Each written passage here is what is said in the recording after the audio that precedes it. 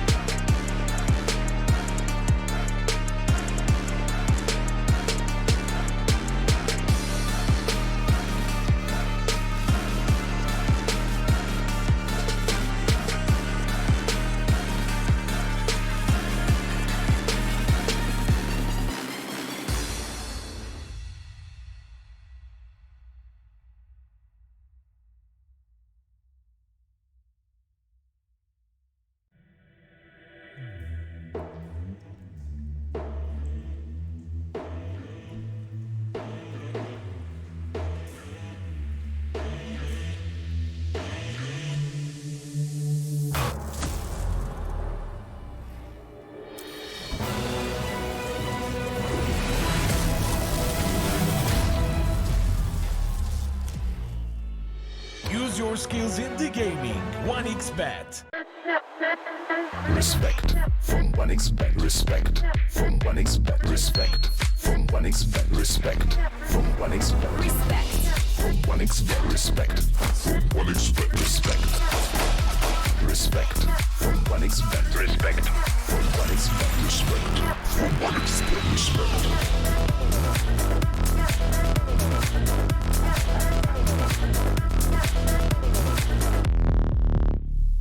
Hello, son. Hi, Mom. Pretty girl. This is Eva. Nice to meet you. Thank you very much. Your dad's just making his favourite dinner. It's duck. Come on inside. They're all probably too gruesome to tell you while you're eating at the table. How's your food? Is everything okay? Good, good.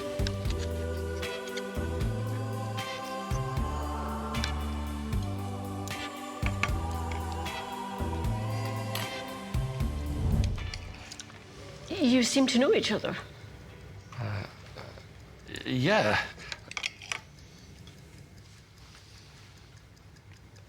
This is the new ambassador for 1xBet. I see.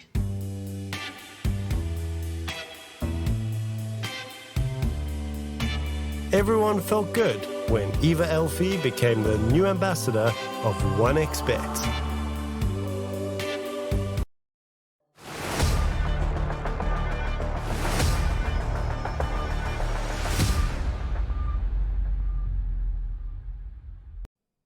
Welcome in, everybody. We're going to get started here with the second day of Group B in the RESCEA Regional League. I'm going to be joined by Hurry Freak. Hurry Freak, how are you doing this morning?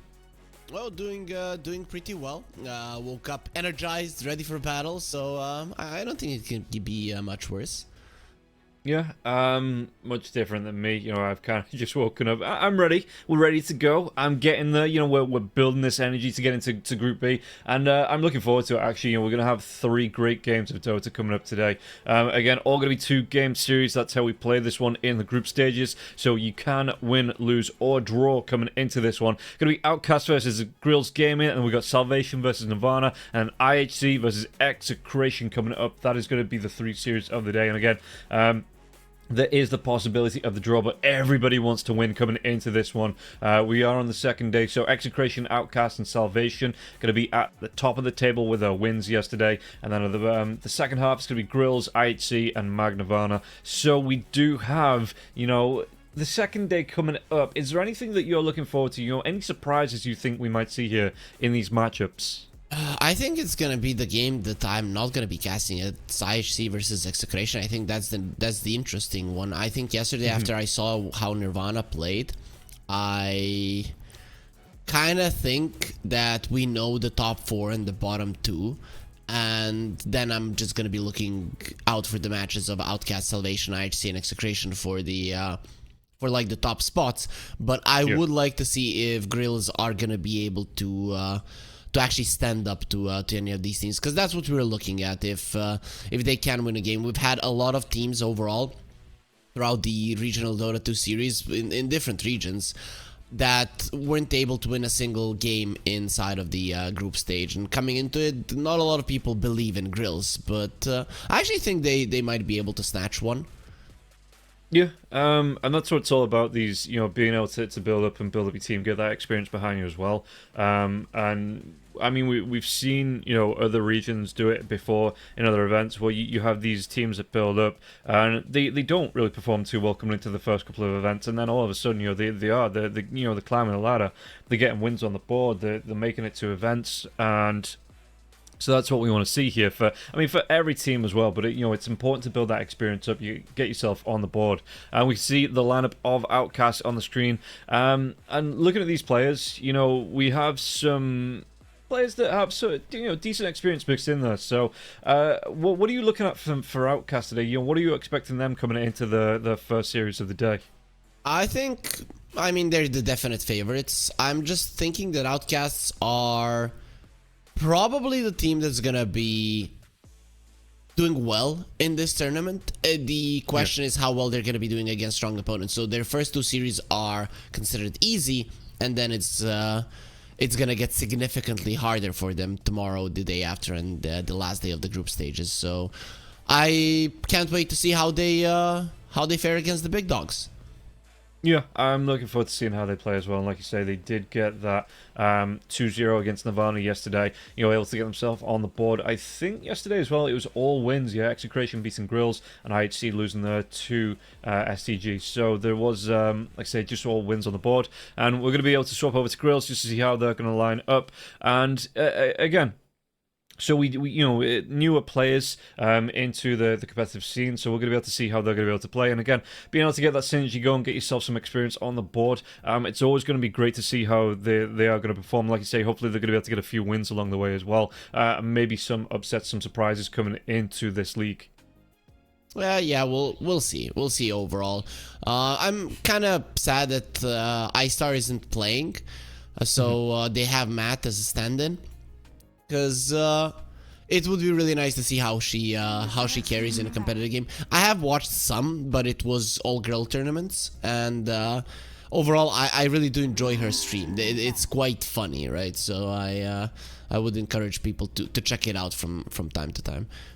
Yeah, definitely take a look at that one. We are going to be able to get ourselves into the draft. We already see the band starting off. You know, it's fairly even, fairly similar from what we see in other drafts. The Nature's Prophet, one that, you know, it is from time to time in that first band list. And what else are we going to be looking out for these bands? You know, how has this kind of mini-meta evolved here from the events that you've seen so far? Hasn't really, right? We are still in the Disruptors, Kunkas, Razors, Bat Riders. That's just how it is. Then the Nature's Prophet being banned out, that's not super common, but happens still. Rubik is more of, do we want to play against it or do we not? We can take it or leave it. So really, I don't think there's gonna be any surprises in terms of bans. Maybe we miss something, you know, like the Chen here being the fourth ban. Maybe something like that can come through from time to time, but basically it usually doesn't. Okay, well, the Simbasaur is going to be let through here, so it's going to be immediately picked up by Outcasts. And then, yeah, Grills, they get that Disruptor, like you say, that hero that is making a comeback. And that slow is absolutely nasty here. You know, you're trying to get a maneuver on, and the Thunderstrike comes out, and you just get those intermediate slow. It's just, yes, just awful. And I can see why the hero is being considered strong in the laning stage, but you've always said it's a really bad hero if you're playing from behind. You know, what else can you draft with this here for Grills to combine with him to maybe get that lane advantage coming into this game? I mean, you don't only look at the lane, you look at how I look at the Disruptor. You need to be able to, one, start the fight and get that one kill, right? So it can be a hero like a Tiny in a core position. It can be a hero like a Mars that can just start off Kunkka as well, though he's banned out. You start off, you get the kill, you go for the chase. That's what you do. You have to have some kind of a team fight, and you have to have some kind of damage to go with this guy to be able to engage and then run forward. People go for Zeus, right? Extra vision burst damage. That's the other way to do it. Disruptor is the type of hero that is ran with the lineup side. I mean, we cast a long time. You know, when I say this lineup can always make a play. That's the type of lineups that you need with Disruptor. It is not a like clear idea, we push now stuff type of lineup. It's we can fight anywhere, anytime, anyhow, and these bonus kills that we're gonna get with the glimpse are gonna allow us to get ahead and eventually win the game. Okay, well, we'll see what they want to try and do to draft around it. I mean, they're coming through the pick time now. We see the bans out from Outcast, so they're taking carries down. You know, they're taking the Gyrocopter, they're taking the Faceless Void here as well. Those heroes that can fully engage after the Disruptor starts off the fight, maybe with that glimpse, like you say. So we'll see what Grills want to go for. In terms of, you know, what else we're looking at, I'm seeing the Centaur, the Mars, Primal Beast all getting through the draft here. I wonder if that's something that Grills want to go for in this next pick, because they do have this one before the double pick coming out. So they are taking the time to think through it, you know, and consider what they want to be picking up, because, again, more than those three heroes, but those three heroes from what I see are kind of like the, you know, the hot prospects coming through here that every team kind of wants to lean towards. Yeah, I'm thinking Mars is probably like the safest option if you play it. Center is cool as well. People have been dodging the Primal Beast quite a lot in this region, so I think we're not going to be seeing it. Okay, bit of a shame. I just like the hero, you know, I always like to see it played. Everybody does. Yeah.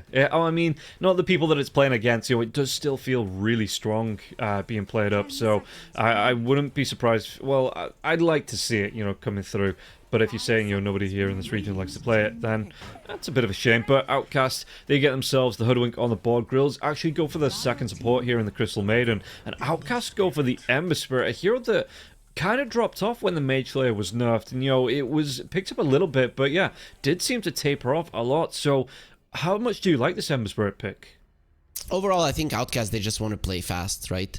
Poke, poke, poke, kill. Poke, poke, poke, kill. Ember is perfect for that. The other hero you could go for is the Pango. The thing is, when you see the Disruptor and the Crystal Maiden, if you can poke these guys quite a lot, in just a couple of sleight of fist, they're gonna die. So I like it in general. The only thing is it opens up potential for a mid lane counter, and I'm not super familiar with what Aurora likes to play in the mid lane, but this would be a cool Huskar game. Let's go, give us Huskar. Yeah, I think a lot of games, that's kind of the answer I'm getting for everything. What do you pick here, Huskar? What counts as this, Huskar? That hero is still really strong, so we'll see if that's something that Grills have practiced with if they want to play. Or maybe just, like you say, Aurora plays it and in scrims and practice and pubs and just has it up her sleeve. So, yeah, we'll see if that's going to be the pick. Going to go for the Death Prophet, though. Not necessarily mid lane. Could be the off lane Death Prophet. We have seen that more and more, I think, and... How much you like this, though? If that is going to be the mid lane up against the Ember Spirit, do you think that's a good answer? Or is it just because, Ember Spirit rotates off, the Death Prophet's going to be able to take buildings? So here's the deal. It's okay in the lane versus the Ember. There's no doubt about that. The problem I have with this is that... Do you see a blink, stun, kill hero, chase for more on Grills? Not really. So this Disruptor in general is not going to be as strong as I would like it to be. You have the snowball potential with the Crystal Maiden Disruptor. They're good at chasing people down, but they're also very good at dying themselves, right? And look at the other side. You're like, oh, let's just run in a 5 versus 5. Well, you're just going to get blown up. So that's where I'm scared for their lineup. Yeah, and you know where I'm scared for their lineup? I know you're a hater and you don't like the troll. That's just the case. I'm just checking, just making sure that we're fully awake, we're fully aware that there was a troll warlord picked up here, and the Morphling comes out from Outcast, and yeah, I'm just not a fan. I'm just not a fan of the troll warlord. But how much do you like this into the Morphling here? Because obviously the Morphling came after, but matchup wise, are you kind of a little bit worried for this troll, or do you think it's going to be able to go toe to toe with this Morphling? I mean, troll can beat you up anyways. No matter what hero you are, if the troll gets on top of you, he's gonna beat you up. That's just how it goes. If it's a 1 versus 1, bet on the troll warlord. But in general, I feel like Outcast, they have a solid amount of mobility in a fight to kite out the troll, which is pretty important, right? This is something that the hero hates. So I think Outcast in general are gonna be fine. Yeah, I'm just looking, the control coming out from Outcast. Even the Hoodwink, just as a hero itself, he's going to be able to get the Bushwhack off. He's got the break coming out as well from the Sharpshooter. So it's something that, I mean, both things the Troll's going to hate coming into these fights. So really does need to get that blow up, I think, on the Hoodwink quick. And maybe that's where they look to try and initiate here, Grills onto Outcast. But final few bans going to come on the board. We see that Outcast taking out the OD. Meanwhile, Grills, they've taken out the Venge as well as the Dark Willow. So, yeah, I mean, it looks like we are looking for that last support coming out here from Outcast. Anything you think's going to, fill the shoes here? Maybe go for that. I mean, I've seen a couple of Shamans popping up from time to time. Extra control, good push onto the towers with the wards as well. I'm thinking like Clockwork Dusk type. Yeah, Treant, fine. Yeah. That's a good one versus the troll. So even when you get a BKB, you're in trouble. A good thing now that you can use your items during the battle trance. I mean, they changed it quite a long time ago, but we don't see too much troll, so I think it's worth mentioning. But overall, a good hero to stop the run-in from Grills, right? Even if you do lose that one hero, which is going to be very hard, you have the overgrowth to stop them. But more so than anything else, it is a great hero to lane with the Morphling. These two guys, when they start right-clicking you, it really does hurt. Okay, and it's going to be the Keeper mid, so it is going to be that offlane, or I'm presuming, yeah, so Aurora going to be on the Keeper of the Light, and yeah, we are going to see that Death Prophet off, coming against the Morphin, so, I mean, I don't mind that. If the Morph gets in close, you are going to be able to get the Spirit Siphon off, just do that health damage anyway, and obviously with the Morphin, you want to be keeping that, I don't want to say super low health, but low-ish, and, more armor that, the Death Prophet is going to be able to deal with, just with the spellcasting ability that she has in the lane. I mean, I like this. It buys a Spirit Vessel, it is burst damage, it's good versus pretty much 4 heroes of Outcast, but it sucks versus the Ember, right? Because Ember is like the hero to hunt down the Keeper of the Light. He doesn't care about anything you do. Use the Blinding Light, use the Sleight of Fist Chains. Doesn't care. You start running away, you're super speedy, his remnants are faster. He has way to protect himself from the insane amount of magical damage. He can dodge your Illuminate. The hero does everything that you hate. So that's where I'm scared. But I think this is a good way for Grills to round out their lineup. The thing is, if you're not super crisp with this type of a lineup that just revolves around movements and not on, oh, they're pushing, let's jump them. You have nothing to jump them with. then you're gonna be in trouble. For me, Grills here are trying to pull off a tier 1 lineup. I think there's not a lot of teams currently in the regional Dota 2 series Southeast Asia that can pull out a lineup like this. This is like a real tier 1 lineup that needs to do everything right in terms of movements, and I mean, I'm looking forward to them making it work, but it's not gonna be easy. Yeah, hopefully, yeah, we do see them execute. Looking at the two teams on the board, are you leaning one way that, you know, favourites coming into this one are Outcast, but are you still leaning towards those, or are you impressed with Grills enough that, you know, you think they're going to be able to execute this lineup and take game number 1? I'm gonna have to go with Outcast. I think it's a mismatch, right? Yeah. I know I have played my fair share of competitive Dota, and I know what it meant like to play versus a team that's a tier above you and versus a team that's a tier behind you, right? So it's just, you play the game and you feel like your heroes are moving at a pace of 100 movement speed and theirs are moving at a pace of 900 movement speed, so, or the other way around if you're the better team. So I think Outcast coming in as the huge favorites here. Okay, we do have a pause. It's just going to be a couple of Discord issues, so we are paused in-game. Nobody's missing out on anything. And, yeah, I'm going to stick to what I know best. You know, I see Troll. I kind of back the other team. I think that's just where I'm leaning at. You know, I don't think the Troll Warlord has the carry impact most of the time. You know, specific teams can make it work.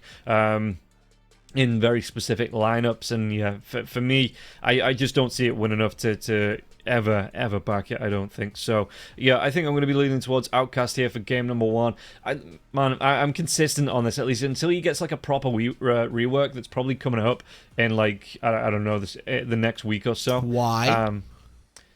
The hero just sucks, dude. No, hero is amazing. No. The hero is terrible, dude. When you can be countered by when your ultimate gets countered by an illusion, yeah, nah, it just needs a full rework. Full rework. It gets countered by illusion if you're looking at the troll ulti the wrong way. Troll ulti is a spell that keeps you alive for 6.5 seconds. So is Dazzle Shallow Grave. That's not an ultimate. What?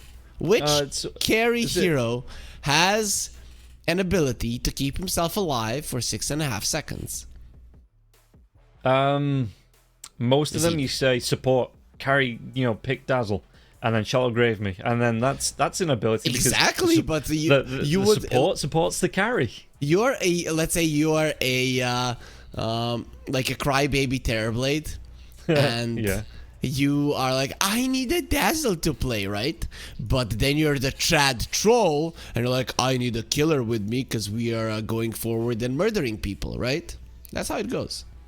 And then the Chad Troll gets distracted by a single illusion, and then the Terrorblade goes, oh, thank you very much, I'll kill your entire team while you're busy dealing with that illusion. Sure, that might be the case. Troll is not the smartest of the bunch. Trolls aren't smart creatures, but they're strong. Yeah, well, we'll see if it's going to be strong enough here to carry the game for Grills, as we should be able to get ourselves into game number 1 of Grills versus Outcast. And we'll see how this one is going to break down. I mean, nobody's smoking it out just yet. There's not going to be any big rotations. It doesn't look like, maybe just trying to set up for these ward placements, for the room placements here as well. Grills are moving out as 5. So we'll see how they're going to be able to play this one. And yeah, just moving themselves through here, but not going to get super aggressive as a team just yet. Do they have a smoke ready on Grills? Their level 1 is pretty annoying, but yeah, no smokes. Okay, so nobody's really thinking of a smoke like 30 seconds before the runes to go for a kill. Yeah, and we'll see. I mean, it looks like they're just going to try and stick together. They've got this ward down here as well, so they'll see if anyone moves up into the river. So, might try and gank that way, try and get a quick pick off. But, yeah, for the minute, it feels like both teams just trying to get these wards down. You're playing super protective, not trying to get aggressive here, not trying to snatch one. And, yeah, not trying to go for those kills either. Let's see, they are posturing around these runes, and At the moment, Outcast have no vision of what's going on, so Womi could be in a little bit of trouble. Nah, they just come out and poke him, so it's more about let's pick up the rune rather than go for a fight. Yeah, and just gonna play it safe, like you said, just back yourselves away. How do you want to see these lanes play out? Because I mean, again, you're going to have some great aggression coming out, I think, early on. Crystal Maiden, one of the best early supports in the game. Once you get to that level 2, level 3.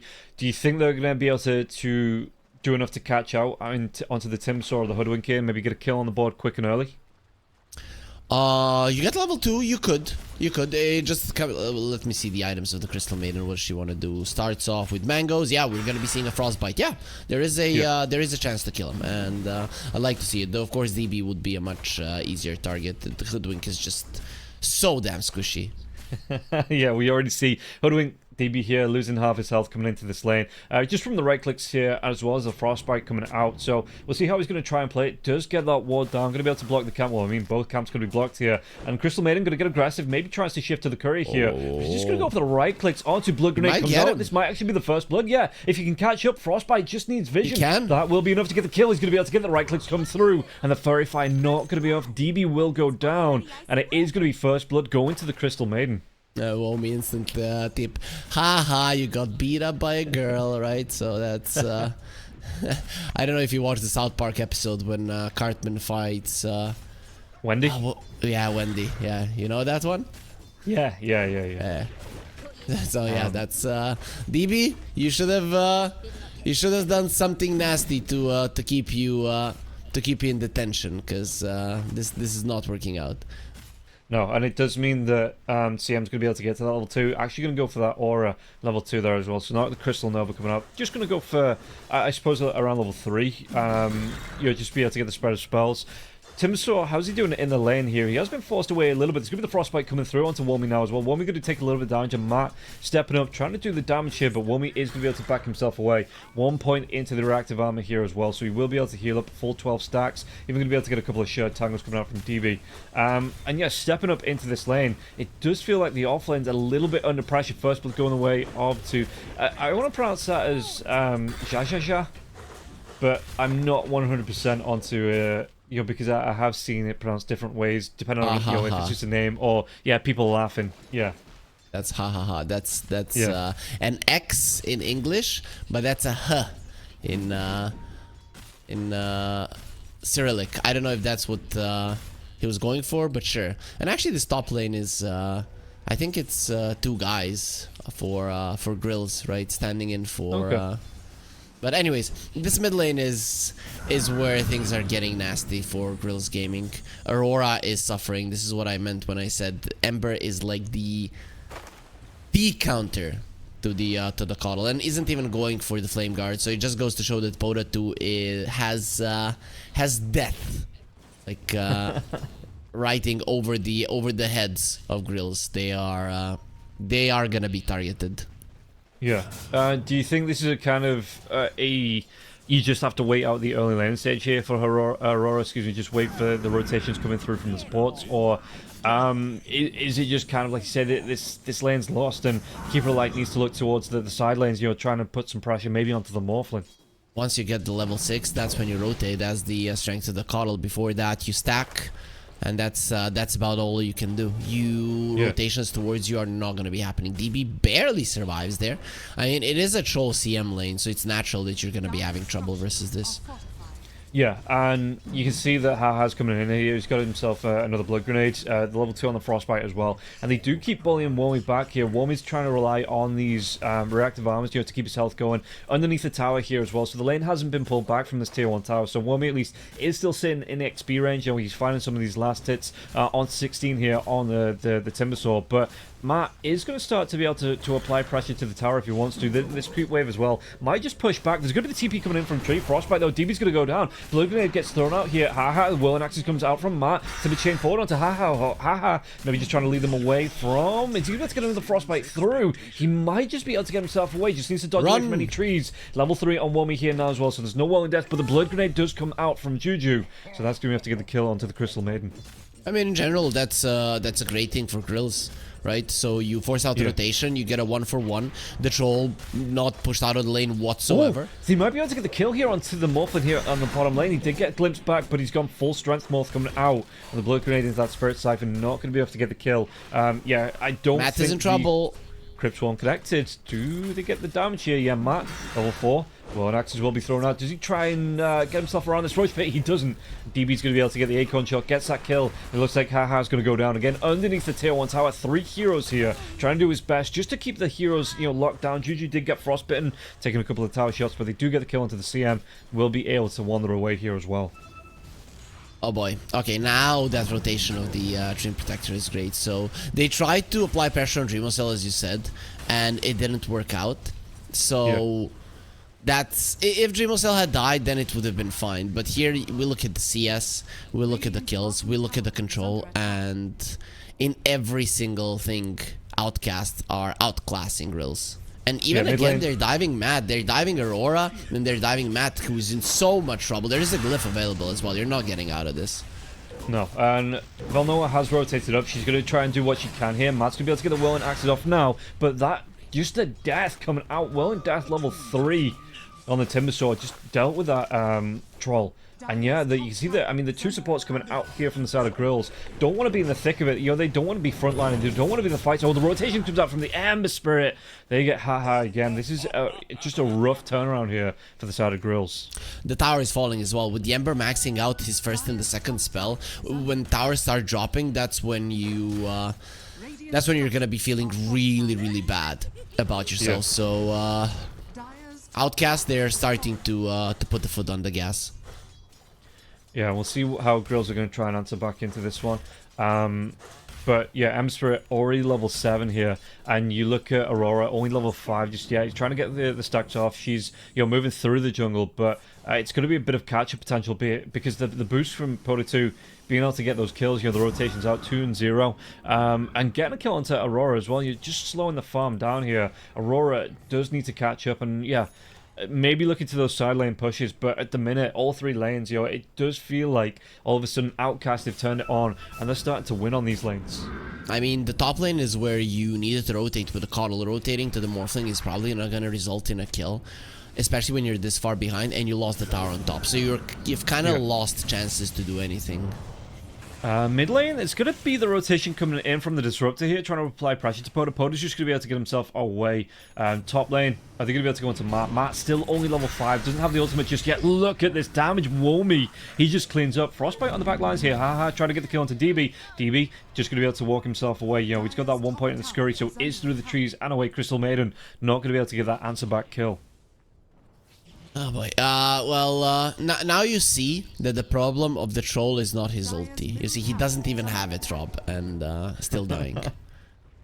Yeah, there's going to be an AD rune here as well coming out from Pota 2. So Pota going to be able to make this rotation inside the smoke, and this Death Prophet here has been left alone. Shizuma going to be in a little bit of trouble. Damage coming through. Oh, lucky. Just with one sleight of fist. Yeah, but wasn't able to get off the Searing Chains.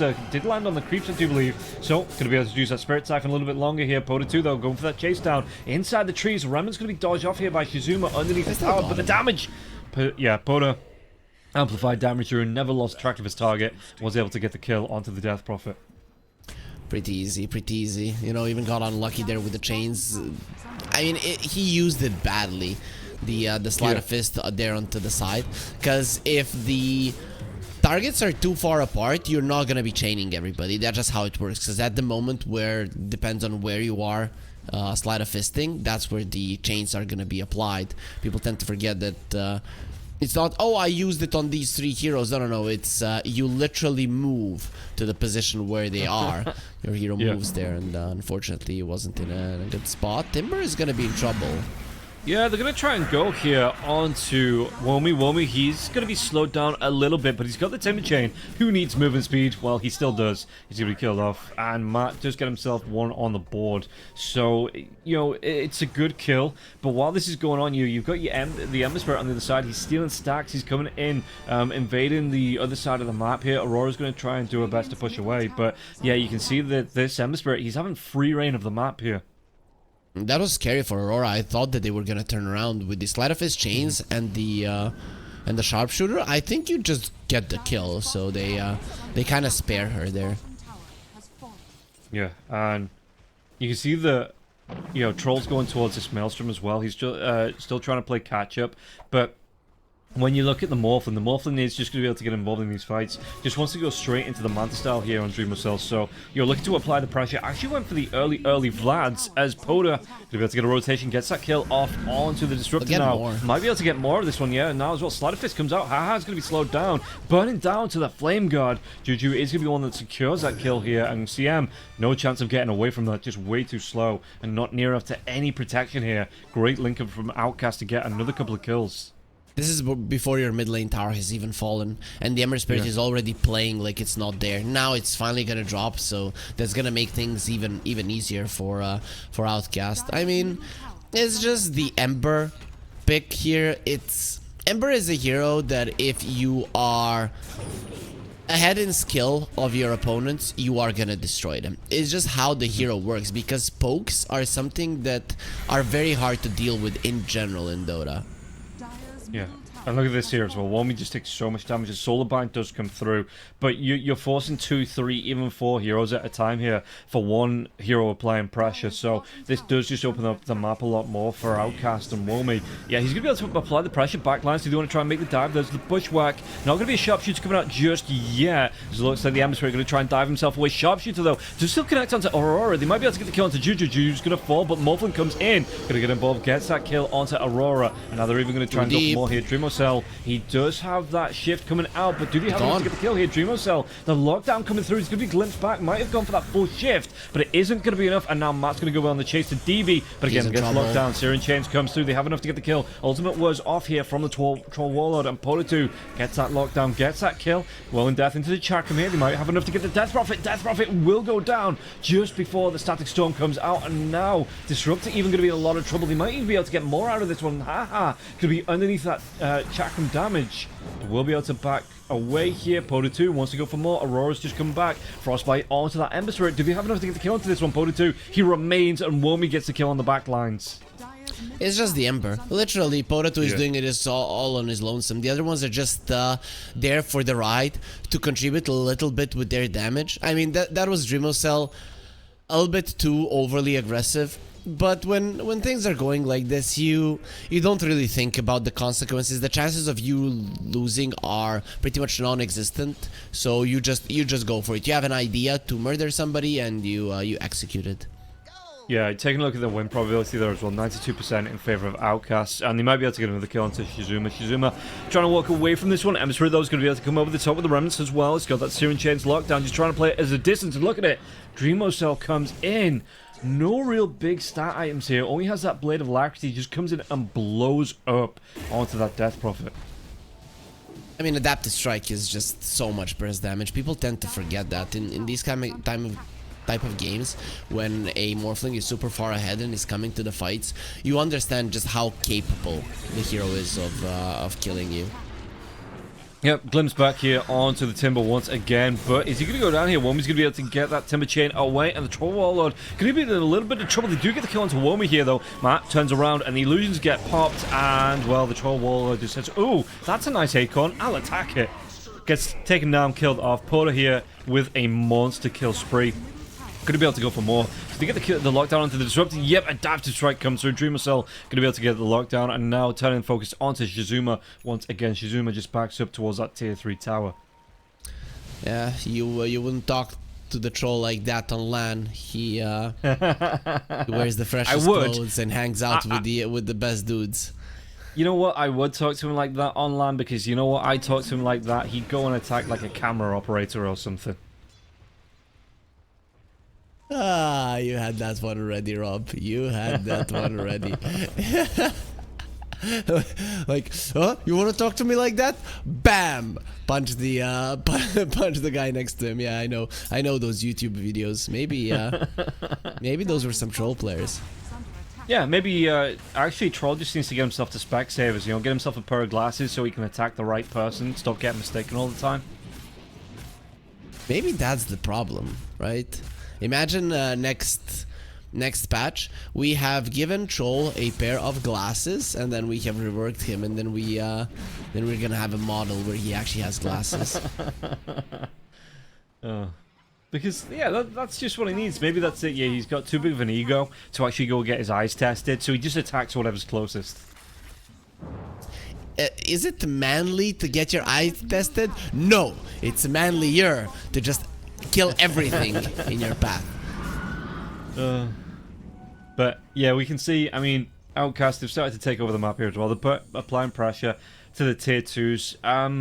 Do you expect them to carry on this pressure? Do you want to see them, you know, maybe try and take a rotation to... they're going to be taking a rotation to the Troll Warlord once again. Matt, he's going to pop that ultimate, try and do what he can, but he's locked down. And it looks like Matt, it is going to wear off momentarily here. Does he get the kill onto the... he does. He gets the kill onto the Timbersaw first before he goes down. But Potu will be able to answer back. And yeah, even Dreamercell dropping out tips for his own teammates. He's saying, yeah, cool. Well done. Give him the extra bonus gold here over to the Ember Spirit before he does get the kill. I mean, he did underestimate the damage that the Troll was gonna do, so you can make fun of him, and maybe Womi at the start made fun of DB when he died, so he just deserved it. Maybe just a little bit, yeah. But they are going to be grouping up, not even attempting Roshan, just going towards that... oh, no, the tier 2 tower in the mid didn't go down. So they're going to go for the second to last tier 2 tower here, applying the pressure. Dreamercell, the catapult is here as well. They're going to be able to clean through this wave, and yeah, just rip through this tier 2 tower on the top lane. It's gonna be an easy takedown, but this is gonna be an easy takedown as well. DB, I mean, he's going to try and scurry away from this one. No, he gets the bushwhack out, and DB's still alive here. And now the turnaround's coming through onto Shizuma. Shizuma trying to get away from this one, trying to use everything in the arsenal. But Shizuma will go down, and Womi will get a revenge kill here after just respawning. And now trying to go onto the Troll. Matt, he doesn't have that Berserker's Rage coming up for a few seconds now. You see, he's using the Troll away from this one. And yeah, the Battle Trance not here, so it's going to be another takedown. Morphling turned into the Troll. It goes to show that the Troll is a better hero than the Morphling. Getting those fervor stacks up. This tower is in trouble. Coming through onto it, yeah. And I mean, that's the big thing, right? That it is a really nice passive to have on the Morphling here. Just be able to stack up that damage, and Poda 2 applying the pressure to the tier 3 here as well. We'll see Outcasts backing themselves away. If they want to just maybe try and play it safe, like I say, maybe walk towards that Roshan pit soon and get that up before they attempt another push. Let's see, they'll reset. I mean, it's safer. To be honest, if you go for a push there, you probably die, and then the game just gets delayed. I'm thinking Outcast, they want to end this one as fast as possible. For that, Roche is probably the safest choice. Let's see what they'll do, but I haven't felt the impact of Aurora in this game on the Coddle, and I really want something to happen there, as she does have the Spirit Vessel charges, so you have potential for a kill. Yeah. And she is building into the Orchid here as well. She hasn't actually bought any parts out, so not revealing it. But while this is going on, the Roshan has been attempted, been started, and not really being contested here as well. Aurora might be able to get the sights on DB. Just behind the trees, will spot him out. So the rest of the team, where they're going to come from this one, because the TPs are coming into the mid lane here. It's going to be a Power Rangers response onto this one. Everybody coming in at once now. Glimpse comes back. Who do they have? They have the damage. Going to be able to get the kill on Disruptor now. Crystal Maiden using the freezing field, but Ember Spirit just jumps right into this one here. Sharpshooter comes out to the CM, and so Dreamercell right into the middle of this fight. Going to be able to get the kill onto the Crystal Maiden. Wants to go for more now as well. Gets the kill onto Shizuma. They might even be able to get the lockdown. They do. They get the catch onto Aurora. Aurora just trying to run away from this one. Waveform comes in, and Adaptive Strike is going to be used here. Shoulder Bind onto Poda 2. Poda 2 is going to be slowed down, but Aurora, it's going to cost her a life. And Dreamercell gets the kill. 4 heroes dead, and another tier 2 tower under pressure here from Outcasts. This tier 2 is gone. Now I have the Aegis and the Morphling, so I'm pretty sure that Outcasts are not going to be backing out. This is the... Even though there's going to be 5 heroes alive on Grills, and you have the Keeper of the Light, who's quite good, I think you just pressure all 3 lanes, and you poke until Grills make a mistake, then you dive them. That's the approach now. Yeah, and like you say, if the Morph gets that shapeshift off onto the troll wall again, buildings are just going to melt here. You see he's going to be able to get the D-Ward coming out, stepping up onto that tier 3 tower here. Dreamer Cell going to be taking a few tower shots, but he doesn't really care. I mean, he has that Aegis now. Yeah, not even going to use the glyph just yet. I think it was used, was it used last time when they were going onto the tier 3 tower? No, they had it. They had the glyph there on Grills. Could have used it to reset it, but definitely, I mean, the focus always gets away from you here. Ember has heals. Do they get the kill though? Yeah, that Static Storm is going to be wearing off. Damage coming through. Ember Spirit's going to be able to get the jump away. Racks are starting to break here. Dreamer Cell going to be able to take down range racks. Do they want to carry on going onto this one, as it looks like Grills are starting to group up, but that Static Storm is down. A big team spell here from Grills, and it's already been used. Yep, Poda too, still poking. I think it's smart maybe to TP back to the base, yep, and be full, because this is way too low and dangerous for you to continue. Yeah, he is just going to get this heal up now as well. You can see that the Morph going to go for the full shift, just trying to get these heals off. I mean, has the Vlad, so we'll just go full Agi, trying to get the lifesteal heal off here on Dreamer Cell. Pushing around, going towards that Kanda here, has a Phylactery on board already, and not going to be too far away gold-wise from picking it up. It just needs the, the extra little bit of gold for the Chrysalis, and then the 600 for the Kanda. So yeah, he's going to be about 600-700 gold away from completing this one, as it looks like they found the tree out of position, but there's not really going to be a follow-up onto this one, so Haha has to get away from this one. Going to go for the TP, and he locked down. They get the catch, and they get the kill onto Crystal Maiden. Crystal Maiden straight up melted by Whelming in the Ember Spirit. The troll is farming an Aghanim Scepter, so I still there is some lockdown. I feel like BKB would be better. Actually, no. You can remove the overgrowth. You can remove the chains. It's actually not half bad. I just don't like that he's not using the Quelling Blade, but maybe when he gets the full axe, he will, because you need it to try to help yourself versus a hoodwink. Yeah, and yeah, not going to be too far away from it. Throwing the camp might just be enough that he's farming here to pick it up, and just going to be able to TP himself back. In fact, he's going to go for the courier here, and he does pick that one up. While this is going down on the base, will still be broken. They take down that top lane of Rax, fully taken away now, and do they want to go for more? I mean, Dreamer Cell still has his Aegis for the next minute and a half, so yeah, he's just going to continue his campaign onto the enemy buildings here, taking down another tier 3 tower, it looks like, and just applying the pressure to the Grill's base. Yeah, they're probably gonna fight for the last lane. The troll is back, so this is the last fight, 100%. If Grills lose it, if they win it, and sure, the game will continue. But I have a very hard time seeing how they initiate. No blink initiation. We talked about it. How do you play? Yeah, and Troll, he's going to be immediately able to use that dispel coming through, like you say, from the Aghanim Scepter now as well. He just gets Searing Chains, but it looks like a little bit of luck coming out now as well from the server. But the damage, they're going to try and go onto Dreamer Cell. They blow him up. Has that Aegis, had it for about another 30 seconds here.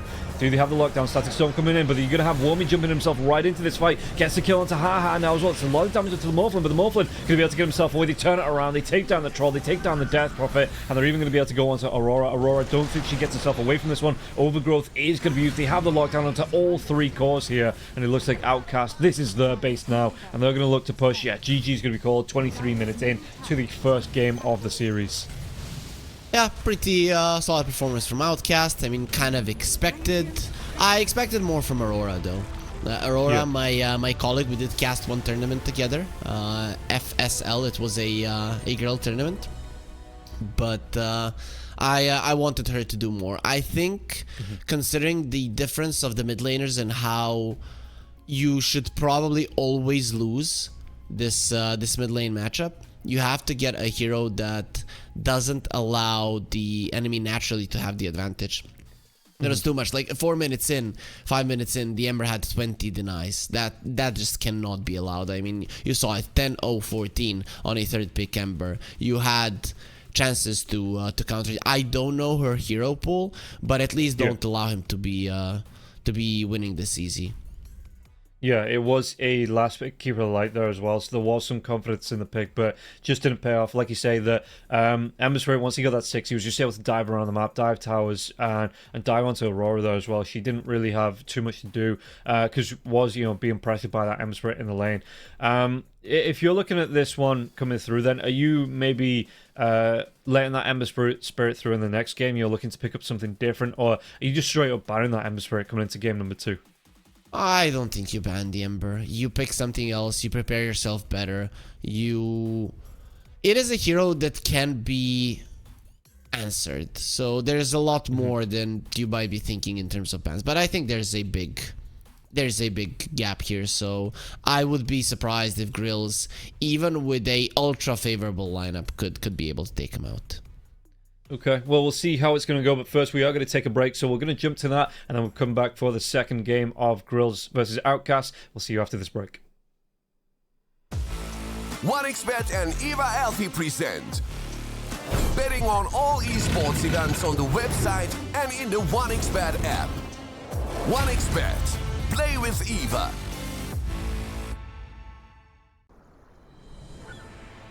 What if Kunka knew that he could not only play Dota, but also place bets? Better the best black hole.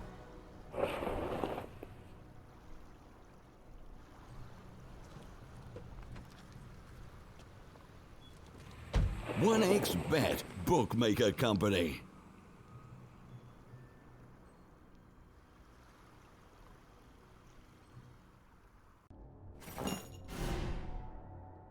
Chances of breaking items in a tournament match are non-existent.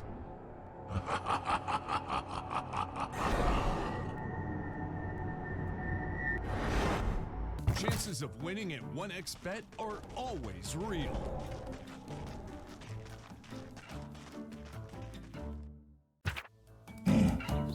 Join with me. At your service. Stealing Aegis from Roshan is very difficult.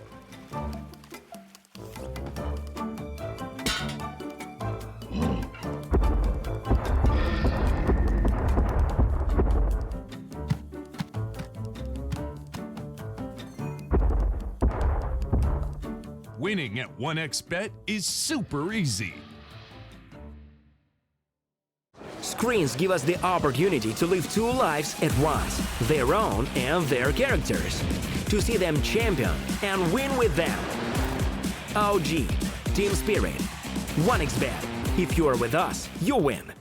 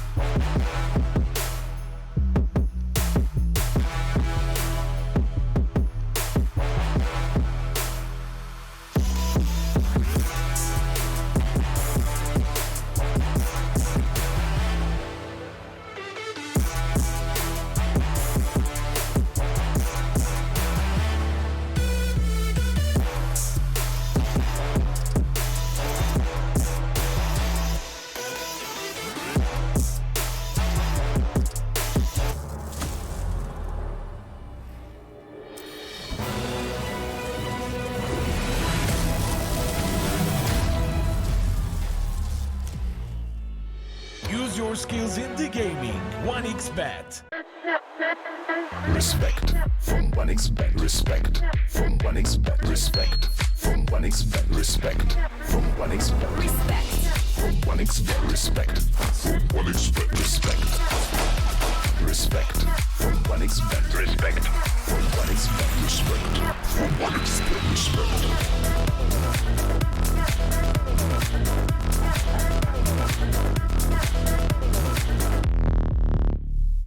Hello, son. Hi, Mom. Pretty girl. This is Eva. Nice to meet you. Thank you very much. Your dad's just made his favourite dinner. It's duck. Come on inside.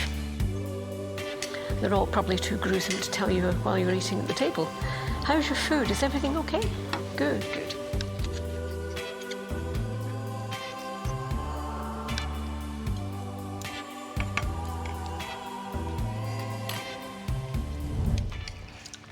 You seem to know each other. Yeah.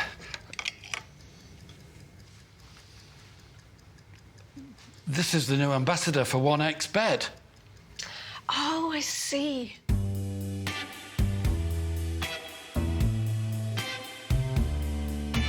Everyone felt good when Eva Elfie became the new ambassador of 1xBet.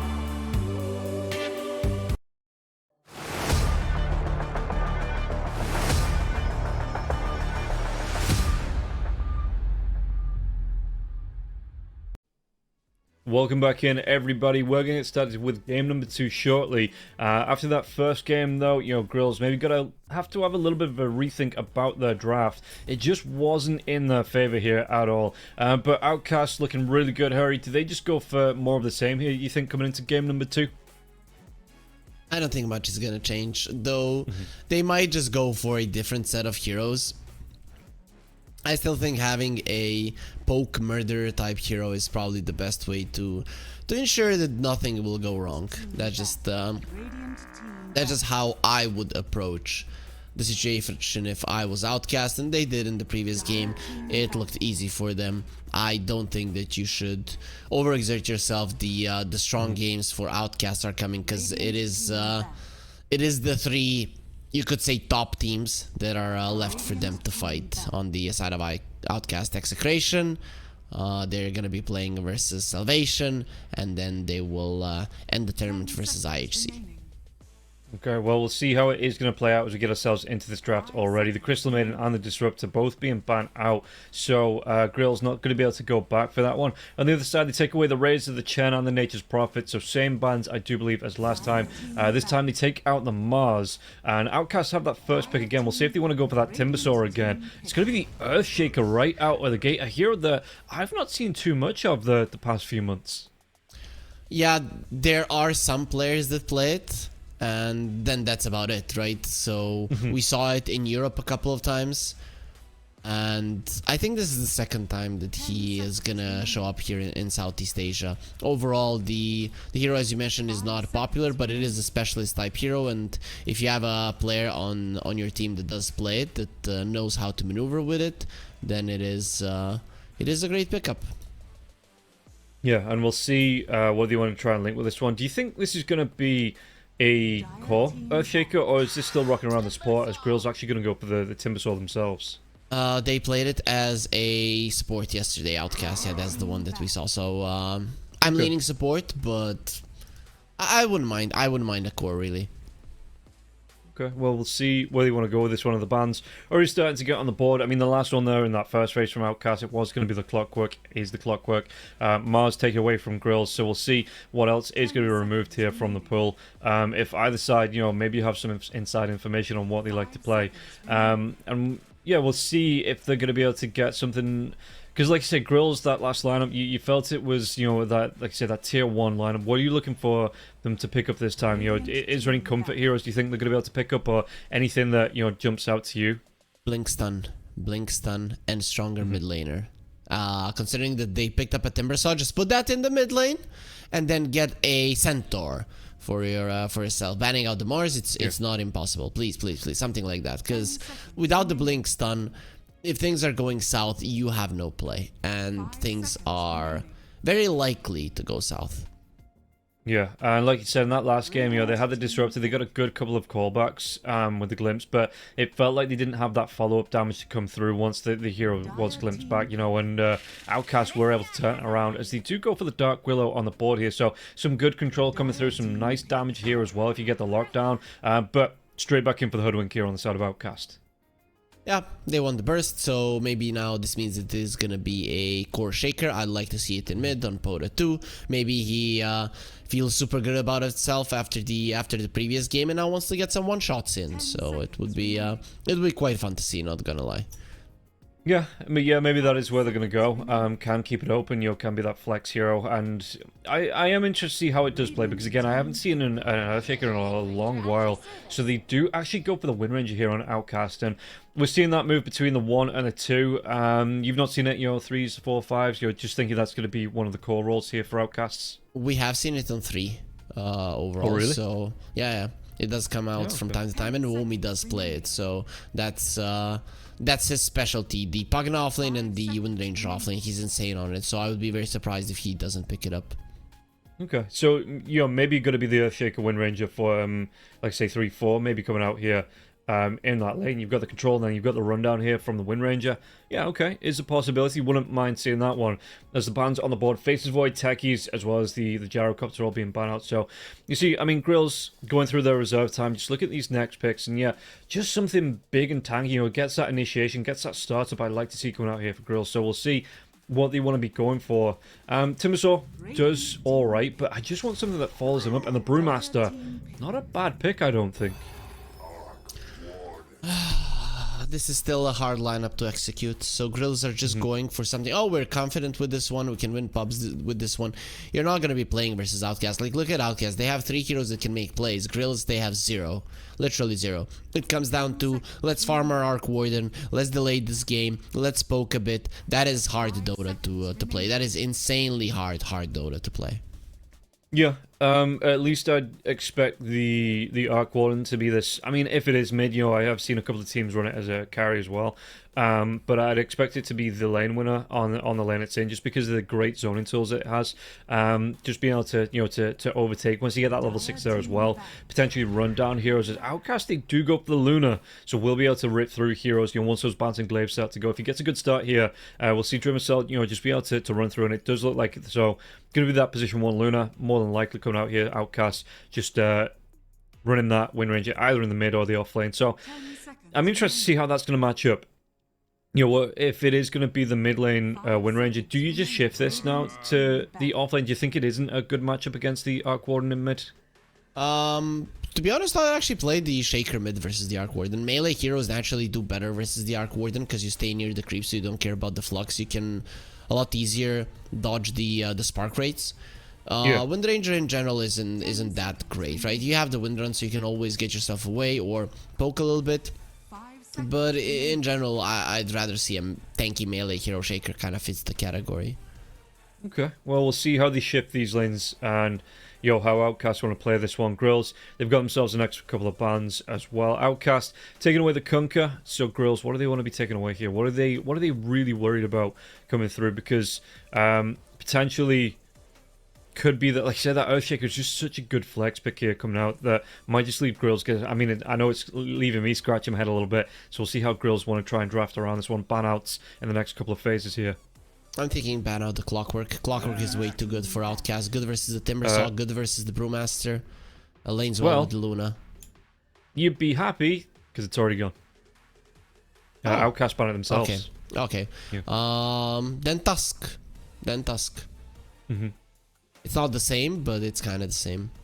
10 seconds. Yeah, just something that offers that frontline protection, I guess, from the Luna. I mean, Outcast could go back for the tree if they wanted to there as well. It worked quite well for them in the last game. Just be able to jump in and get that control off.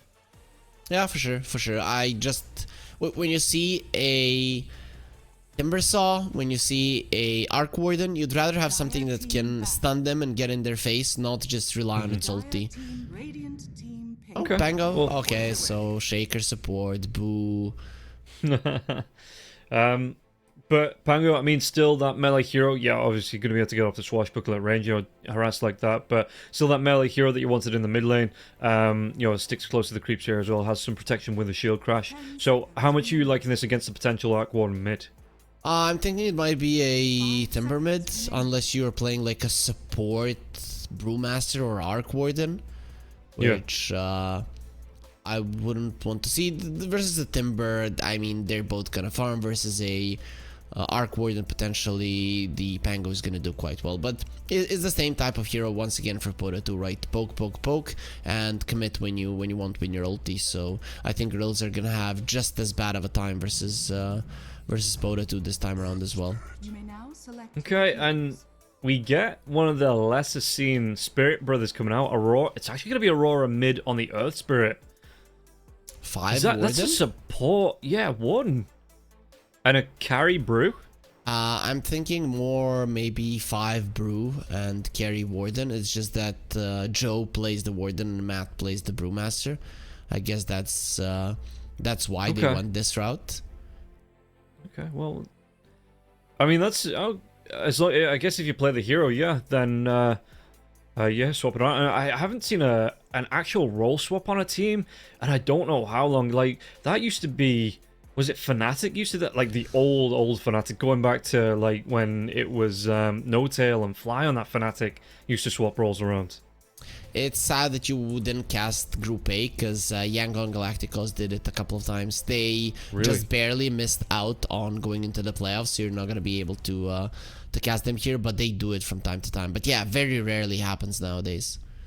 Yeah, I suppose maybe, if they're playing standing together, if they've played together enough and they're comfortable doing this one, that they might not be too affected by the role swap. But yeah, just something, I guess, a little bit of a treat here, just being able to see these role swaps. And yeah, I'm interested to see how this one is going to play out. An Outcast, great solid lineup. Obviously, Dreamer Cell on the Luna, we already saw in the Morphling and the last game, being able to get comfortable, a lot of space created for him. So do you think Grills have to get more proactive in trying to shut down Dreamer Cell in this second game? I think they have to get more proactive anyways, but with the last pick Spirit, they actually have the tools to do so. So I would say that Aurora now has a little bit more of a chance of going forward and making things happen. You get a Blade Mail, let's say, in this game, and you just go. So I could see them doing some damage to Outcast this time around and actually making some plays rather than just being on the receiving end of a slap. Okay, well, we did see the odds on the screen there as well, that Outcast still coming into this one as the favourites by a little bit of a margin here, but we'll see if Grills are going to be able to go in the second lineup. It is a carry brew. Is it? Yep, has a quelling blade. So. Okay, yeah. So building into that one, going to be that support Arc Warden coming through. Yeah, okay. How much do you like I mean, just in general, not looking at like who's playing, but just in general, how much do you like an Arc Warden support? I can't even come up with an example of when I ever saw this hero being played as support. There are people that play it. I cannot say I love it. I cannot say I hate it. It is annoying to play versus it sometimes. The thing I don't like is that you do not have ATP cancel in that lane, so even if you catch somebody off guard, they are just gone. So there's that. In terms of how much it's gonna provide, I don't know. I feel like in a game where you're outclassed, it is not a hero you want to go for. It is very easily, let's say, punished. So I'm not sure if Joe is going to be able to pull it off. Okay, and yeah, the odds on the screen once again, just to give you a quick reminder here. Grills coming in at the 5.2 and Outcast that favourite as the 1.14. So yeah, Outcasts, I mean, I think they were considered the favourites coming into this one anyway. But it would be nice to see Grills get one on the board here. As we take a look at this mid lane, how do you actually see this one playing out? Because Aurora on this Earth Spirit now coming in, you're going to be taking a little bit of harass from Pota. Shield Crash coming through as well. But Aurora does have that engage, that escape tool as well on the Rolling Boulder if needed. So how does this one actually play out in the mid lane? In general, their Spirit should be fine. But you can just see for the movements and from the harassment and from how these two are playing the mid lane that Aurora is going to be in trouble. Look at that. She She is getting smacked 5 times and not returning a single hit. That cannot happen. And then even gets the creep deny, the one that she was trying to get. So there's a class difference. So Dota 2 will be ahead. The only question is by how much. Yeah, and you can see that, I mean, this is before Dota 2. Level 2 now as well, before he's even started to throw out these swashbuckles. Just coming in with a shield crash. As we take a look, top lane, just trying to take a look at all the lanes here as well. Dreamer Cell, yeah, we'll see how this is going to play out for him here. Had a really comfortable game in game number 1. We'll see if he is going to get as comfortable game in number 2. Or if there's going to be some aggression being put on, because Shizuma can dive here with this Timber Saw. Velnoa as well, some good lockdown once these brambles start to get dropped, the Curse Crown as well. So, not the easiest lane for Dreamer Cell to try and play around with if he does get locked down. The thing is, you don't have follow-up for the brambles. If you don't die in that one bramble, you're probably getting yourself out. And that is the problem. Yep. Yeah. Oh, and actually, it is a core shaker. DB is playing the Wind Ranger. Okay, usually when DB and Womi play these 2 heroes, it's the other way around. So I'm quite happy about this. Okay. And I mean, we already see the first blood on the board, so we'll see how this is going to play through. Wind Ranger actually going to be taking a little bit of harass as the Earthshaker does leave the lane here, moving into the mid. But DB, yeah, going to try and get himself away with the wind run and far enough away as Earthshaker actually moved through. So Womi actually playing that, you know, going in for the water runes. Power shot going to come through. And yeah, DB just going to be left to soak the XP, find a little bit of farm here on this one. So the Wind Ranger, actually, it's going to be the double bracer into the 1 coming out here for DB. So yeah, going to be able to get some good, sustain some good survivability here on the lane for the Wind Ranger. So they didn't swap the roles on the heroes, just the players, right? So usually it would be Womi Wind Ranger offlane and DB position 4 Shaker. Now it's DB offlane Wind Ranger and Womi is gonna be the 4 Shaker. I guess that's fine. Probably just wanted a breath of fresh air here in a series they probably think they cannot lose. Yeah, and I mean, you want to see that roll. Oh, I wanted to see the roll swap at least. We are going to see it. DB going to be taking a little bit of harass now. Spark Wraith's going to be dropped behind. Blood Grenade does come through. Really nice Fisher into the power shot here. DB might go down. It's going to be enough, and Haha gets the kill. But is it going to be able to get the turnaround? Womi, he's going to secure that one. Spark Wraith from the death. It slows him down, but no follow-up here from Matt. In general, a much better laning stage for Grills than last time, right? They are getting some kills. Their CS is not problematic for either of their cores. They're even winning the bottom lane quite nicely. So, things looking good. Yeah, and you can see top lane. Actually, Shizuma just going to try and close this gap. Bottom lane, though, Matt going to be in a lot of trouble. Double Blood Grenade comes out from Haha. But Matt, is he going to be able to survive through this one? Spark Wraith connects onto Womi now as well. Right click's coming through, and Haha's going to be able to get the kill onto Womi. So Joe gets that one. Power shot, not going to be able to finish the job onto the Arc Warden either. And Matt just get a couple of tangos being shot as well from the Arc Warden. So should be able to sustain here. Double braces here for the Brewmaster as well. Was just looking a bit dodgy there for Matt before Joe was able to come back and help him out.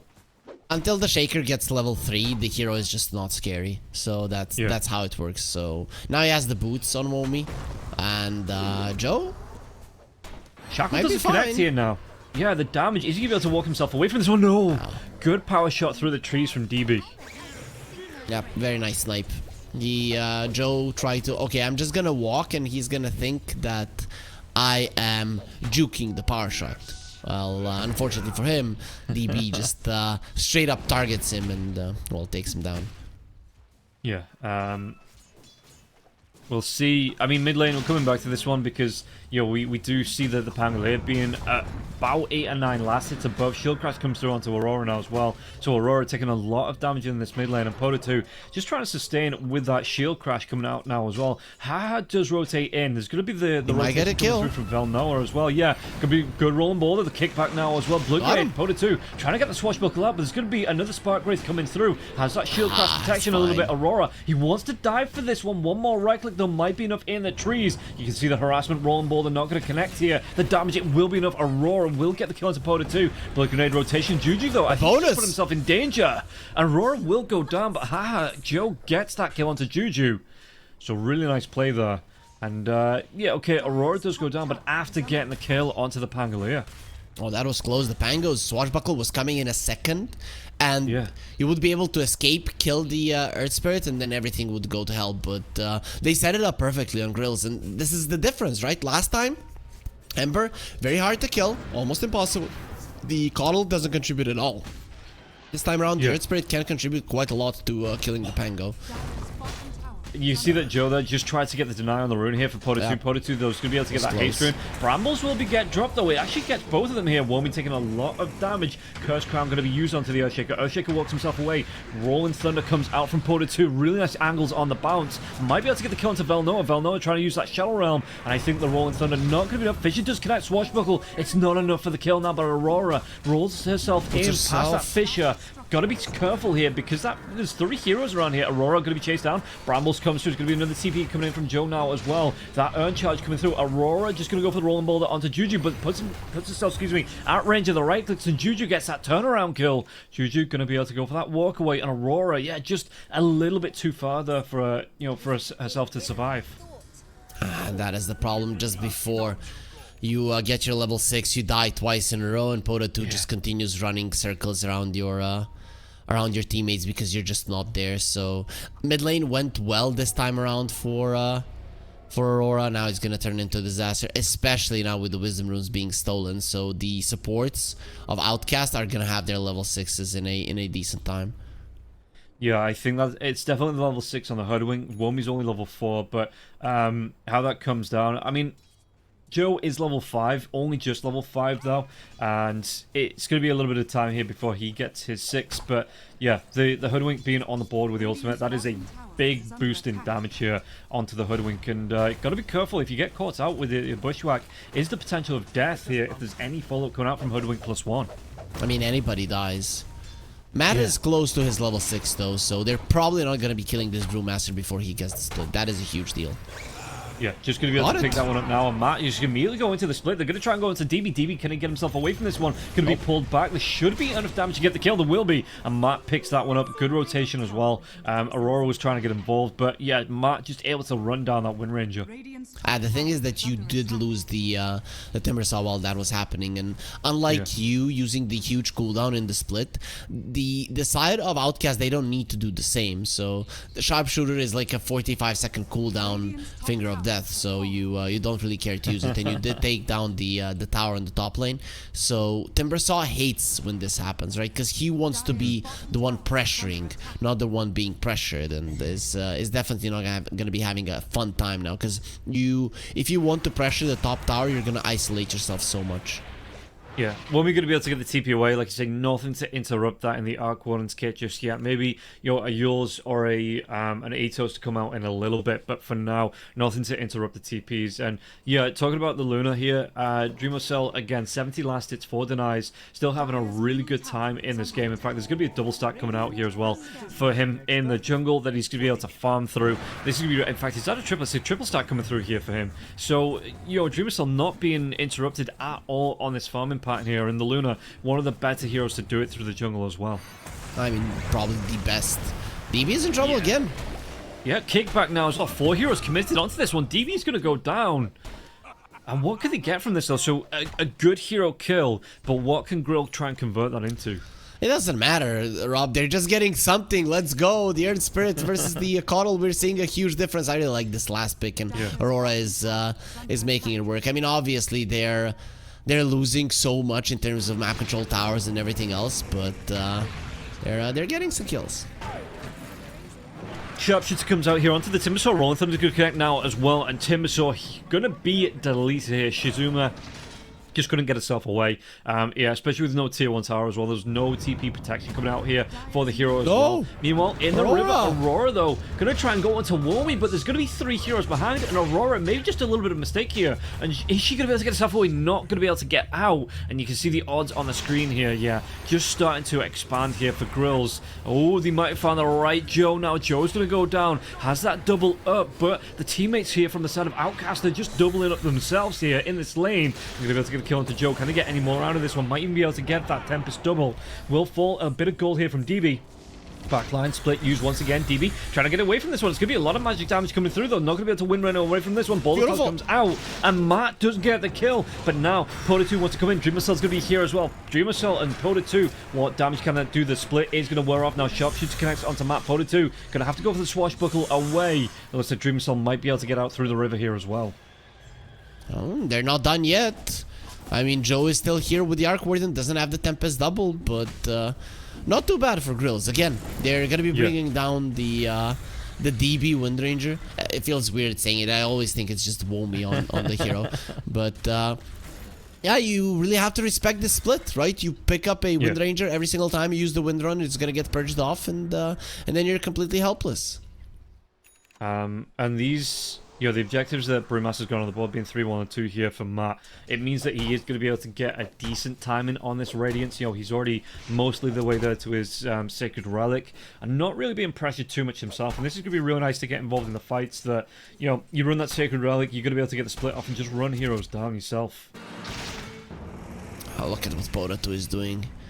They just don't have a response. Yeah, Shadow Realm is going to be used, but the Rolling Thunder should be enough. Actually jumps the other way. We're going to be able to come right back in with the Swashbuckler, though. Gets that kill onto Velnoa. Aurora gets that Rolling Ball in onto 2. Has the teammates behind. Yeah, going to be able to use the Magnetize now as well. But is it going to be enough? Is she going to be able to get herself away from this one? They might be able to get the kill onto Juju. Juju on the back lines here. It is going to be taken down by the Timbersaw. And they get more from this one. Shizuma in a little bit of a rough place, though. They do get the kill onto Aurora, and then Shizuma is going to follow. Dreamer Cell getting involved in these fights. 132 last hits on the board, 1 kill and 3 assists here for the Luna.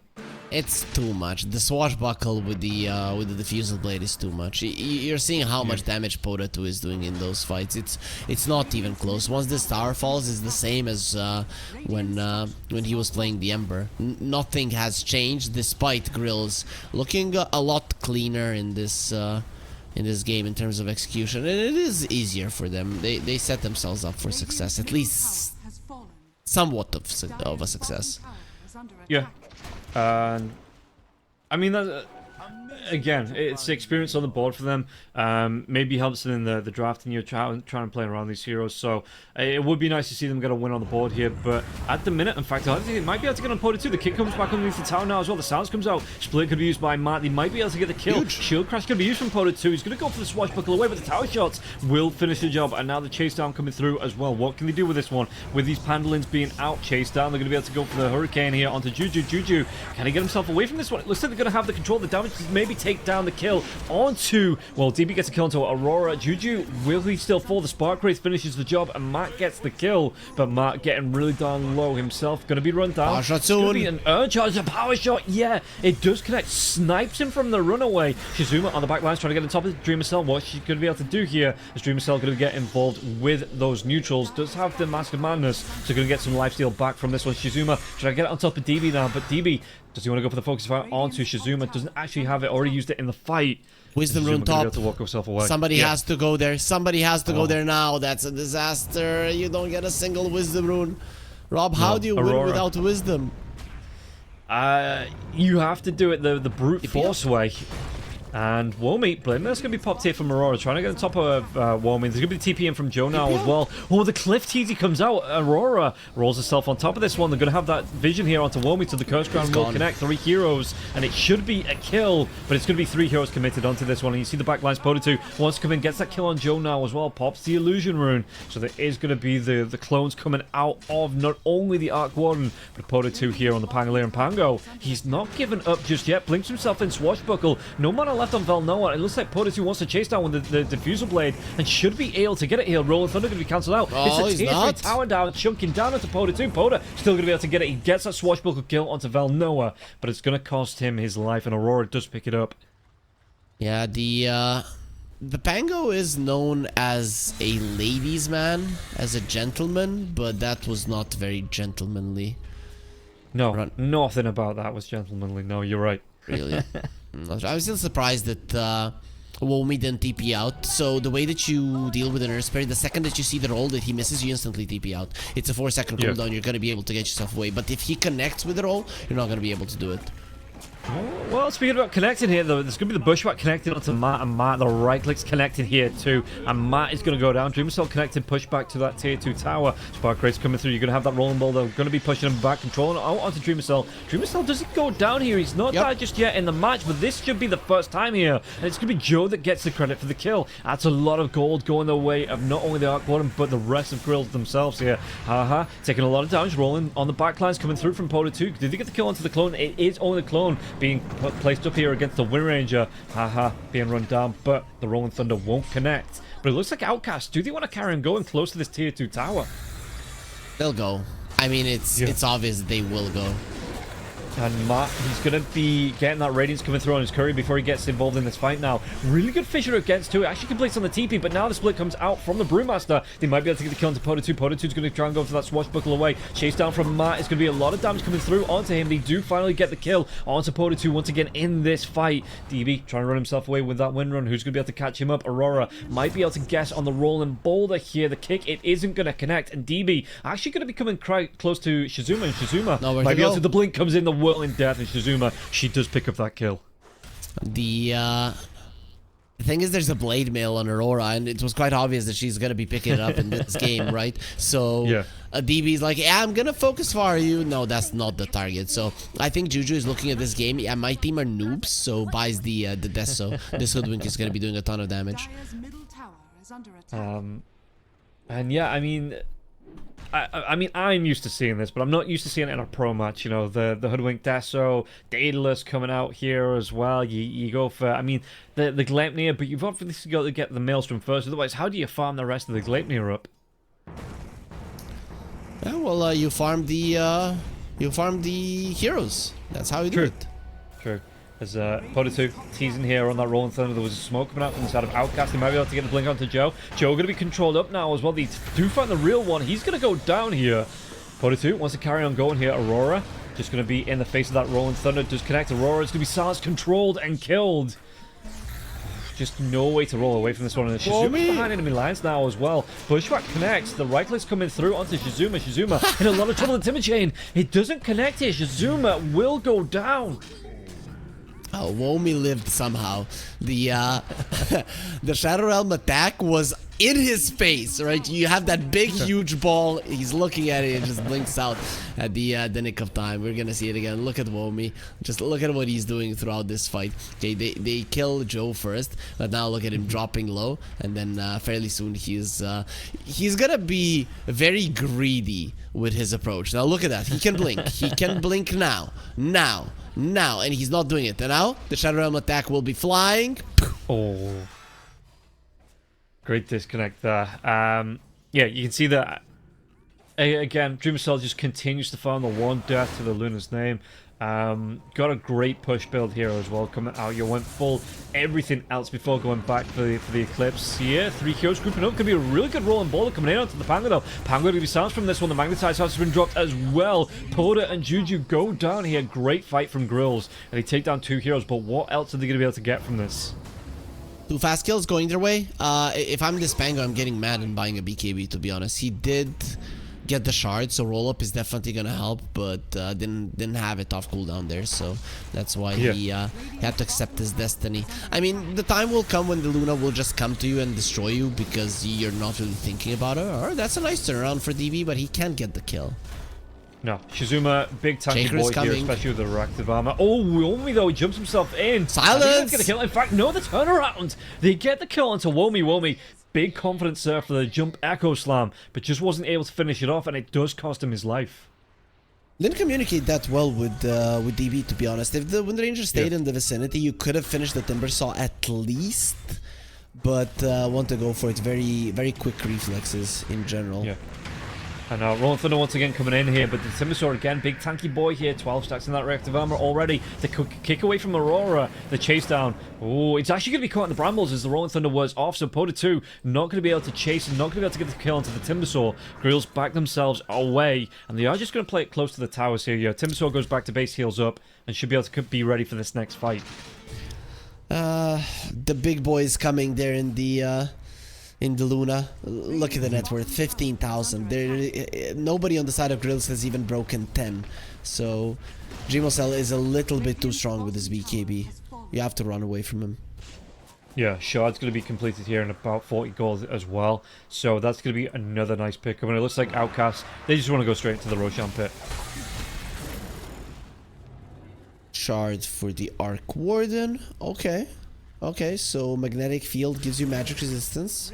That's actually pretty cool, and it pushes people out. I guess it doesn't push out the Pango when he's rolling, so that part of it isn't gonna be too cool.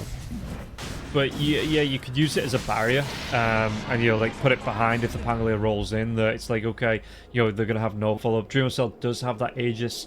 Yeah, I don't mind it. Maybe not the one that by choice I would have picked for the Tormentor shard, but that's the one they got. So let's see how they make use of it. Yeah, the Dark Willow one would have been much better. Now, because of that, yeah. the Timber is behind the Arc Warden. We'll see how the Arc uses that. Yeah, Mark going to be in a lot of trouble now as well. There is that Wisdom Rune down. They're going to be able to pick up. I think that's kill. Did they have enough lockdown? They do. Dreamer Cell's going to be able to pick up this kill. And another Wisdom Rune here going the way of the side of Outcasts. And all three of them, in fact, from the side of Grills, haven't been picked up by Grills. Brambles do get dropped. Doesn't connect onto anything. Shadow Realm here coming out from the Dark Willow, but it doesn't matter. They have enough damage for the kill here. 4-5 heroes stacking up. They have an Aegis as well. They're going to be able to take down this tier 2 tower now. Question is, do they want to carry on going here to the tier 3? Why not? I mean, you're a Luna lineup. At least force out the glyph. That would be the least that you can do. Yeah. It is scary a bit, but having a 9-second BKB and an Aegis will allow you to be a bit more aggressive. Not through the magnetic field, though. That's the hard thing to push into. Yeah, but it's only level 1 on that magnetic field, so the cooldown is every 20 seconds here. Even with the the double coming out, that Tempest double, it does leave a little bit of a window for the base to be right click. They don't use that glyph, and now they're going to be able to say, well, the Tempest double is actually going to be found up a little bit more. Backlines, Aurora jumps in, pops her own BKB, trying to do what damage she can here. Matt not going to be able to connect with the clap. So you can see the Outcasts backing themselves away. They might be able to pop this Aegis, so they're going to get really down low. Has that Mask of Madness? No. Dreamer Cell will be able to move himself away, just trying to go for that heal up here onto the Ancients, get as much life back as possible. Again, still has the Aegis for 3 minutes, so shouldn't be shy about getting re-involved here, but can just use the illusions from the Manta style to put pressure on the base. As the jump comes in, control as well as that Rolling Thunder come through onto the map. Yeah. Oh! DB, he goes a little bit too far there.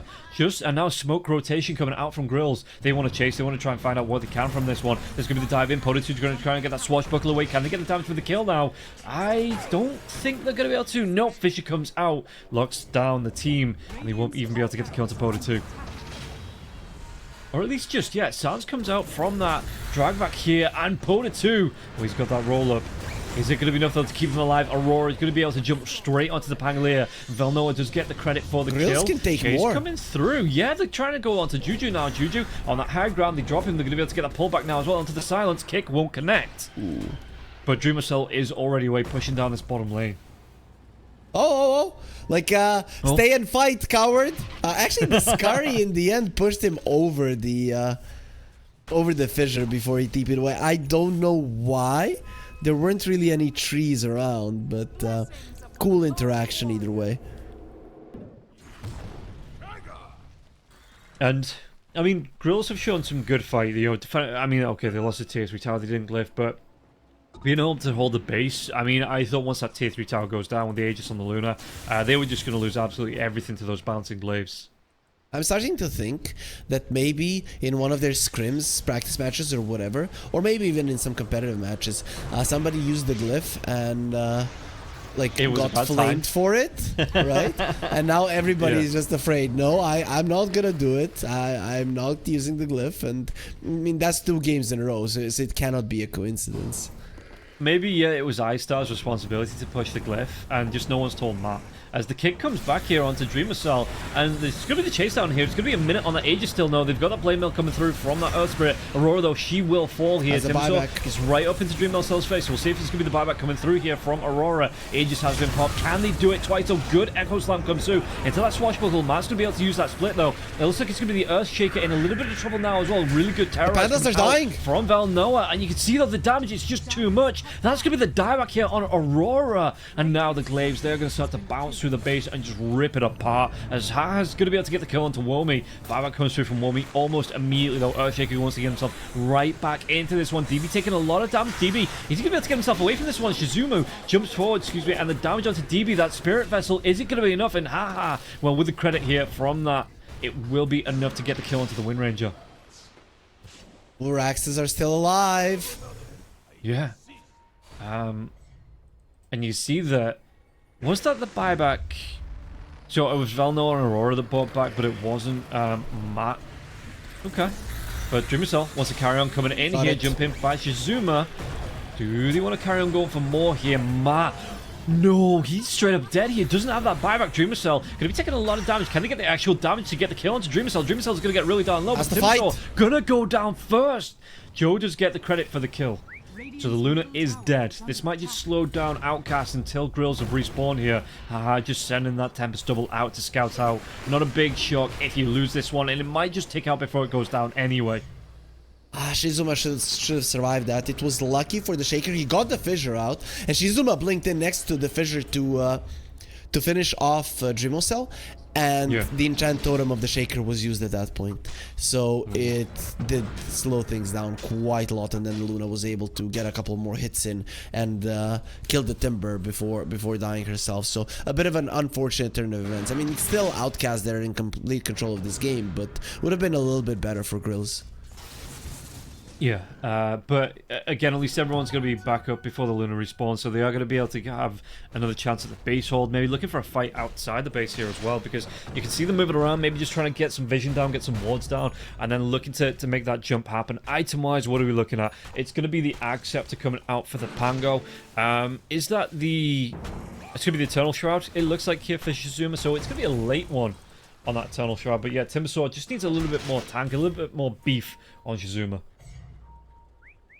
Well, yeah, you know, this Timbersaw has been pretty underfarmed for the majority of the game, so we cannot really expect Shizuma to do much. It's the Arc Warden that we're looking at right now to be annoying. Once he gets a Maelstrom, Joe will be doing a ton of damage to his opponents. The thing is, how do you get there when there's nothing to farm? Yeah, Matt's in trouble though. He's going to be shackled. He's going to be locked down. They have a great kill. He is down for a minute here. No buyback onto the Brewmaster, who's 60-something gold away. And it is going to tick down, but there's no bounty rune to pick up. There's nothing that's going to be able to speedrun this one. And now they're going to be able to come in and get even more out of this one. They get the kill onto Joe. And it looks like Dreamcell from the side. Going to be able to take down the tier 3 tower and looking to fully break this base. That should be it. You don't have your main team fighter and you don't have your main base defender. You cannot stop the Luna now. No, look at this one. They are just going to try and go for Megas here on the side of Outcast, just pushing this one into the base. And yeah, this tier 3 tower, it is going to fall here.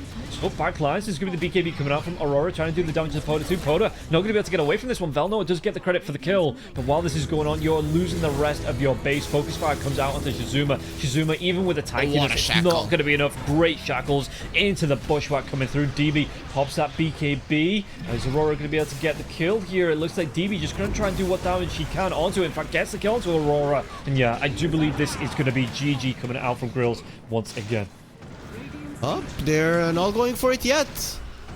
They're trying to do the best to save this base, but you look at this one, Dreamcell coming through, the right click's going to be used here.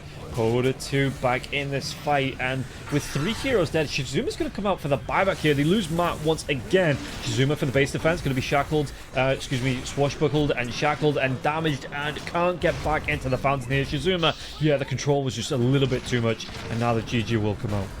I mean, almost made it to 30 minutes into the game. Grill's much better performance. My opinion, give Aurora these playmakers and you actually might have a shot at winning some of the games, or at least putting up a pretty decent fight. This was a much better game from them, not only because it lasted longer, but they actually did make plays of their own instead of just waiting for the enemies to make a blunder. Yeah, and you can see that, yeah, like you say, the kill participation from Grill's a lot healthier here in the second game. So, yeah, maybe that's what they're looking towards. Build up, let Aurora be aggressive here, make these rotations, just get the jump in and get those kills started. But that is going to be it for the series. So, any final thoughts onto this one coming into the 2-0 onto Outcast? Pretty expected, but the second game actually did surprise me in how much the Aurora, or the entirety of Grills Gaming, could play around Aurora and make something happen. That's it. Have a lineup that can always make a play, and it's at least gonna look decent. Yeah, well, that is going to be it for the first stage, but we do have 2 more to come. But first, we are going to be taking a break. It's going to be a little bit longer than usual, about 20 minutes or so, before we get ourselves back on the screen. So we'll see you after this break. 1xBet and Eva Alfie present betting on all esports events on the website and in the 1xBet app. 1xBet. Play with Eva.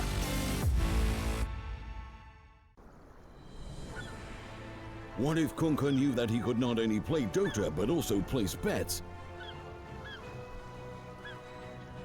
Better the best black hole.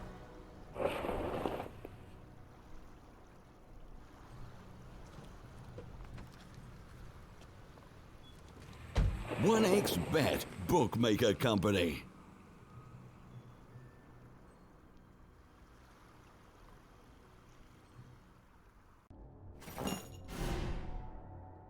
Chances of breaking items in a tournament match are non-existent.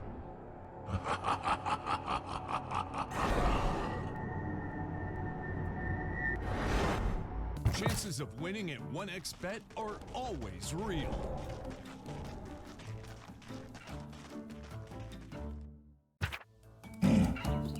Join with me. At your service. Stealing Aegis from Roshan is very difficult.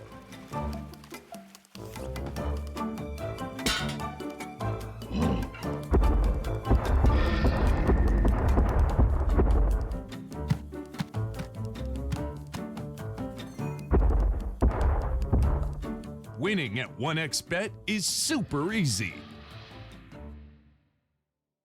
Screens give us the opportunity to live 2 lives at once, their own and their characters, to see them champion and win with them. OG, Team Spirit, 1xBet. If you are with us, you win.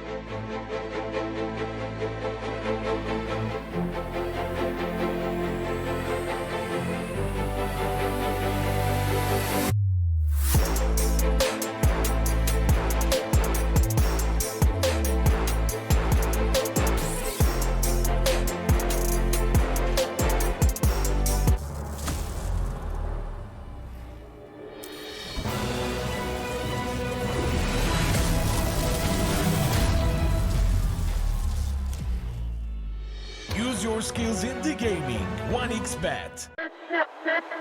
Respect from 1xBet. Respect from 1xBet. Respect from 1xBet. Respect from 1xBet. Respect from 1xBet. Respect from 1xBet. Respect. Respect from 1xBet. Respect from 1xBet. Respect from 1xBet. Respect.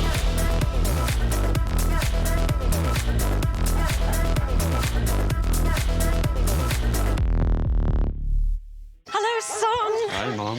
Pretty girl. This is Eva. Nice to meet you. Thank you very much. Your dad's just making his favorite dinner. It's duck. Come on inside. They're all probably too gruesome to tell you while you're eating at the table. How's your food? Is everything okay? Good, good.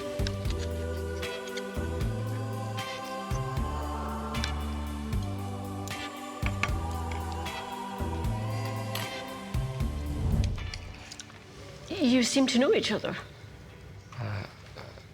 Yeah.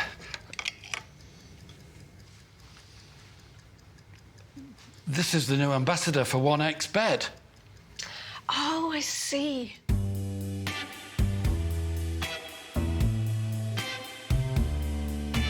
Everyone felt good when Eva Elfie became the new ambassador of 1xBet.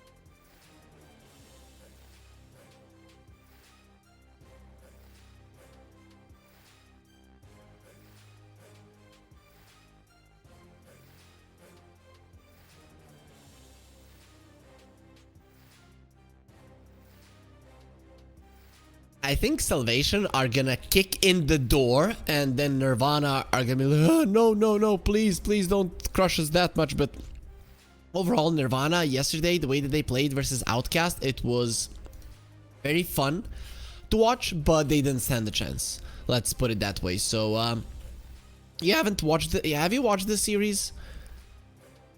No? Okay.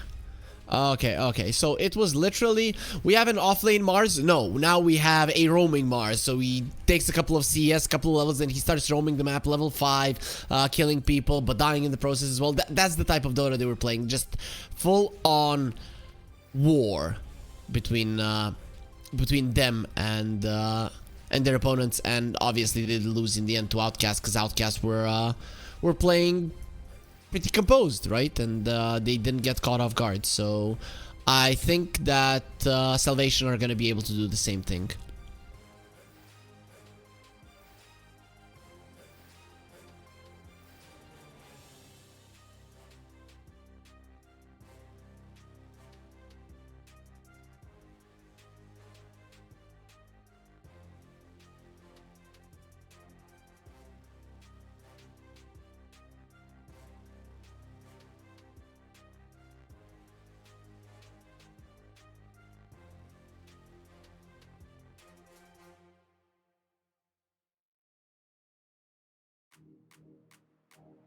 Well, I mean, I think they're gonna be looking good. But coming back to your Tenacious D reference, you and me talked already about Wonder Boy and Tenacious D, and I was like, yeah, I never heard that song from them. And then you sent it to me, and then I heard it as well. On a different note, they, as far as I know, Tenacious D are having a tour right now, so you know, they might be coming to your hometown soon.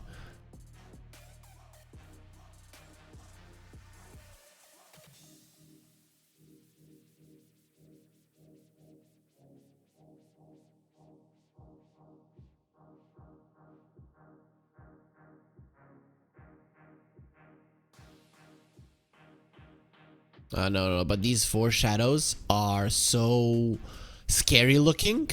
I feel like it looks like they took Iceberg for that back picture, right? Does it look that way? Look buff, strong, right? Let.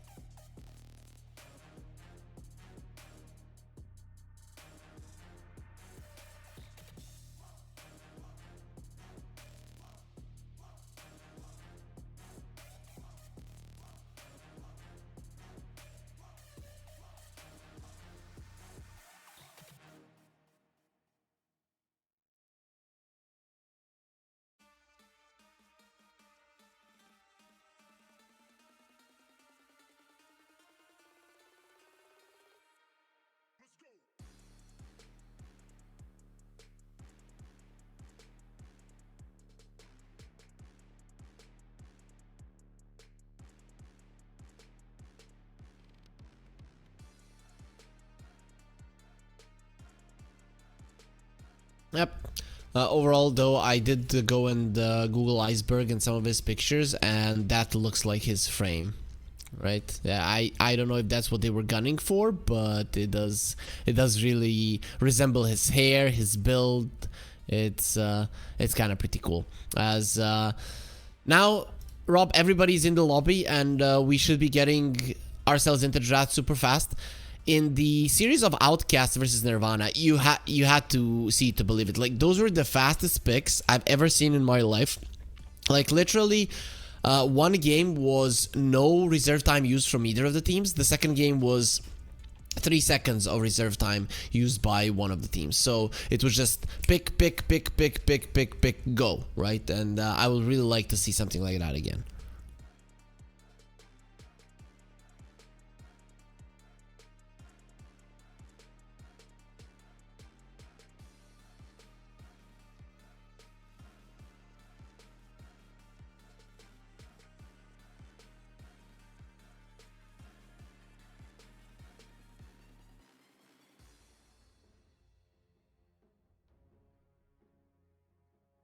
Ten seconds remaining.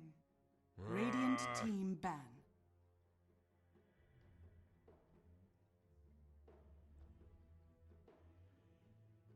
Ten seconds remaining. Dire team ban. You were doing very well. That is gonna be a tough thing to say, because I've only seen one series from them. So I think maybe a Mars might be something that we're going to be looking at. Yeah, we'll see if that's going to be the plan. Techies and Shadow. I mean, okay, so the Shadow Demon, he started to come into the meta. It's going to be the Barrad being banned as well here. But yeah, the Shadow Demon, you know, I wasn't seeing this hero about a month ago, and all of a sudden he's just sprung right into it. So what's making it so strong? I feel like he has been here for quite some time, right? I mean, save support, a lot of damage in lane.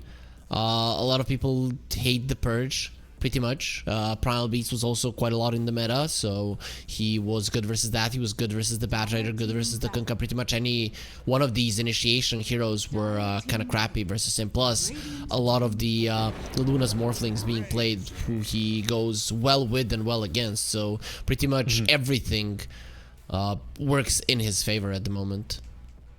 Okay, and we're going to see the Razor on the board coming out from Nirvana now. It was being banned out in that last series. The Crystal Maiden here for Salvation. Really strong hero, I think, as a support, like you've always said, you know, level 2. So when the Crystal Maiden does really get scary. So we'll see if Salvation are going to be able to take advantage of that one. But you see the Razor coming out first pick. Can be flexed between a lot of the core roles, but is this something that you desperately need to get on the board before it gets banned out, or is this just a bit of a comfort pick here for Nirvana? It's a comfort pick. They played it yesterday. Candy Loon literally just ran forward with the hero. You're gonna see this, Rob. This is gonna be the best game that you've ever watched. Like, believe me. And you see, Nirvana are not using any reserve time. I feel like Nirvana came into the tournament in a pretty weird way, just to practice going forward, just to practice their mechanical skill. That's what it seems like, because their mechanical skill is looking crisp. They are playing super fast. They're not stopping, but I don't think that that's how you win games. Me and Automo talked yesterday, and he said if they want to win, they're gonna have to put their foot on the brakes. And with the way that they're drafting, I don't think that's the approach for them. Okay, well, you can see that, I mean, already some reserve time being burnt out here from Salvation, so they are taking the time to think about it as the Tusk ban does come through. And yeah, maybe that's something that they, like you say, Nirvana maybe just needs to slow the roll a little bit, just think through the drafts. No, not maybe trying to go for this record draft time speed, as we are going to be seeing the next pick coming up. So Crystal Maiden already picked up. You know, we could see some combinations coming through. We already saw in the first series of the day, the Troll Warlord came out, got a couple of kills on the board, and then kind of fell off. So it is going to be the Primal Beast. Ooh, looking forward to this one already as the Clockwork. Going to be that instant answer back from Nirvana. Yeah, one would think, oh, they had an idea what the enemies are going to pick. That's why they got the Clockwork. No, I think Nirvana just straight up wanted the Clockwork. It's a hero that helps their case running forward. It's really good against both the Primal Beast and the Crystal Maiden. They hate playing versus this hero. So the good thing about the Primal Beast, of course, is that you can flex it to pretty much 3 positions if you want to play it position 4, though. Other than Desire, I haven't seen anybody pick it up on the support role in any recent times. Yeah, and yeah, talking about that clockwork, maybe they'd hover over him, and you can see that, CZY doing the drafting, he was just rapidly clicking on the pick now button, just not even bothered about what was being locked in from Salvation, but is a good answer in. Coming through into these next 3 picks, so we'll see, if Salvation maybe want to try and shift this Primal Beast away, maybe running that as the 4, because as the core role, especially if you're trying to run that as the 3, the Clockwork will be able to shut you down in the lane, or just, shut down the pressure that you can apply to the enemy carry. So it's going to be the Rubik coming out here as well. Nirvana, 2 really good answers to the Primal Beast, that telekinesis, the Clockwork cogs as well. So yeah, Nirvana really thinking through this one, and at least for himself, I mean, good spells to steal on the Crystal Maiden, even the Pulverize from the Primal Beast, taking away that Freezing Field, the Frostbite as well. Some really good answers that the Rubik will be able to steal away from in the side of Nirvana as well. Let's see what Salvation played yesterday. So they played a TA, which is banned out. That is something that they like. They played a Lifestealer, which isn't that good here. I mean, all the heroes that they played yesterday, I do not like, other than maybe the Coral. So if Salvation want to, they can go for that route here, but again, until you get the 4-staff, Clockwork is going to be a problem. Unfortunately, for the Clock, you do get it very early on as a mid laner, so I feel like they're going to be taking a different approach, a completely different approach, going for something like a Tiny, or something along those lines would seem quite nice. Luna also looks like a pretty decent pick for Salvation Gaming, or a Morphling. Morphling is like the top tier pick right now for them. Yeah, I mean, I think Morphling's a top tier pick for a lot of teams here coming out. That hero at the minute, just incredibly strong, and we'll see if that does get changed in the upcoming patch.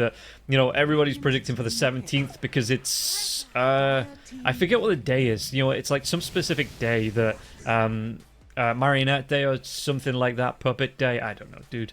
But on the 17th, yeah, this is what the big theory is going around Reddit and like the community. You have to Google it. I don't know what the actual day is, but there's some theory that it is going to be, lining up with that one. As Salvation, they do go back for the Hoodwink and that Morphling combination. Okay, for the patch. Okay, now I know what you're talking about. There at one point, I was like what, 17th? Like, are you... Like, what the hell? 17th pick? 17th date? Like, what? But I now understand that it was just a really good joke and really good implementation. I'm just dumb. So sorry, Rob. Next time, I'm gonna understand it faster. Yeah, amazing joke from me. Absolutely. But it's okay, Hurry. It may be just a little bit too high level there for you. I know. It happens. Yeah. It happens from time to time. I can be sometimes slow with other people's jokes. And Nirvana, they do get that Invoker pickup, so you're looking at potential Spirit Vessel build coming out for him, some good control coming into these team fights as well, just some more interruption. But if you're Salvation, you're seeing this coming through, you've got this, you do have that final pick, so you are going to be able to lock in the mid lane up against the Invoker. What are you looking at here for from Salvation? Do you put that Primal Beast in the mid lane, or are you looking for something a little bit different? I think you put the Primal Beast off lane. You have a Hoodwink, you two work well together, no reason to put him versus the Invoker, who's just gonna be super annoying to you with both the Cold Snap and the Tornado. I mean, there's so many other ways to find better laners versus the Invoker, and Primal Beast doesn't really change if he's being played in the mid lane or the off lane, right? Your items are kind of the same, your approach is kind of the same, the thing that your hero does is kind of the same. It's just that Hoodwink is a little bit more level hungry, so that might be a problematic for him, but it's gonna be a problem for any off laner, so it's not really something to put that much emphasis on. Yeah. And Nirvana have slowed it down a little bit on the draft. Like you said, those first few picks were fairly quick, fairly easy. But the Lina comes out for Nirvana. So are we looking, 3 Razor position 1 Lina coming out here for them? Exactly. That's what we're gonna be seeing. Now I'd like a little bit more jump on Salvation. Something like a Storm. I wouldn't mind that. There's not really all that much lockdown on Nirvana, especially not reliable lockdown.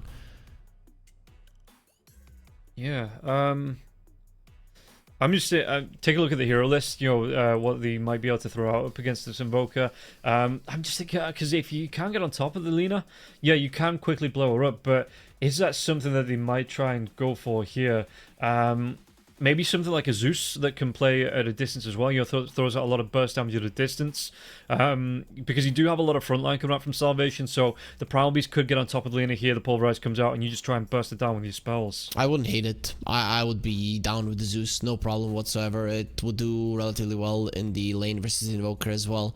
And you want vision, right? You find the Invoker, you find the Lina, you do the burst damage. I mean, I wouldn't mind then the Queen of Pain either. It doesn't give damage, but still burst is... It doesn't give vision, but the burst is still there. So, those types of heroes I'd like to see. Burst damage and or jump, right? So, Storm, Lesh... not the one I was thinking about, though. But this is a different approach. This is we will open up the map and we will pressure you that way. Yeah, still a lot of damage here if you can get the lockdown coming through as well. A lot of sustain if he builds into you get that bloodstone rolling here as well for the Lesh, so you might just be able to sustain through these fights. Doesn't really need to worry about being leashed up by the Razor here as well, because a lot of it is spell damage, the magical damage that he's going to be outputting. So I don't mind this pick. Like you say, maybe just lacking a little bit of jump, but you do have Young God as well as Rupido that are going to be able to get to those back lines, and yeah, the Lesh will be able to follow up. So I don't mind this pick. But looking at the two lineups here, do you have a favorite between the two? I have to say I like Nirvana's lineup more, but knowing how they're gonna play, I think I'm in on Salvation, right? In my mind, Nirvana, they have ways to deal with the Primal Beast. They have burst damage for the Lesh. Morphling can make a mistake sometimes and get annihilated. You have a Spirit Vessel builder. You pretty much have everything that you would ever want, but now you're gonna see the chaos that is Nirvana. So be prepared, Rob. Yeah, I am prepared. Well, I've been prepared since the mid-90s for Nirvana, so I'm kind of all up to speed. But yeah, let's see how they are going to be able to play this one.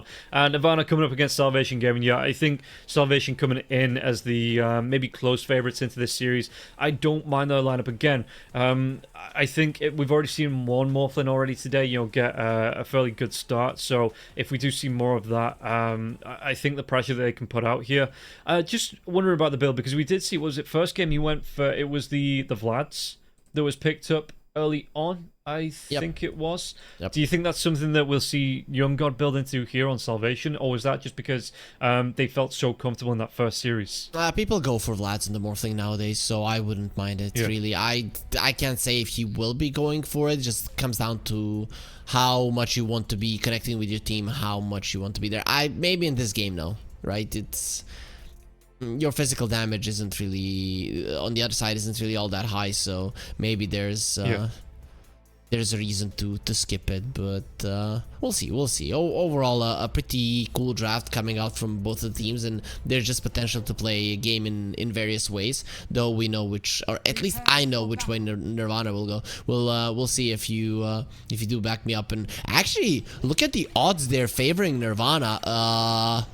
Okay, that is a good opportunity in my mind. The Radiant side are or should be favored to win this game in the series. Yeah, a little bit of surprise there for me. Maybe because Nirvana's the more established team, getting recognized a little bit more. But yeah, I would have put Salvation down as the favorites for now. Okay, we'll see if it's going to be, if those odds are going to be correct, because we are going to see a rotation coming through here from Nirvana. Maybe looking to set up for this first blood early on, but won't be able to find anyone out. So they are setting up for these runes. Wards go down, but there was already a Radiant Ward down, so that's the smoke breaks here. I don't think it's just in range of the Sentry here as well, will be dewarded, but a little bit of extra gold coming out. It looks like it's just going to be a 2-for-2 runes, because you see already the Primal Beast Rupido moving himself up to the other side of the map, looking for that snatch. Yep. It's gonna be a 2-for-2, right? There's no doubt about that. But the ward being taken down does give an advantage to Nirvana, as you mentioned. Okay, the Lina is gonna be going towards the top lane. Has to be a little bit careful about what she does. If you get close, you could very easily get taken down by the 3 heroes of Salvation. But taking the long route, still it's gonna be a problem for Lina. They might get this kill. Clockwork is a little bit too late.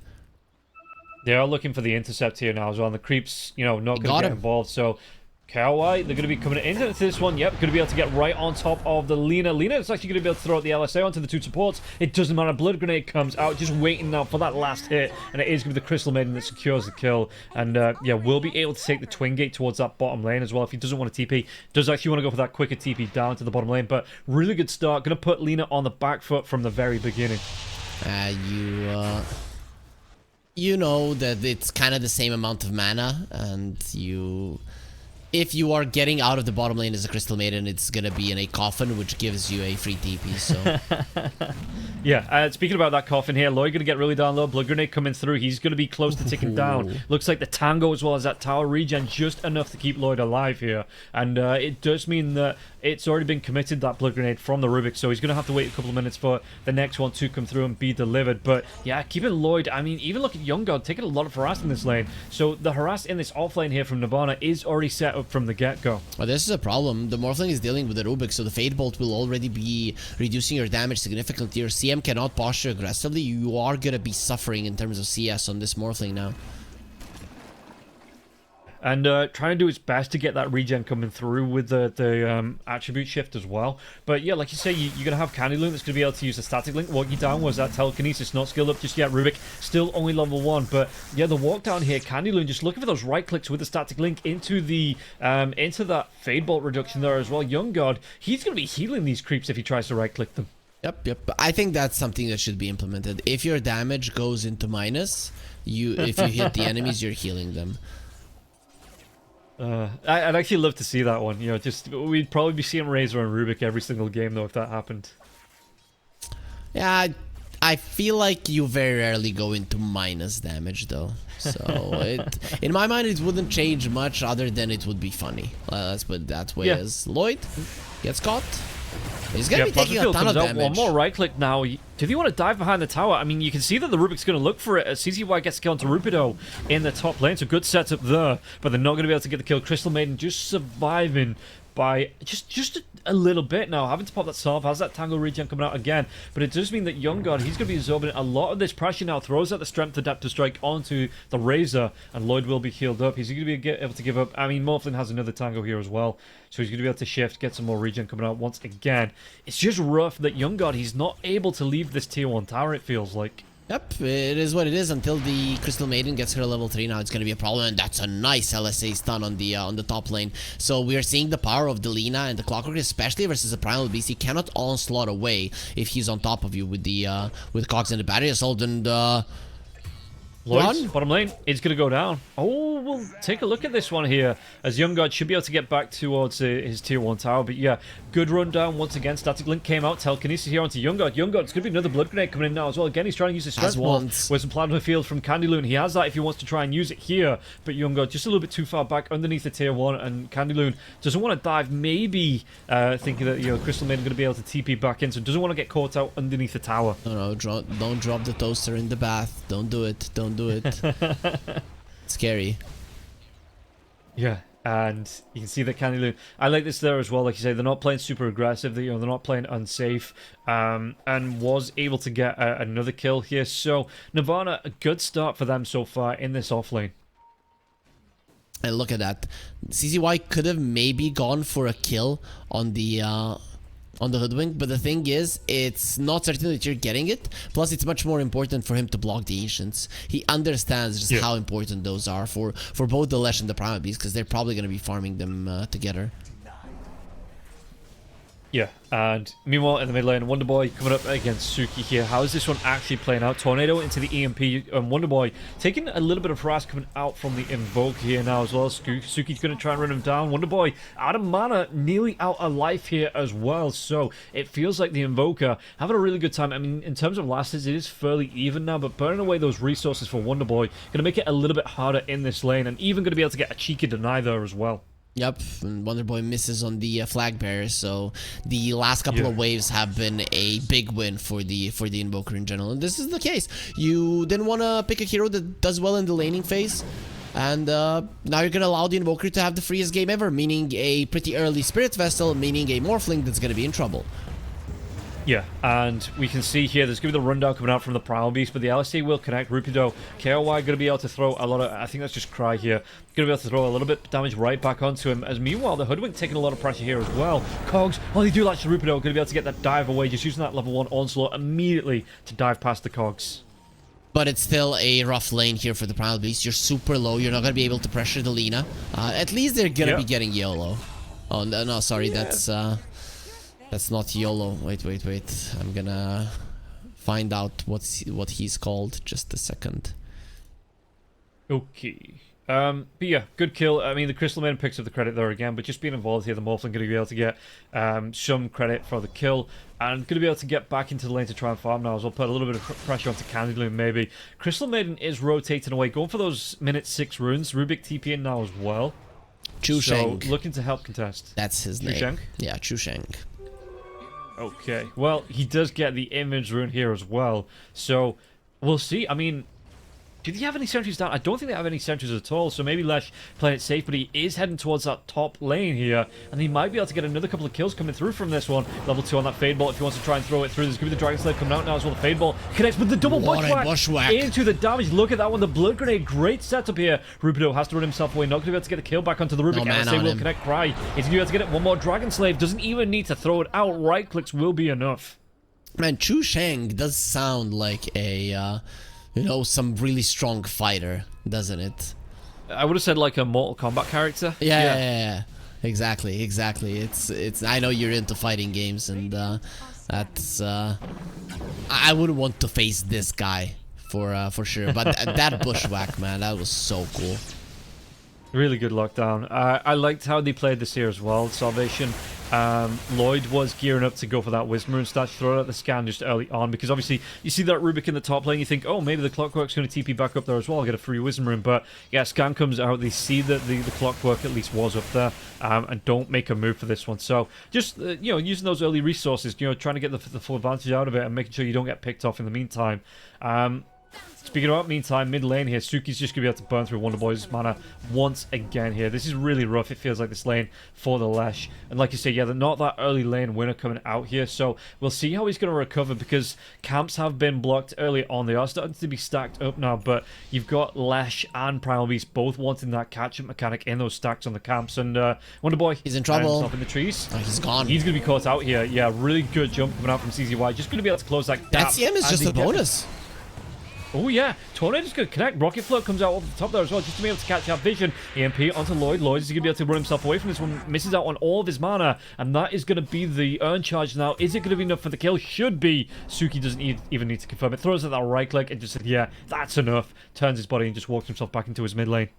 Boy, Nirvana, this is a completely different approach than yesterday. Yesterday, they were just running forward. Today, they are... they're playing a lot more composed, and it's working out for them. All three lanes winning with a significant margin over the enemies, really. Like, that's almost 1,000 gold ahead on each of their cores over their laning counterparts. That is as good as it gets when it comes to winning the lanes. Well, they are going to try and come down onto Candylune here. Candylune Frostbite comes into that. They're going to throw out the Split Earth now as well. Trying to use that static link to get a kill before he goes down, but he won't be able to get it off. And you can see the Chusheng just going to back himself away. Cry's rotating himself in now as well. Wonderboy trying to throw that harass out. What are they going to do? LSA connects. There's going to be the Laguna Blade coming out now as well. Wonderboy, he gets the kill before he goes down, but he will go down. That is a disaster. When the Lina right-clicks you with just the Javelin, it's so much damage. Look at that maxed out Fiery Soul. He literally annihilated him, and oh boy, this Hoodwink has been ran down so many times. I think at this point you're gonna start hating this Clockwork. This pick on Nirvana, that flash pick that they wanted anyways, really is working out insanely well. Yeah, and you can see that there's going to be another rotation as well. CZY, he's even got himself a little cobalt for him for that extra little bonus gold, but level 5, he's looking for that level 6 soon, and the Razor rotates around, actually going to come in with the Eye of the Storm, looking to steal these stacks away, and Primal Beast, he's going to try and contest this one, no, because you got that body block coming out here from the Clockwork. Really good bushwhack though, but the damage coming out, they're going to be able to chase down onto Rupido. Rupido not going to be able to get himself away from this one. Cold Snap keeps him locked down, the control coming out now. Sukido going to be able to take down Rupido. Wonderboy's going to try and do what he can though with his ultimate damage just bursting out. It's enough to get one kill, but not enough to clean up here. Young God TPs himself in. Great pushback onto this Razor, but Razor's going to be able to get the kill with the help of Suki now. Onto the Hoodwink dive in. Young God trying to trade it off. Does he turn himself around? Even the Ancient's getting involved into this one, putting a lot of harass onto Suki. But Young God, he's just looking to get what he can out of this one. And Invoker looking to get right back in the contest. Suki scouting out this triple stack. And he might be able to get on top. Yeah, he's got that extra chase down here. And Young God back. Rocket Flare scouts him out. But it looks like Suki doesn't want to chase on to the morph. He saw or he heard the rocket there. And then he just immediately started morphing into strength. But this is what Nirvana does. The thing is, when they're ahead, it really does work out. Look at the positioning of Candyloon. He came into this one. He knew, I'm going to die. But I do not care. Yeah, and now, well, speaking about dying, Lloyd going to get caught out again. Got that Spirit Vessel, EMP, Cold Snap coming through, Tornado, and yeah, just to make sure, Candyloon throws out the Static Link as well to get the kill. Suki picking up credit, 13-8 here, and yeah, Nirvana maybe just a little bit of an off day for them yesterday because they are really rocking it today.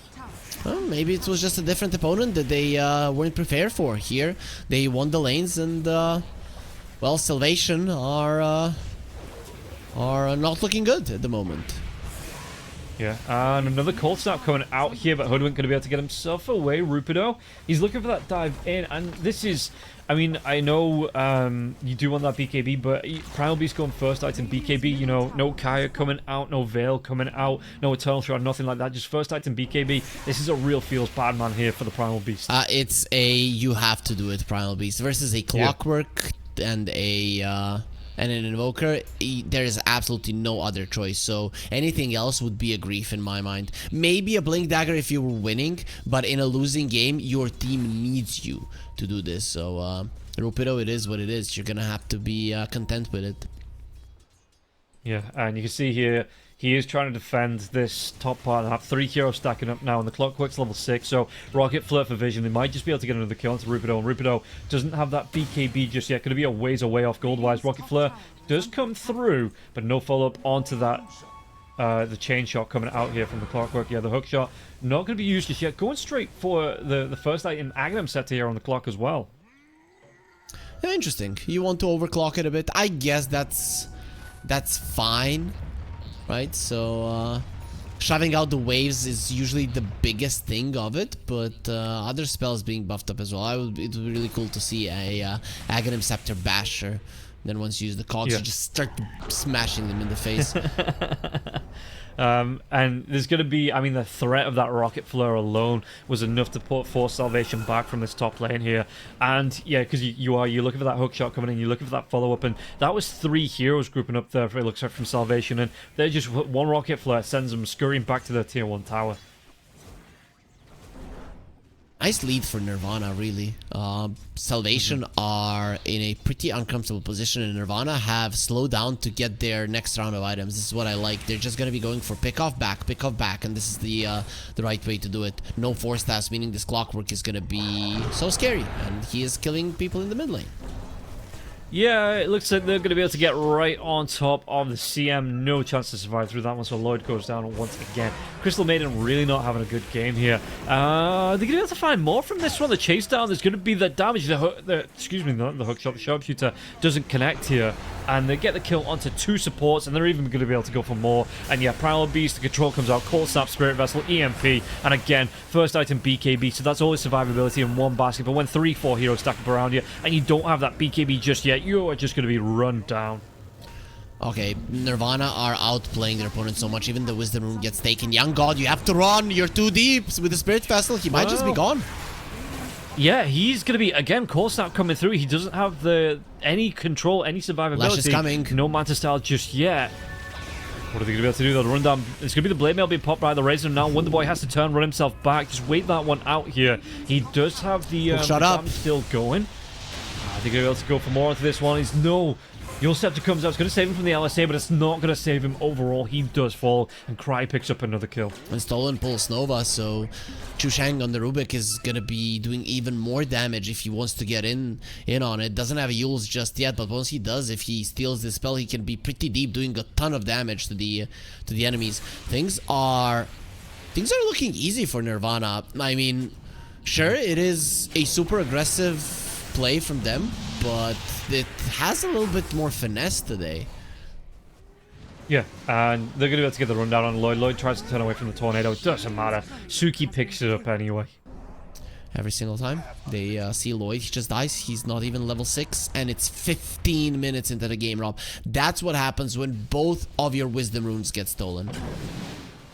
Yeah, and now they're even going to be able to find out in Younger. Look at this one coming through the trees. Ghost Walk up for the Invoker. Now Cold Snap into the Spirit Vessel, just straight up into death. They're making it look so easy.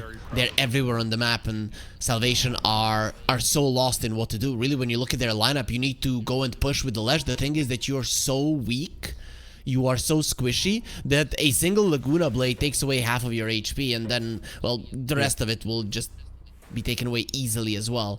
So Salvation, they don't have many ways of making a play. It has to be Rupee though, once he finishes off his BKB, but he's still 1,000 gold away, so that's another 2-3k gold lead that Nirvana are going to be able to secure before that happens. Yeah, and you usually expect this Primal Beast at this point in the game, 16 minutes in, to be like 3 or 4 kills deep, you know, maybe a few assists to his name as well, being the absolute menace around the map. So the 0-4-3 score here for the Primal Beast, it's really putting behind. Another Rocket Flow comes in, and he just immediately turns and uses the Onslaught to get himself deeper into his side of the map here, because he cannot get caught out. The rocket, excuse me, the hookshot comes in. Sharpshooter trying to get over the cogs. It looks like the Hoodwink might be able to get away from this one. Bushwhack not going to connect here. But yeah, just the threat of this Clockwork is enough to force Salvation back. Pretty important to survive there, because the Hoodwink is close to the Force Staff, and nobody else is buying one. It is a necessity for the entire team. So Drick, his life is pretty important. They might be able to get more out of this now as well. The Crystal Maiden once again. It's going to be the Glepnir as well. The lockdown. Look at that damage here. And Cry just takes him down in a matter of seconds. Tornado connects. Spirit Vessel onto Lesh. And Lesh, he's going for that kite. He's nowhere near a Bloodstone here or a BKB. Nothing like this one. And Nirvana just absolutely ripping through Salvation. So, yeah. Genuinely looks like it was just an off day for Nirvana yesterday, and they have a game plan. They're sticking to it. They're executing it. Glepnir comes out. He was mid TP, and now he's full death. That's the worst hero to die. That's the one that needs to create space. And you know what the thing is? Now, even when he gets it, it is a question how much he'll be able to do. Young God, it has to be waveform TP out. That's perfect. That is just perfect to dodge the tornado. And I don't know why Suki even went for it, to be honest. You know, just gotta make sure. But you know, it's. I mean, you look at his net worth as well. He's behind all 3 cores on the side of Nirvana. This, you know, young god on the Morphling here, still trying to get himself towards this Manta style as well. It has been a rough ride here for the Morphling. Okay, this game changes everything in my view of how this should have went. In my mind, Nirvana were gonna be like 5th, and the other 4 are gonna be fighting for the top 4 spots. With this kind of a performance from Nirvana, I mean, even if they would lose the next game, it doesn't matter. They put Salvation in a position where you got the game taken from you from somebody that I wasn't looking as the favorites, and they won versus IHC. So it will create a lot of chaos here in Group B, which I'm happy for. Yeah. I'm kind of glad that it wasn't just like, oh, you know, Salvation are the favorites. They're running over this game. You know, it's fairly interesting from Nirvana. We'll see. If it keeps for the rest of this game going into game number 2 here, but they really have put Salvation on the back foot, and we'll see, you know, just how Salvation try and come back into this one, because it feels like every time they try and make a positive move, they're just being caught out. Hook shots, LSAs, this Glepnir being up now as well, and Nirvana, they are just everywhere on the map at once. You know, it's like, never mind playing against 5, it feels like Salvation are playing up against 15 players here. Every time they make a move, Nirvana are just responding to it. Rob, is it no glyph day? This is the 3rd series in a row that we see a tower when the glyph should be used just to buy the extra 7 seconds, that it doesn't get used. Am I missing something? Maybe a little bit. Maybe that is, you know, just an agreement here between all the teams in Southeast Asia Group B, just to not use that glyph, you know, not extend this game time any longer. There is a much faster, painless way to do it, to write GG, and then there it is, right? Well, yeah, I suppose you're still giving yourself a chance, though, I guess. Sure. Here a hook shot.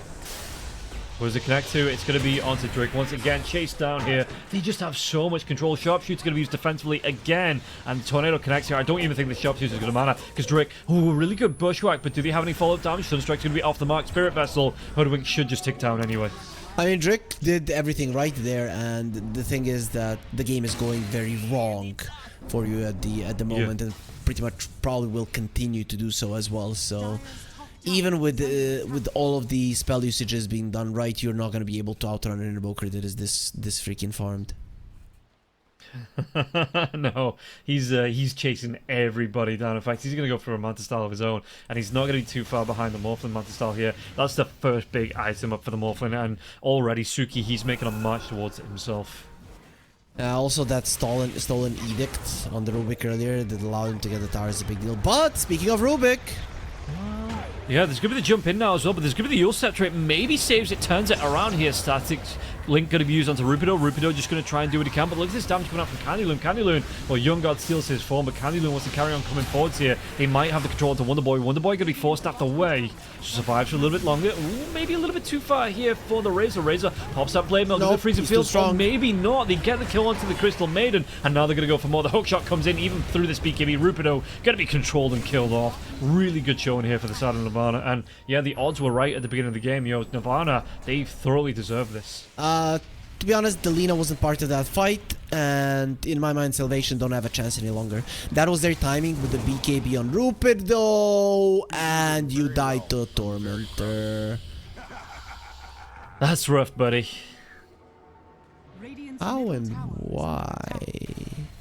Was it maybe a rocket flare? It was used on the Tormentor. I doubt he attacked it, but he was next to it. It was just the burn damage. Yeah, but who hit the Tormentor? Oh, it doesn't matter. The burn damage just happens anyway, right? If you're close to the Tormentor. Oh, so it wasn't a reflection. It was. Yeah. Oh, why did he more? Oh, I don't know, dude.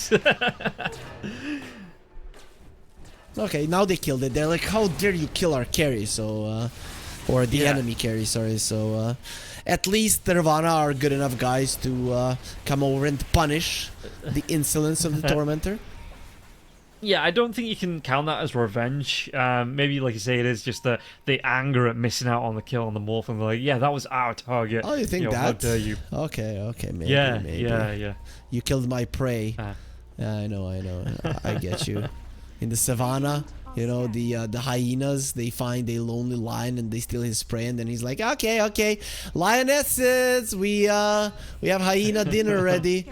That's usually how it goes. And yeah, see that Salvation the smoking up, looking for that 4-man rotation here, maybe trying to buy some space and time for the Morph, because Morph just, again, second item BKB here for the Morphlin. It's not the build that you want to see coming out. You want those damage items, you want the counters coming out as well for the Morphlins, you want those just being able to build up into the right click, or and it's just not how Young God's been able to build here. It's really put him on the back foot. It's a good thing if you don't get demolished. Building something is almost impossible, Rob. I mean, you're 21k behind, 24 minutes into the game. It's pretty much insurmountable. The Clockwork has the Aghanim Scepter. He is just going to be shoving in all the ways. You haven't taken a single tower as a Lesh lineup. It doesn't get much worse than this. No, and maybe they did need something. It's going to be the Sharpshooter now as well. Meatball gets dropped, but it doesn't look like the Hoodwink is hungry. Hookshot is still going to connect, though, and it looks like Drake, he's going to fall. CZY gets the credit for the kill. I mean, usually squirrels don't eat meat, as far as I know. Maybe some crazy Rick and Morty squirrels, but these normal ones, not really. I mean, have you ever cooked any meatballs and tried to offer them to squirrels? You might be surprised. I may be surprised. I don't know. It might just be because they don't have access to it, but meatballs might be their favorite food. Yeah, now that's a possibility. 100%. I think that is worth testing. I think some biology scientists should definitely try it. Push coming into the mid lane here. They're looking for another tier 2 tower. And yeah, Nirvana, they're not going to be stopped, it doesn't feel like. You've got this rocket flare coming out as well from CZY. The triple rocket flare. And they might even make a move. I mean, because Roshan's moving towards the top part of the map in the next 5 seconds or so. Well, by the time he travels, because he likes to take his time, the big man's in no rush. But yeah, he's going to be there in the next few seconds, and it looks like that's what they're up for. Man, I'm thinking about it. I don't remember the exact title of the doctorate, but when I was in college, I studied veterinary medicine, and one of our assistants there was preparing for a PhD. And I remember when he got his doctorate, we came in to read the name, only the name of the work, right? The science work he did, and we were like, why would anybody in the world care about it? And then we asked him, he's like, yeah, but there's nothing left. You have to find a dumb subject because everybody has done everything nowadays in the world. So the possibility of squirrels eating meatballs could be a nice work for a PhD. Would be yeah. cool. Biologists, zoologists, if they wanted to study the diet, the meat diet on squirrels, how that affects them, maybe they wouldn't need to hibernate anymore because they'd just be making, they put on all the. Oh boy, yeah, absolutely, yeah, Rob, 100%. Okay, this squirrel is gonna be hibernating soon because she's running into her death. Yeah, you see, Rupido actually, no, he cancels that dive in, doesn't go for it, and it just leaves Wonderboy all alone here. Look at it, it's going to be thrown up, but it doesn't connect Lash. He's already going to be able to get the Yule Scepter off. They do still get the kill onto him, and they might be able to get the return kill, pop the Aegis on the Lina, but again, that is only an Aegis being popped here. So, Nirvana, they're going to try and go high ground onto this one. They're going to change tactics here, go for that top lane. Might be able to get the kill onto Lloyd. Lloyd's going to try and force himself away from this one. Dive comes in, Younggod's going to be able to steal this Razor form here, but he's taking too much damage, even through the BKB, and he's trying to get himself away from this one, but they just have to back themselves out. Sunstrike doesn't actually did it connect for the kill? Was that what took down the no, okay. I don't know, he tried to get down the Morphling with the Sunstrike, but the cool thing for Salvation is that they dodged the Laguna with the Yule Scepter on the Lash. That's it. That's the good thing for them in that fight. Not much else. And you can see that, with no tier 2 towers remaining here, Nirvana, they're just going to march themselves into the Salvation base, looking to break this base completely here. Step forward here from the Invoker, maybe a little bit too far here. Candy Loon's going to be taking a lot of damage here as well, using that static link. Do they have enough? It's going to be Wonderboy getting the kill onto Chu Sheng, and it looks like they might be able to get more out of this one, but even with 2 heroes dead, Nirvana, they want to carry on going. They want to break this base, and Wonderboy's going to call the GG. At this point, you cannot win any longer. Your Lash has died way too many times. You know that a hero that needs to do overtime damage is gonna burst it down. It's quite understandable that one of your cores is useless. The Morphling and the Primal Beast trying to do something. Even the Primal Beast is having issues versus the Clockwork, even with the BKB. So things at that point are beyond salvation, and then you just call it. Play for the game too. Yeah, well, the entire first game is going to be beyond salvation as Nirvana picks up that first win. And looking at this, they tried to go for an early, good start here on salvation, picking up some heroes that could get some early ganks in, but it feels like that CZY Clockwork, that instant pick Clockwork came out after the Primal Beast. It just shut down the entire game plan from salvation. So game number 2, if they want to run something back, do you just have to ban out that Clockwork?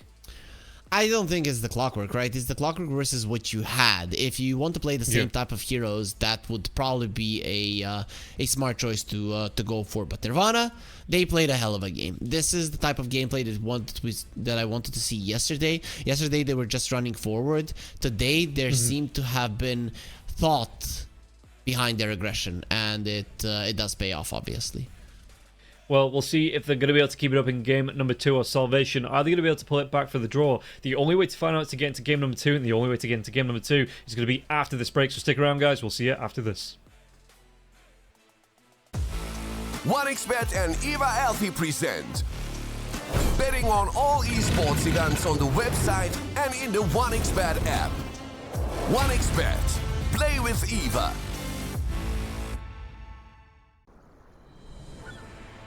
What if Kunka knew that he could not only play Dota, but also place bets? Better than the best black hole.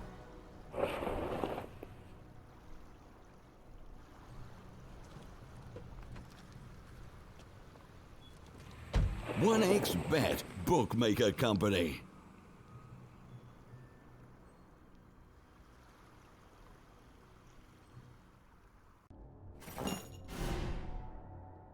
Chances of breaking items in a tournament match are non-existent.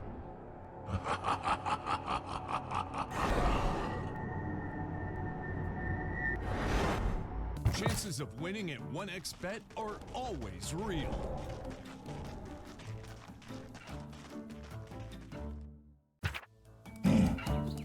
Join with me. At your service. Stealing Aegis from Roshan is very difficult.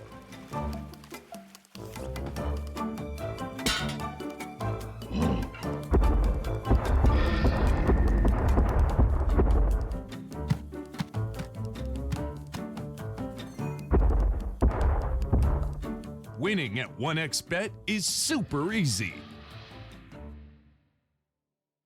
Screens give us the opportunity to live two lives at once, their own and their characters. To see them champion and win with them. OG, Team Spirit, 1xBet. If you are with us, you win.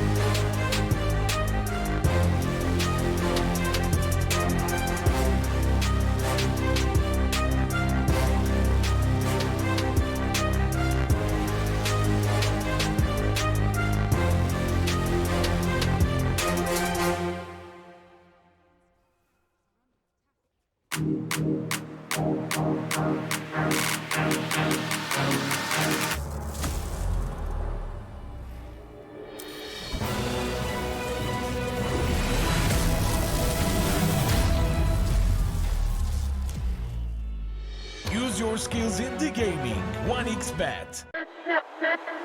Respect from 1xBet. Respect from 1xBet. Respect from 1xBet. Respect from 1xBet. Respect from 1xBet. Respect from 1xBet. Respect.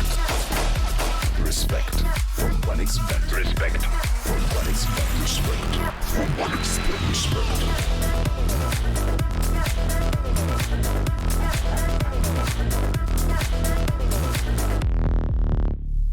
Hello, son. Hi, Mom. Pretty girl. This is Eva. Nice to meet you. Thank you very much. Your dad's just making his favourite dinner. It's duck. Come on inside. They're all probably too gruesome to tell you while you're eating at the table. How's your food? Is everything okay? Good, good.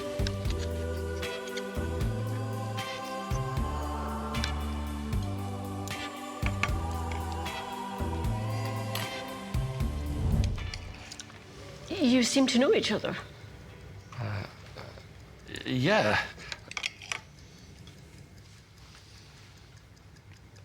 This is the new ambassador for 1xBet. Oh, I see.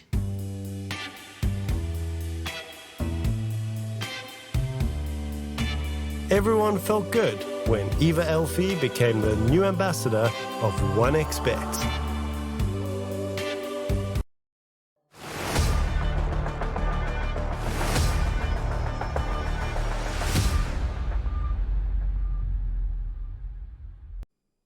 Welcome back in, everybody, to the second game of Salvation versus Nirvana. And after a brief just blip in the office here for Nirvana, they are back after that first game, taking it 31-10, and Salvation never really had a way back into it. So hurry, do you reckon more of the same here, or maybe we see some of these specialized heroes, the Clock, the Razor, being taken away by Salvation in this next draft? I don't necessarily think Razor was the problem. Maybe the Clockwork. But I think the main thing here is yesterday's Salvation, they beat IHC.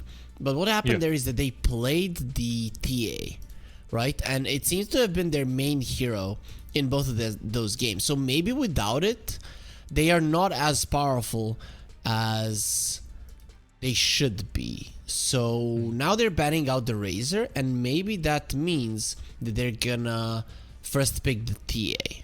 That could be a way to go. Okay, so we'll see as we get ourselves into the draft how it is going to come out here. Razor is actually going to be banned out from Salvation, so they do want to be taking that away. It looked really good. I mean, it was the first pick by Nirvana as well. Wasn't really punished at all by Salvation, so it will be taken away here. Salvation just not wanting to deal with it. Nirvana go for more of the same. Gyrocops and Shadow Demon being removed as the Bat Rider is taken out by Salvation as well. I wonder if they do take out that Clockwork here as well. Maybe go for a run back on the Primal Beast. It's going to be the Disruptor for now, but they do have this fourth as well. Yep, we'll see if Nirvana they'll ban out that TA. I think they should, to be honest, because it seemed to have been the thing that they play around with, right? That they have flexibility with, that allows them to draft in a different way, that they know how to play against. So that could have been the reason that they beat IHC, or maybe IHC are just not in a good spot right now. I didn't catch that series yesterday. Dire team pick. Okay, well, we'll see. I mean, we will be seeing, how they're going to perform a little bit later on. So, Timber actually going to be the first pick here for Nirvana. They ban out the Crystal Maiden, and Kunkka is going to be the fourth ban coming out from the side of Salvation. So, Timber sort of getting through once again. I mean, he doesn't seem to be that, he's the very first hero banning every series hero anymore. He does seem to be a little bit more situational. Teams do ban him from time to time, but yeah, we've already seen him twice today. 3 times today already? Twice? 3 times? 3 times, I want to say. This is the 3rd time. Yeah. And Salvation, they get the techies. I like that. I just like the techies, man. I don't listen to all these people. Oh, techies was good before the rework. Oh, they need to change it back. Nah, new techies is absolutely amazing. And long live new techies. Dude, he literally is surrounded by bombs and has a spell where he explodes himself, and you say long live the techies. Dude, he is like the least likely hero to survive. Yeah, but I mean, Just in general, this techie is way better than just the split push. I'm position 5, but I'm going to farm up the Aghanim Scepter. I'm just going to split push. You'll never see me because my side of the map is filled with mines, and I'm going to split push your side of the map. It was just boring Dota, man. This new techie is way better. Yeah, for sure. I agree that the new techies is better. I don't know who liked the last techies. But I felt like you were the type of guy, right? You don't like the troll, which is a cool hero, so you would like to see people get blown up. But you have risen in my eyes once again, Rob. Yeah, I still can't respect you for thinking troll's a good hero. That's just one of those things that we maybe, it's gonna be a bit of a banana peel in our relationship. But yeah, I just can't get past it, I'm sorry, but Troll isn't a good hero. Okay, sure. Pluto is a planet. Sure.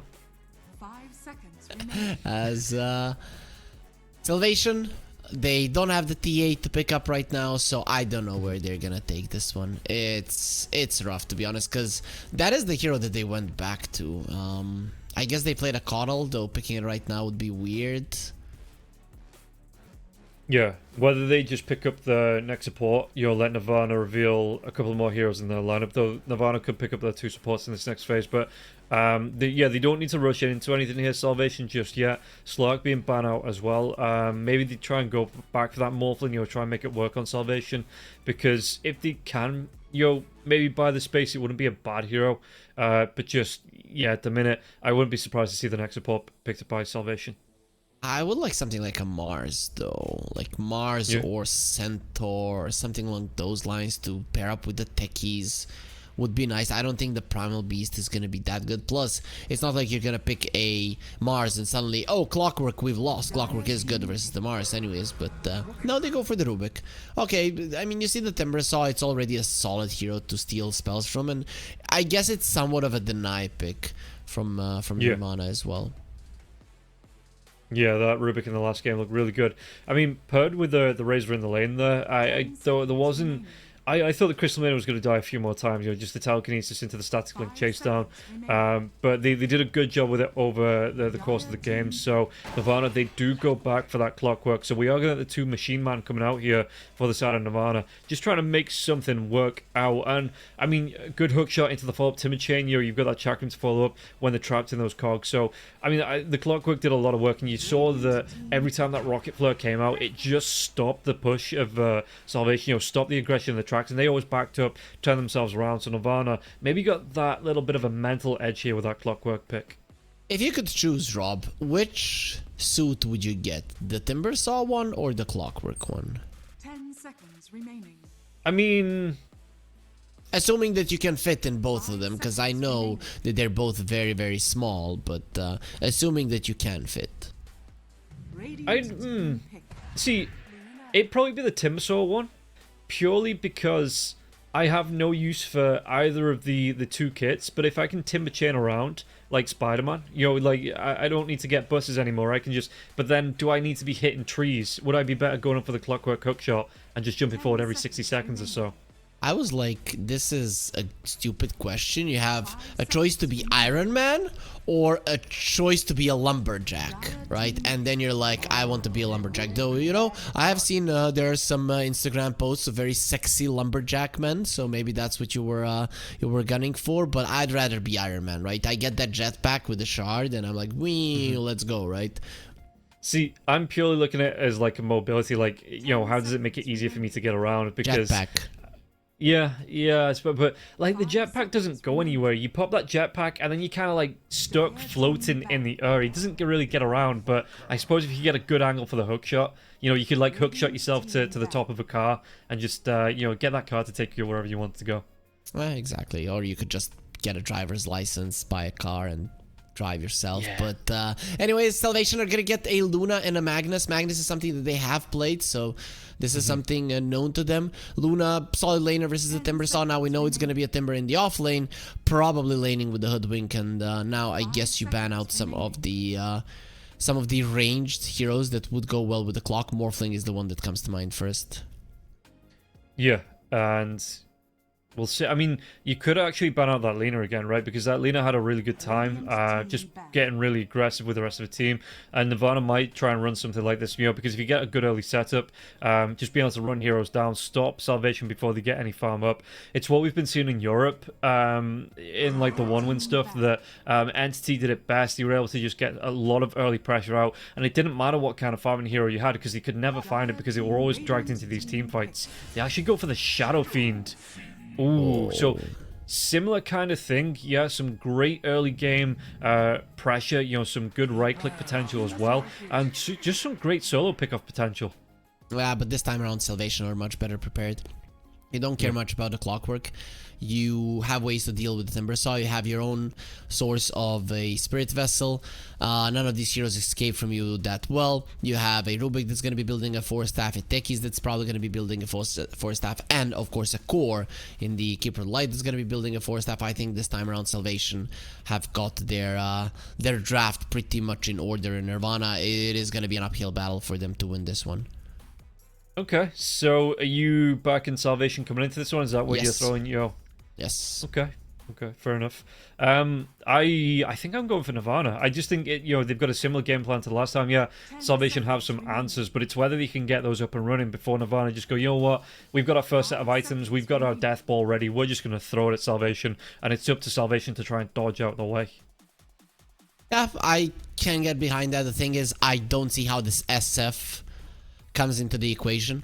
The Timber Saw wants to be on one lane, the SF wants to be on the other lane, and then Invoker is going to need to run between those. It is not an easy thing to do. Whilst when you look at Salvation, pretty much every single one of their heroes can either stand in the lane or shove it out or run between the lanes as well. Plus, I don't see good pushing potential in the mid lane tower. That means that Rupido will get his blink before the mid lane tower falls, and that in itself is a problem for Nirvana, because every single time that you would want to approach it, blink skewer back or blink RP skewer is gonna kill you. So in my mind, Salvation should have it here. Plus, I'm not that big on the SF. I don't think this hero currently has a place in the meta. Okay, well, we'll see if Nirvana are going to be able to make it work. The game hasn't started up yet. I'm surprised the game actually hasn't started up yet. There's no pause or anything. I actually don't know. There we go. It's going to be kicking in, so it's just so boring talking to me. I think that's the case, and then time passes so slowly, right? I don't know what happened there. That was the longest strat time that I'm used to seeing. I think it was Candyloon didn't pick his hero up straight away, so they had the extra time on that one. But we are now going to be able to get ourselves into game number 2, see how this one is going to play out. Let's see, and well, Salvation are gonna be favored this time around. So it seems to be that 1xBet really is looking at the drafts here. That algorithm seems pretty good.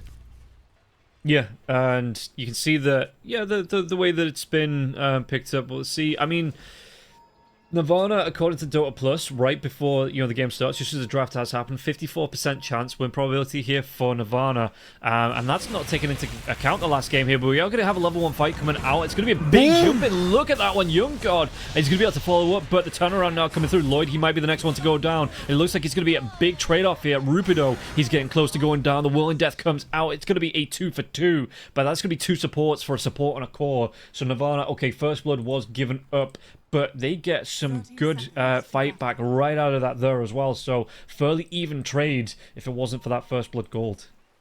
Oh, pretty much. But that blast off looked so awesome. Yeah, that was an amazing one. So Rupido died.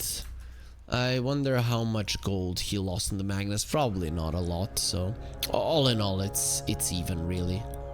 Well, I mean, the big issue there is you're giving 2 kills over to Young God before the game even really starts. You're giving it over to the carry. Might have been a little bit nicer on the mid laner, but for, Young God, the second best option here means that he is going to be able to get some quick items out. Already got himself that Wraith Band. I mean, Luna with the early stat items is a problem, right? Especially for a Timber. Usually as a Timber, you're like, yeah, I can lane versus whatever. Versus a Luna Techies, they have a decent amount of magical damage as well. So you're gonna be in trouble. I think this might change the outcome of the game, right? Because the Luna got such a great start. Yeah, and we'll see how they're gonna try and play this one. I mean, the damage that he's going to be able to output in this lane here with the techies. Go on. Did you see the ward just get denied? There was a ward on the ground. I have no idea what Chu Sheng was doing.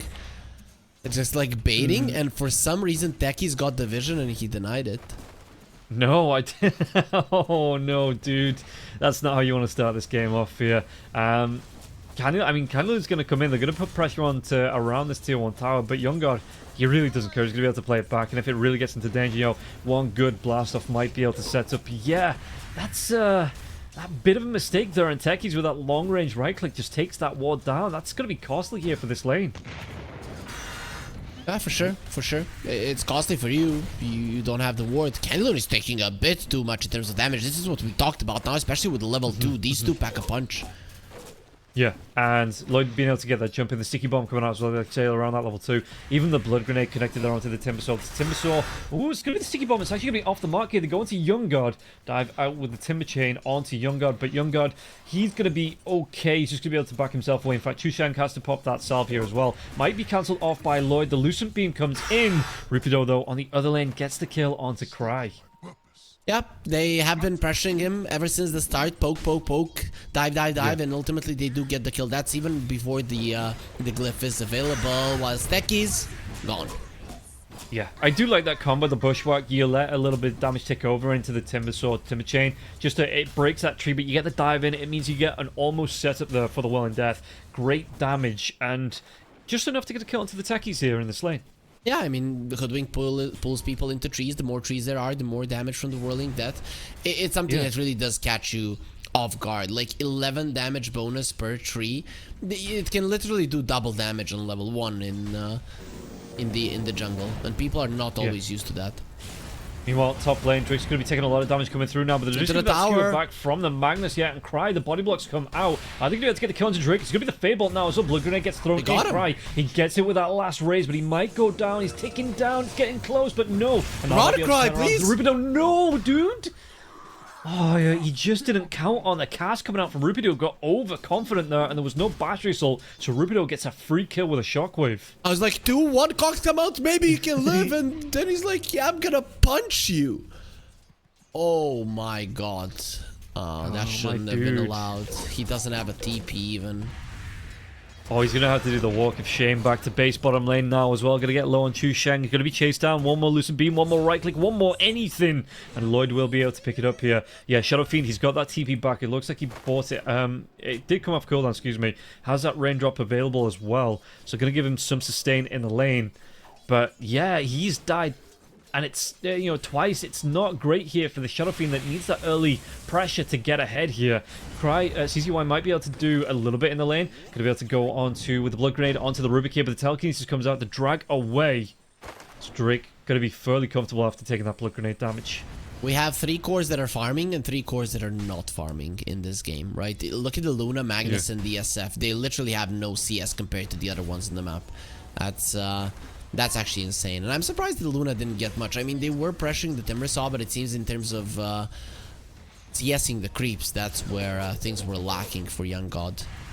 Yeah, they might be able to get another kill on Lloyd here. I mean, at Chu Sheng, he's going to be taken down first. It couldn't be quick enough here from Candyloon to get that Timber Chain is only level 1, so he couldn't close the distance to get the kill onto Lloyd, and Lloyd just helps his carry out to another kill. Meanwhile, we've not really spoke about it, but go on. You see what happened there? The Hoodwink went into the tower, but the creeps were there. But then the Timbersaw pulled the wave back. The creeps went for the Timbersaw at the exact same moment, so the tower started attacking the Hoodwink, and that's why she died. So quite unfortunate there for Chu Sheng. Meanwhile, in the mid lane, Invoker. Do my eyes deceive me? Oh, we'll come back to that in a second here. It's going to be a really good jumping. Candyloon gets the damage off, and Youngard has to back away here. Candyloon, he doesn't have any points in reactive armor, but 3 points in the Whirling Death. He stakes his claim, and he plants his flag here in this bottom lane. I hope that your eyes are deceiving you, because I understand what you want to talk about, and that's the Meteor Hammer of the Invoker that is queued up. Yeah, dude. Already got the crown on the board. Give me any reason why the Invoker is going for this one. Just any reason at all. Because it's a cool item. Because it looks good. It's it goes. He accessorizes well with it. Thompson used to do it with the tornado into a Meteor Hammer, and now that it's built from a Kaya, it actually makes more sense even. So I guess it's that. If you use it properly, it can be quite strong. Okay. Well, we'll see. I suppose it does help him out in his building push potential here as well. Top lane, they're going to be able to get another kill onto Cry Clockwork. He drops the cogs. 3 heroes around here, though. CZY is going to be able to get himself away. And is there going to be any pressure applied to the Luna while the supports are away from the lane? Timbersaw TPing back into the bottom lane here. Young God just trying to play it away out of vision. Looks like they don't know where this Luna... Oh, maybe they do here. Chushenk is going to try and steal that Lotusaur, but it goes the way of Young God. And is he looking to break him down? You know, maybe trying to cut him off here as Young God just gets himself back onto the tower. The Timbersaw's not even bothered by this. Bushwhack was already used. When the Bushwhack gets used, then you know you're going to be safe. Luna is quite quick, though. This is the time for a Luna to go jungle. This is a little bit too dangerous to be here. Yeah, and you can see the Candyloon. He's just trying to pull the creeps behind the tier 1 tower here, level 5. Does he finally have a point in that reactive armor? He doesn't. It's just Timber Chain. It's full damage, Whirling Death coming out as well, so he wants that burst to be able to get the kills. And you can see that Chushenk chasing down here onto Young God. Young God going to be forced away from that camp. It even takes the Watcher as well, just to get a little bit of information if anyone moves forward here. Back in the lane, though, Wonderboy comes in. There's going to be the Solar Bomb. It doesn't matter, Candyloon. It doesn't matter how much you take away that movement speed. He does still have that Timber Chain. 3 heroes, though, stacking up. Can he get the kill onto the Hoodwink before? No. Hoodwink, great double Bushwhack. Yeah, and Candyloon. Rupido's going to be able to get the kill on the Cry on the top lane here. And Chushenk will fall. Candyloon gets his revenge, takes down Lloyd underneath the tier 1 tower. And I wonder now if you want to try and go for this one, because Candyloon is out of mana. He just needs to back himself away a little bit. Takes a big blast to the face there as well. You want a Spirit Vessel before you try to kill this guy, so that's very close for Wonderboy. 150 gold away, so you're not going to be making a unnecessary aggressive play on the Timbersaw, who is such a huge kill but also such a risk to go for as well. And Invoker started to drop the Meteor Hammer onto the tower now as well, so we'll be able to start to siege it down. A little bit unconventional siege coming out from the side of Nirvana, but hey, if it works here. And yeah, Suki, I wonder if he's going to try and play around this one, because the Meteor Hammer's coming back up. Whether he's going to try and go into Wonderboy, because Wonderboy obviously for the minute has to stay still while channeling that Illuminate.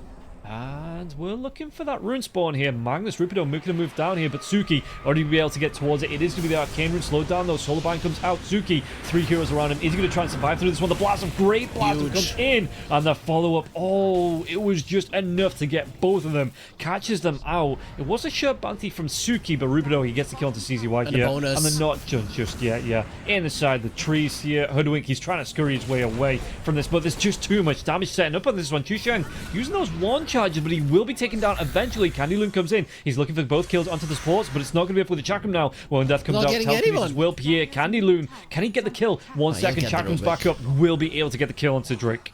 It's so weird when I see the Timbersaw do so much damage with the right clicks. It's actually insane. Candyloon, yeah, he really doesn't like to stay in his lane and be passive. Even in the previous game, he was diving the enemy triangle this early on, and he knows there's some huge stacks. It is a Luna lineup, and he'll go for it. Yeah, there's going to be the rotation around from Lloyd, but Lloyd not going to be able to contest this one. And Timbersaw even going to be able to take the Watcher. CZY comes in onto Wonderboy. Is he going to be able to get on top of Wonderboy? He goes left. Should have gone right here, and Wonderboy will be able to dodge it off. But rotation comes in. He turns himself back around into the cogs. Yeah, he's looking for these TPs in, but he's going to be dead before they actually complete. Onto this one, Wonderboy. He's taking so much damage, only for a little bit now. Might be able to get the return kill. CZY, he will go down to the Fade Bolt. Blast off now as well. From that telekinesis, they're on top of the Timbersaw. Even throw the RP, and they get 2 from that one. That's pretty good. That's pretty good that you punish this dive. And Timbersaw is the highest net worth on the map now, with the Luna being left alone. That's not going to be the case, but the Invoker coming over, Stolen Tornado. Meteor Hammer though, Rupido's taking a lot of damage from this one. Rupido, is he going to be able to get himself away? This is going to be the dive from Chushenk, but it might not be enough. In fact, he's taking tower shots. He's going to go down to that. Oh, the miss! It doesn't matter. He will still go down in the end, and at least Suki will be able to back himself away. While this is all going on, Cry is finally finding some free farm, so trying to get himself there, get himself some net worth on the board, but the Luna's being able to do the same through the jungle, getting those last hits here. So it's going to be the Luna getting ahead, and yeah, you can see the odds shifting here. 6.72 for Nirvana, and nearly a flat 1 for Salvation. That's a little bit too generous for Nirvana. I don't think that they're that far away from potentially winning this game. It's going to be another kill. Does he go down though? He will be able to get that one. Young Gun gets to reply onto CZY after losing Drake, and now they jump in onto Suki though. Suki, Spirit Vessel, all this damage stacking up. The Cold Snap EMP shouldn't be enough to get the kill to Wonderboy. There's gonna be the drag back now as well once again. And they take down another 3 heroes on the side of number one. No, Candyloon. Maybe 4. Candyloon. He comes into this one, but he's just being blown up by all that magic damage. Okay, this is the Nirvana that we know and love, the one that we saw yesterday. When they start losing, they really just go, and go. They try to come back into the game with kills, and doesn't work out too often. Yeah, and you can kind of see that. I mean, this I assume this is a Salvation that you were expecting to come through again, making some great moves. They were getting the Lunar involved here as well. The actual rushdown coming through from Salvation. They might be able to go into Rubido. Though Rubido trying to get himself away from this one does get that skewer back, so we'll be able to make a massive gap between him and the 2 enemy cores on the side of Nirvana. At least Nirvana decide not to chase. A lot of the times they might have decided differently, but they force out some rotations and they get themselves away. So that's, in general, a really nice play.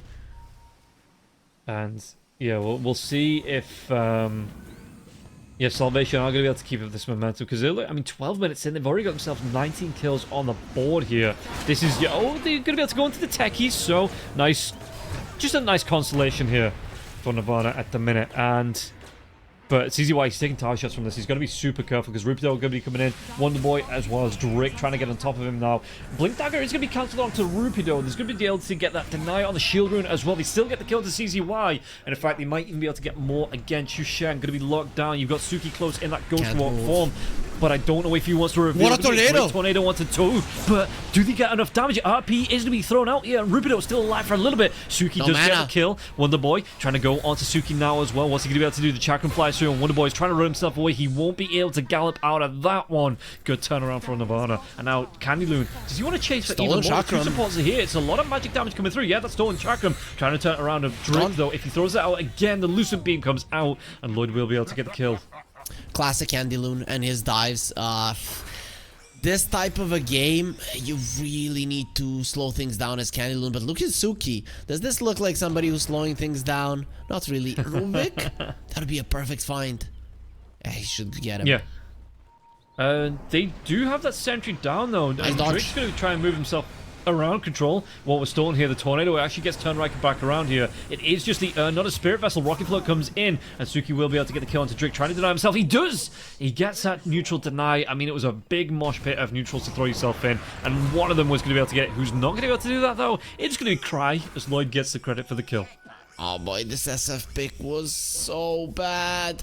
You pick up a hero that is so easily punished. You put yourself in a position where he cannot come over and help his teammates whatsoever. You don't have a blink stun to go with it. Sure, tornado, clockwork setup, all of that is nice, but in the grand scheme of things, when the map is so big, you're not gonna be able to utilize it properly with an SF. There's a reason this hero hasn't been picked up for like a year in competitive gameplay, and we're seeing it now.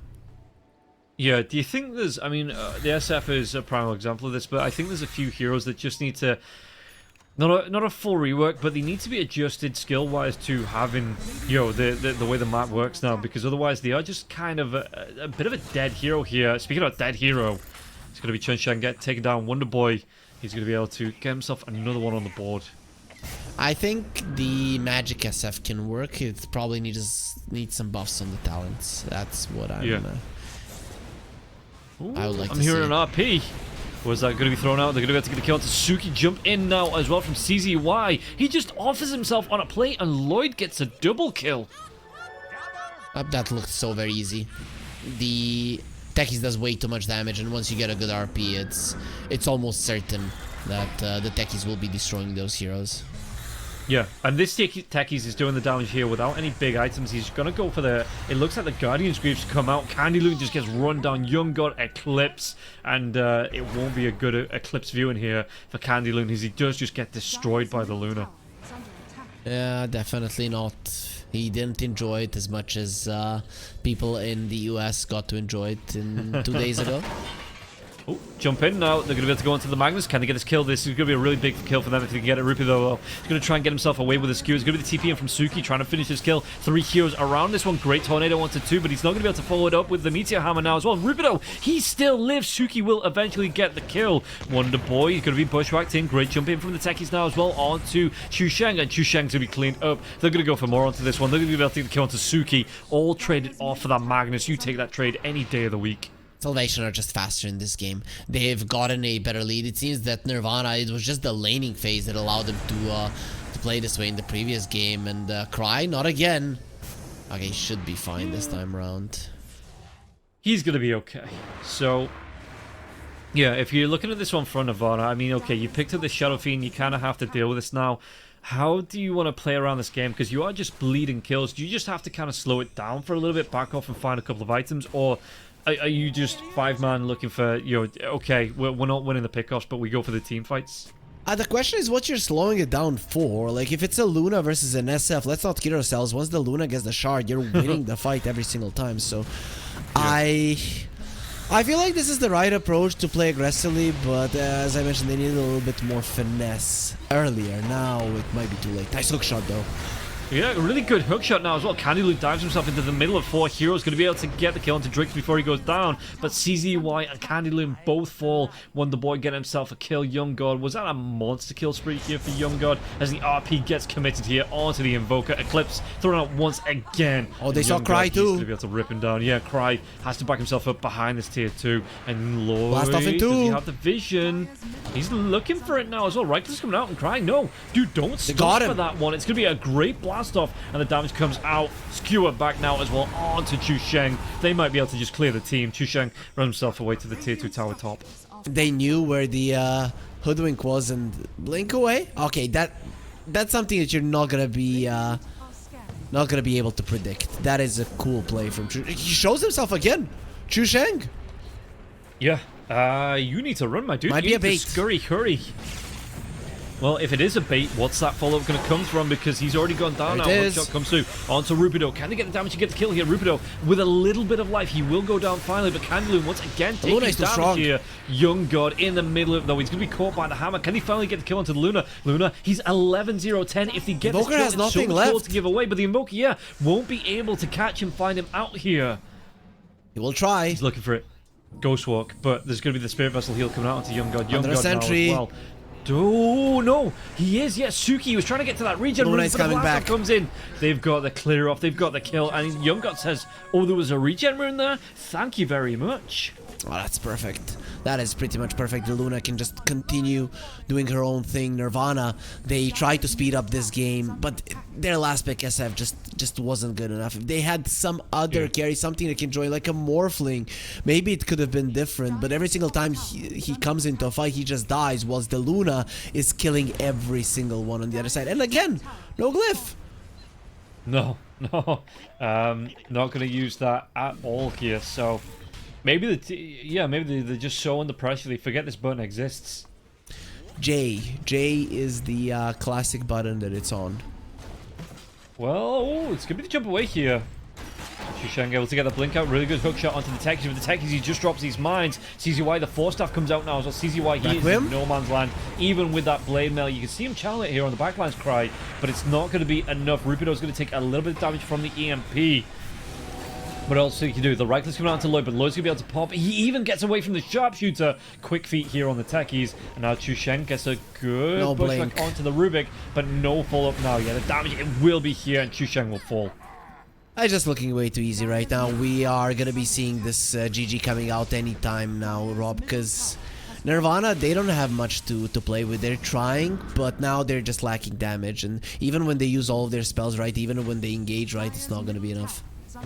Yeah, and Young Gods stepping up. They don't even have Roshan yet. They're just going to step up here onto that tier 3 tower. And we'll see. I mean, again... No, the fortification does get used here, trying to push him back because the 2 heroes inside of Nirvana are going to respawn. But I wonder if this is just going to be the group up now for Salvation. Look for that Roshan. Well, it does seem like Nirvana are going for the last hurrah here. It's probably what they want. That Meteor Hammer of the Invoker. That's your tower, my friend. Yeah, and it really hasn't paid off here for the Invoker. You take a look at the net worth here for him. He's down near the supports. In fact, he's underneath the supports of Salvation. As there's going to be the sharpshooter coming in. RP though, Huge. it gets turned around. 3 heroes with that damage at the moment. Eclipse coming through. Yeah, and then now the glaives, they are going to start to bounce around. So that RP, maybe just a little bit too early. Great catch out now as well by that blast off coming in from Lloyd. Onto 2 heroes. Suki going to try and do what he can with the meteor hammer. He goes down before he can even get it off. They take down Candyloon Cry. Is he going to be next on this menu here, or Salvation? Are they They're back going all in on Nirvana. And Young God, he force-staffs himself back into the fight. They get the kill onto Cry. Cry dead for 45 seconds now. They're looking for Chu Sheng. Chu Sheng gonna get low. The force-staff forward from Rubik, and Young God, it's he GG time. snipes him. GG's gonna be called. 21 minutes in, and Salvation, they even this one up 1-1. The second they started buying back on Nirvana, it was apparent that they just want to go in. Nirvana are like the least patient team I have seen so far in the regional Dota 2 series. As soon as they start losing, you're like, go, go, go, go. I don't want to play this game that I'm losing. Let's try to take it back. And then they just lose super fast because of it. But overall, Salvation, they set themselves up for success this time around, at least when it comes to the laning phase. And I think that was the main thing. These teams in Southeast Asia are very snowball oriented, so laning stage is gonna mean a lot. Yeah, and you can just see that they were able to take the pressure off that Luna. 16-0-14 here for him.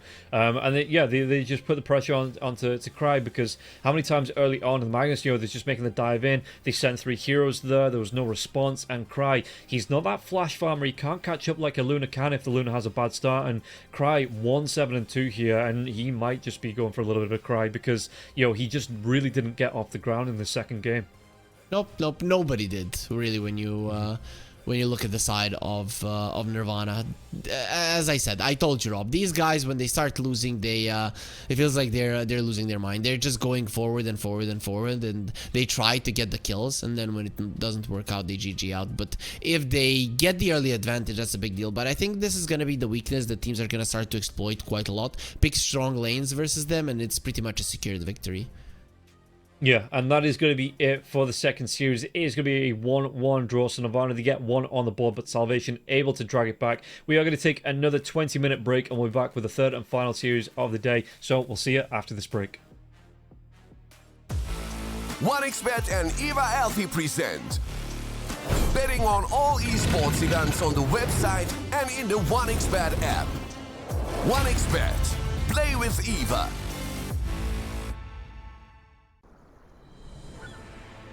What if Kunka knew that he could not only play Dota, but also place bets? Better the best black hole.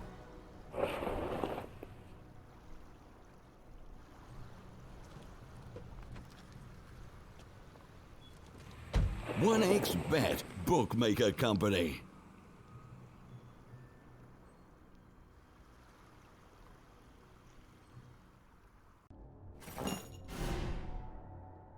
Chances of breaking items in a tournament match are non-existent.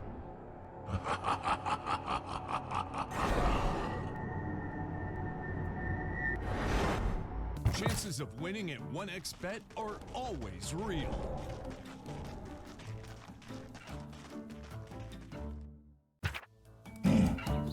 Join with me. At your service. Stealing Aegis from Roshan is very difficult.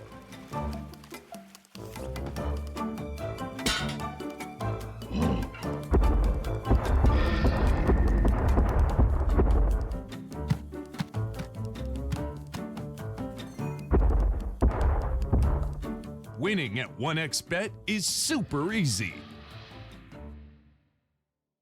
Screens give us the opportunity to live 2 lives at once, their own and their characters, to see them champion and win with them. OG, Team Spirit, 1xBet. If you're with us, you win.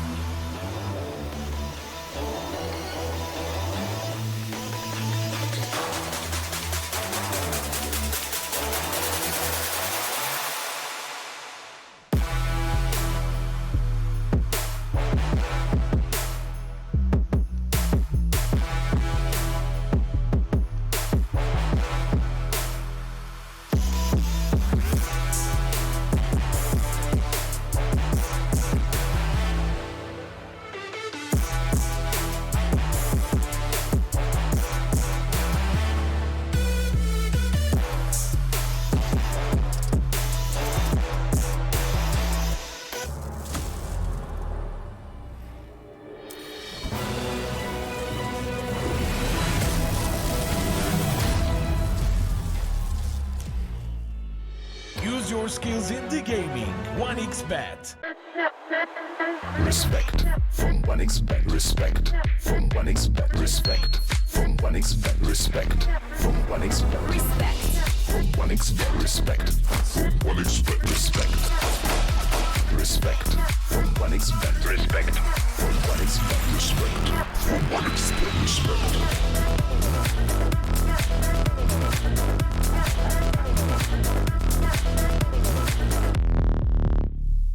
Hello, son. Hi, Mom.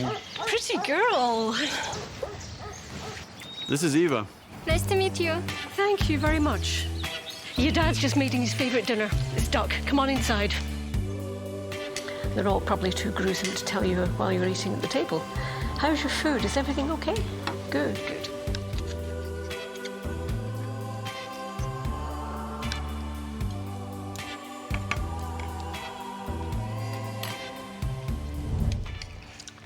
You seem to know each other. Yeah.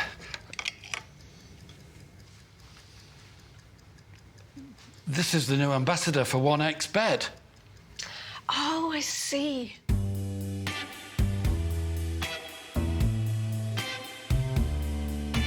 Everyone felt good when Eva Elfie became the new ambassador of 1xBet.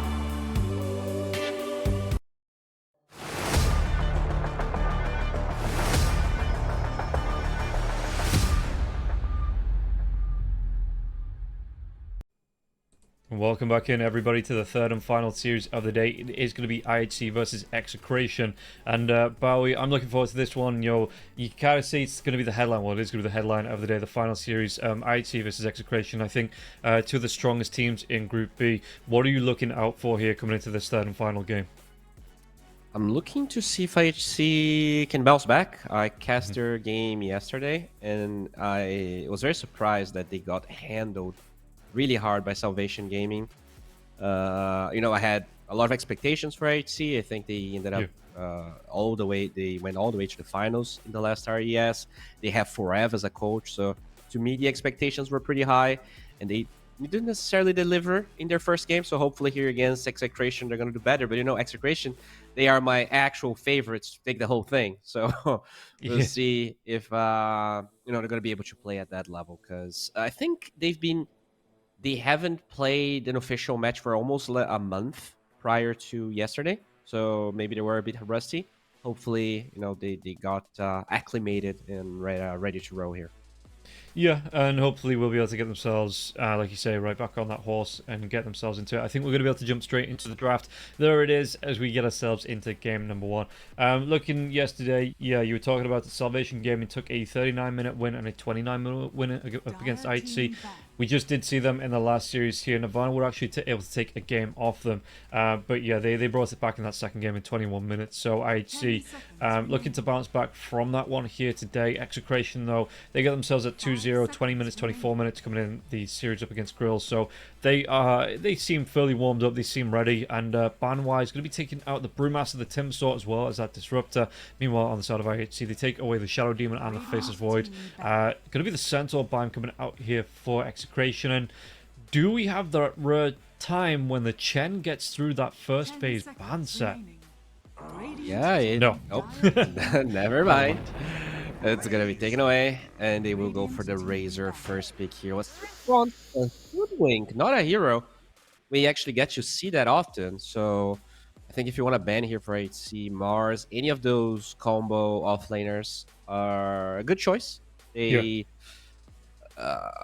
think it's just it pairs so well with the Hoodwink. So I think when hero has like a kill lane, this hero looks like 20 times better than laner, right? Because I don't think she necessarily rotates to the mid lane that much. She's not necessarily a great stacker as well.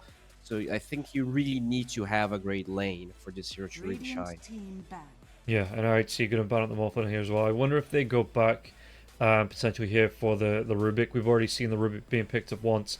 It was a really good kill lane coming out in the off lane. The Razor Rubik just being able to control heroes, run them down, take away all the damage. Well, Fade Bolt as well, the static link. The Morphin in the lane couldn't really do anything. So we'll see if Execration maybe ban out that Rubik here in their next ban, or whether they just want to let it through, because they do have that next pick as well. They could potentially look to snipe it away from the side of IHC if they think that's what they want to go for. But with the... I know Hurry was saying that the Primal Beast isn't played all that often. We did see it in one match in the last series. I wouldn't mind that Primal Beast Hoodwink offlane if they maybe ban the Clockwork coming out in this next phase. Dire team Yeah. ban. The Primal is fine. The one problem with Primal Hoodwinks that the Primal Beast breaks the tree of Hoodwink. So you kind of play, like you need to be very acclimated to how the laning works. Ooh. I'm gonna go for a Marcy. I've seen a lot of Marcy recently. I think in the Elite League, I've seen support, I've seen carry, I've seen mid. Very curious to see exactly how Execration wants to play this out. Yeah, did they play it yesterday? 10 seconds remaining. On this tournament? Saw... Yeah, or at all. They didn't play it up against Grills yesterday. I didn't watch the Grills game, so maybe they did. And they're gonna go for the Crystal Maiden. So still keeping the Razor Flex. They can go for another support and looking at the ones that are left. So ideally something that breaks trees so you can deal with the Hoodwink. I mean, 10 seconds remaining. Are you looking at this Razor to be in the lane up against the... are you looking at it to be that like off lane as well here, potentially with the... Or are you looking at that position 1 Crystal Maiden, position 5, trying to get some kills right back on the side of IHC? I kind of like the Razor carry this game because I feel like... I mean, honestly, Razor these days, it's not really about dominating the lane. This here's just kind of like a greedy offlaner that wants to farm BKB. So regardless of what happens, I don't think Razor's going to have a great lane because if this Marcy is the 5 that I think it is, or even the carry, you don't get to really sap anyone's damage. It's probably only going to get 1 point in static link and then like farm a lot. Yeah. So I think it doesn't necessarily matter so far. Like their game plan, I think we will through this draft kind of discover the best role for this Razor, as they will pick up that Earth Spirit and probably going to be mid, I think, because I just feel like Mars is going to be support. We've already seen one mid Earth Spirit today. Aurora played it on the grills, and it did look fairly good. It was a great playmaker. She wasn't able to lead a team to victory through that one, but it was a lot of impact that she had on that Earth Spirit. And Execration might be being inspired from earlier series here, as they do pick up that Terrorblade though coming out. So we've not seen that today, but big strong hero, the illusion push coming out from it as well. The damage that this hero offers later on. You've got the techies already on board. Are you looking for something else here to just, throw out that magic damage, really shut it down in the lane? I do like more magic damage, so it's a bit rough picking something like Zeus here because they have a lot of catch with this Earth Spirit. But if you are confident that you can hold your own, that you are not gonna die to the Earth Spirit, I think it's okay-ish. I feel like Earth Spirit though, it's kind of a weak laner. It would be nice to have a hero that can punish him more in the lane than something like Zeus. So you're kind of in left with a choice of how much do I shut this Earth Spirit down versus how much I actually want to shut the Terrorblade down. To be honest, I think shutting the Terrorblade down might be a better option. So yeah, I'm okay with the Zeus if they want to play that for Ikigai. Okay. Just looking at... Did they... yesterday. No, they didn't. Okay, it was a different team that played it. They're going to go for the Ember Spirit. So that's some good jump ability. Be able to get on top. Once he hits that level 6, if he wants to roam around, maybe could put some pressure onto the Terrorblade. But still keeps that Razor Flex here as well. So keep an Execration of where that's going to go. And in terms of how this ban is going to even out, Execration do have that final pick. So IHC have to reveal it sooner rather than later. Where this, it's going to be the Razor carry, Razor offlane, but an Execration can answer back. But we're going to go through this next ban phase first. I think I prefer the Razor offlane now. Just looking at their heroes, they don't have a lot of burst damage on IHC. Like, techies is a little bit, but like in the mid game, you're not going to have a lot of burst damage. Yeah. And I think you need a hero that can just bring a bit more of high DPS. If they've been Lifestealer here for on Execration, I think Sven probably becomes the best option you have. Luna is somehow still in the pool, but I feel like there's a lot of gap close for just Luna. This Earth Spirit, this Marcy, just putting her out of position could be a problem. So something like a Sven or Lifestealer that's a bit tankier feels better for me at least. Yeah, I would like the lifesteal here up against the Terrorblade, you know, just be able to run it in, because the lifesteals that we've seen don't seem to have an issue getting that quick radiance on the board. Just being able to, you know, you've got your delivery system there with the Ember Spirit as well, and you can man mode up against the Terrorblade as long as you have that rage available to you. Yeah, so I don't think that's such a bad pick here. And they actually ban out the Dragonite on Execration, so maybe think this is going to be the Razor carry for IHC. Yeah, I feel like there's types of bans where you ban two different roles in the last phase is becoming more and more popular, right? Like you're not sure about something, so you just take out the best offlaner and the best carry rather than kind of fully committing on one option. I'm not entirely sure how I feel about it, but you know, it is something that's been happening a lot. And I guess DK can be played as a carry, so maybe they don't want to play against carry DK. It is going to be the carry Razor. Play carry Razor. Alright. I mean, I like this Darkseer, but you don't have that melee offlaner to fully enable him in lane. So I have mixed feelings about this. Like, even though it is kind of a good Darkseer game, I think in general you want to have that melee. Sure, Techies, you know, does have the gap close, and you can do a bit of damage with that. Yeah. But he's also very squishy. He loses HP when he goes in. I feel like he can just die if they try to kill. But sure, you know, I'm okay with the Darkseer. I still feel like it's a decent pick. Yeah, it feels like they've picked heroes. I mean, picking that Darkseer specifically. Okay.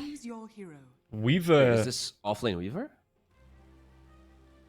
How are they lining this up? Yeah, we're gonna see. Oh, it's a position 5 Terrorblade. What the hell? I thought that was. I keep getting told that's dead. You know, is that still? Yes, so CML on the Terrorblade here. We're gonna have. I think that's. Do we have a stand? I think it's standing for Execration. Let me just check. I think this is an awful Terrorblade 5 game. Like this is. You can't really slow surge, right? So your reflection doesn't really protect you in the lane. Yeah. Super squishy. Sure, there's not gonna be like wall's not gonna be a problem for the Weaver, but at the same time it can help. I feel like yeah, and well, yeah, I don't know. A bat is yeah, so was it Densanity? That is a bat. Just a bit of a name change, so you know, it's not updated just yet. But yeah, okay, bit of a surprise. I mean, you're looking at these lineups now. You've got the you know, the Weaver's not really going to commit into the, like you say, the Iron Shell coming out from 11. You're not going to have that really big gap close to get on top of the Weaver to do that damage. Which way are you leaning here between the two teams?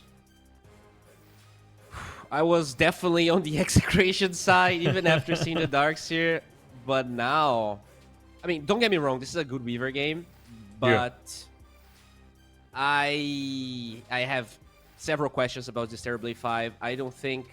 I think what this hero does this game is, because they don't have burst damage, like all of the 3 cores inside of IHC are damage over time related. You can get some good Sunders off, theoretically. But how I feel like this game's gonna go is, they're just gonna jump this Terrorblade. They're gonna, like, kill him first thing every fight, and then he's gonna feel pretty useless. Like, also, you already have heroes that are hard to kill on Execration, right? I feel like Terrorblade 5 is good when you have a hero that wants to man up. So something like a Lifestealer, something like a Sven, like this hero cannot go in and out of fights, and that's when the Terrorblade becomes useful for the carry. But both Flurry Spirit and Weaver are mobile, and I don't think they necessarily need that Sunder in a game where there's no burst damage whatsoever.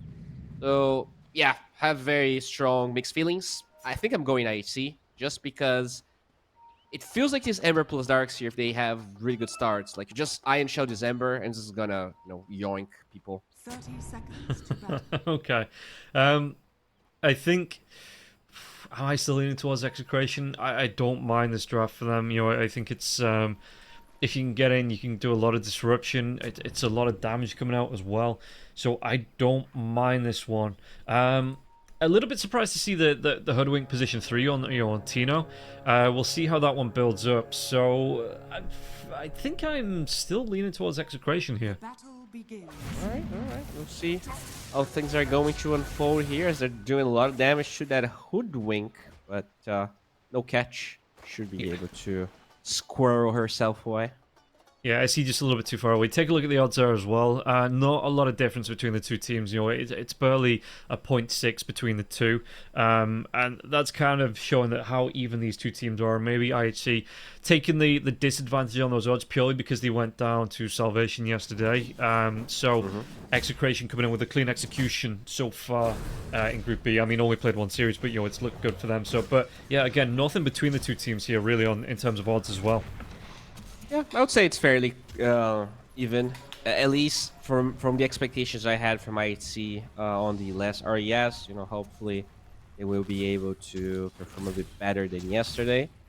Mid lane should be, you know, a snooze fest. So if I would be watching a particular lane, I think bottom is probably where the action is gonna happen. There's a chance, you know, level 3 in the top lane is when the lanes actually starts to get some pace. Yeah, but yeah, I feel like bottom should be where most of the action is going to happen.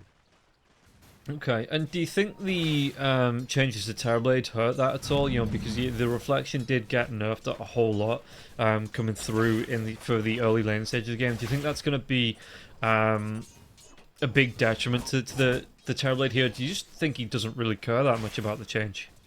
I think it hurts him a lot. I feel like that reflection was the sole reason the hero even started to be played as a support. Yeah. And you know, obviously you still kind of get the same value once you have level 4 reflection, but the laning stage is a big thing. Like, a lot of really strong heroes aren't played just because their laning stage is kind of bad. I think, you know, Oracle is a big one. Pretty much only Liquid trying to make the hero work, and you know, they are Liquid. In general, I feel like a nerf to a support in the laning stage is a big thing. Yeah. Well, we'll see how this one's going to play. I mean, meanwhile, the bottom lane here as well. Fortune Soul just trying to do what he can, coming in with the plasma field there as well. Just trying to secure, I mean, get some damage off here as well, but securing those hits onto the creeps. Even trying to get a couple of denies out here, but Hoodwink is going to be able to turn it around here. And I suppose this is a big thing, right? The Marcy isn't even really coming in to harass, you know, just supporting with the sidekick. So SE not even going to be able to find out the lockdown here onto going to be a really nice bushwhack on Fortune Soul here as well. And Shanks not going to be able to get that jump in, but yeah, SE. There's a Crystal Maiden slow hero anyway, not able to close the gap too much to get on top of Shanks and throw that harass out, but gets a little bit there. We'll see what he's going to be able to do to play around with this one, if he's going to try and hang around that creep wave just a little bit closer to try and maybe get a frostbite or two on the heroes in the lane. Now, there's one thing I didn't mention, is that even though I feel like the early to mid game should be better for IHC... Oh, Ace is going to die top. Ooh, is that going to be first blood? It is! It's actually CML that picks it up there. There was the bug on top, but that's going to be more than enough damage coming through, because, I mean, Terrorblade, it's still a Terrorblade support or not. You still have that Metamorphosis, still have that big boost up, and was able to throw the damage out and get the kill onto the techies. Going back to my point, I think IHC, they will struggle to go high ground, right? You have Ember, Razor, Darkseer, pretty bad heroes at sieging in general. And this offlane Hoodwink could be a huge thorn in their shoes if this goes late enough. This hero, you know, eventually will get, like, Leipnir Daedalus, and good luck going high ground. It is such an obnoxious hero, so... that could be one thing. Like, I would say they probably scale a bit better into execration if this goes, you know, 40, 45 minutes plus. Yeah, Tino's going to be taking a lot of harass. Good bushwhack here as well, but he is going to be slowed down. Blood Grenade comes out, connects onto the two heroes. So Shanks maybe saves. Actually pulls Fortune Soul back here as well, but Tino, he's a little bit shy at getting that damage off because he's fairly low himself, so doesn't want to put himself at risk. We'll just play it fairly safe here. And yeah, it looks like both cores not overcommitting top lane. The Swarm did come through onto both Ace as well as 11. But yeah, weren't able to take advantage of that. That's the big thing here with these two heroes, that neither of them have that full lockdown. There is a slow on the Terrorblade, but they don't have that full committal stun. By the way, imagine in the mid game or in the late game, once this Marcy has 4 points in sidekick and this Hoodwink has like 300 damage, the lifesteal of the sidekick with Acorn Shot's gonna be huge. Yeah, and do you think Even though, we're going to see another reflection coming out here as well. Looks like it's going to be the vacuum back onto about. Do they want to try and get this dive onto him there, though? Because, you look at this Weaver, he's got the 2 points here into the Sakuchi. It looks like they don't want to fight underneath the tier 1. He's going to get a shared tango here as well. So getting a lot of health back coming out as this Weaver. Yeah, an 11. It's a big mana commitment here. How is he looking in terms of items? Going straight towards those mana boots, but still going to be a ways away for this Darkseer. Looks like in the mid lane, slight advantage to Ikigai here. Has a couple extra denies, so we'll get his 6 prior to the Earth Spirit. But I don't think there's really any kill potential there yet. Only if the supports rotate -6 is when we're going to see some more action. In general, pretty even lanes, and I think that does favor Execration a little bit. Like this Terrorblade didn't really get punished at all. And that goes back to them picking Darkseer when you have a range hero, right? It's just harder to get on top of them. The techies just feels a bit squishy. It's hard to really commit, so you don't get the full value of the Darkseer in the lane. Yeah, and this time, like you say, it is a ranged hero on the carry, so we're going to see a little bit of aggression coming out. Lewis and Ikigai trying to trade out here. Does he want to come back in? I mean, there's going to be the Terrorblade here down now as well. What can they do from this? The blast off, it connects onto the Earth Spirit. Earth Spirit, though, he might be able to get himself away from this one. No, ticks down, and Ikigai's going to be able to get this kill now. Marcy is going to try and join this fight. They might be able to get the return kill onto the techies here. The 2 supports, Taser, going to offer some reprieve from the right-click hit, but he will still go down. And look at this one, Ember Spirit, he wants both of them. He might be able to take down, should be able to take down CML with that rundown. Yeah, good kill there. Good kills coming out for the Ember Spirit. Yeah, he committed for the haste rune just half a second too late with the Rolling Thunder, or else he would be able to get that haste. And once you get the haste, the Air Spirit's dead. So very courageous from Ikigai, but he knew his supports were coming. So in general, very nice play. Yeah, and we are coming up to Wisdom Rune time here as well. It looks like both the techies as well as that Marcy should be able to find the the right pace to be able to pick those up in the next 5 seconds or so. Yeah, no steals coming out. It will just be secured by the side of the team that they are on. So no massive advantage coming out for that from that Wisdom Rune timing there as well. Yeah, I mean, in general, Tino getting a lot of farm. The one thing that's scary here for Execration is that you have 2 cores that very squishy. Both this Hoodwink and the Weaver could die when there's gap close, and they have a fair amount, right? Surge, Ember Spirit with his remnants, even just this Razor running at you, as they will run at the Earth Spirit. Luis, is he in trouble here now as well? There is going to be that Marcy jumping, dodging it off with the Slight Fist here, Ikigai. Frostbite comes out, but Essie's going to be underneath the tower. The tower shots, it's going to be enough for the kill. Ooh, Slight of Fist, but it doesn't finish off Lewis now. And 15 seconds until the runes come up. We'll see if the Marcy sticks around to contest these. The techies is close though. Trying to get some stacks off. Terrorblade going to move through towards that river, towards the rune spawn. And the remnants are being dropped here. So they are trying to guard these out for the Ember Spirit, excuse me.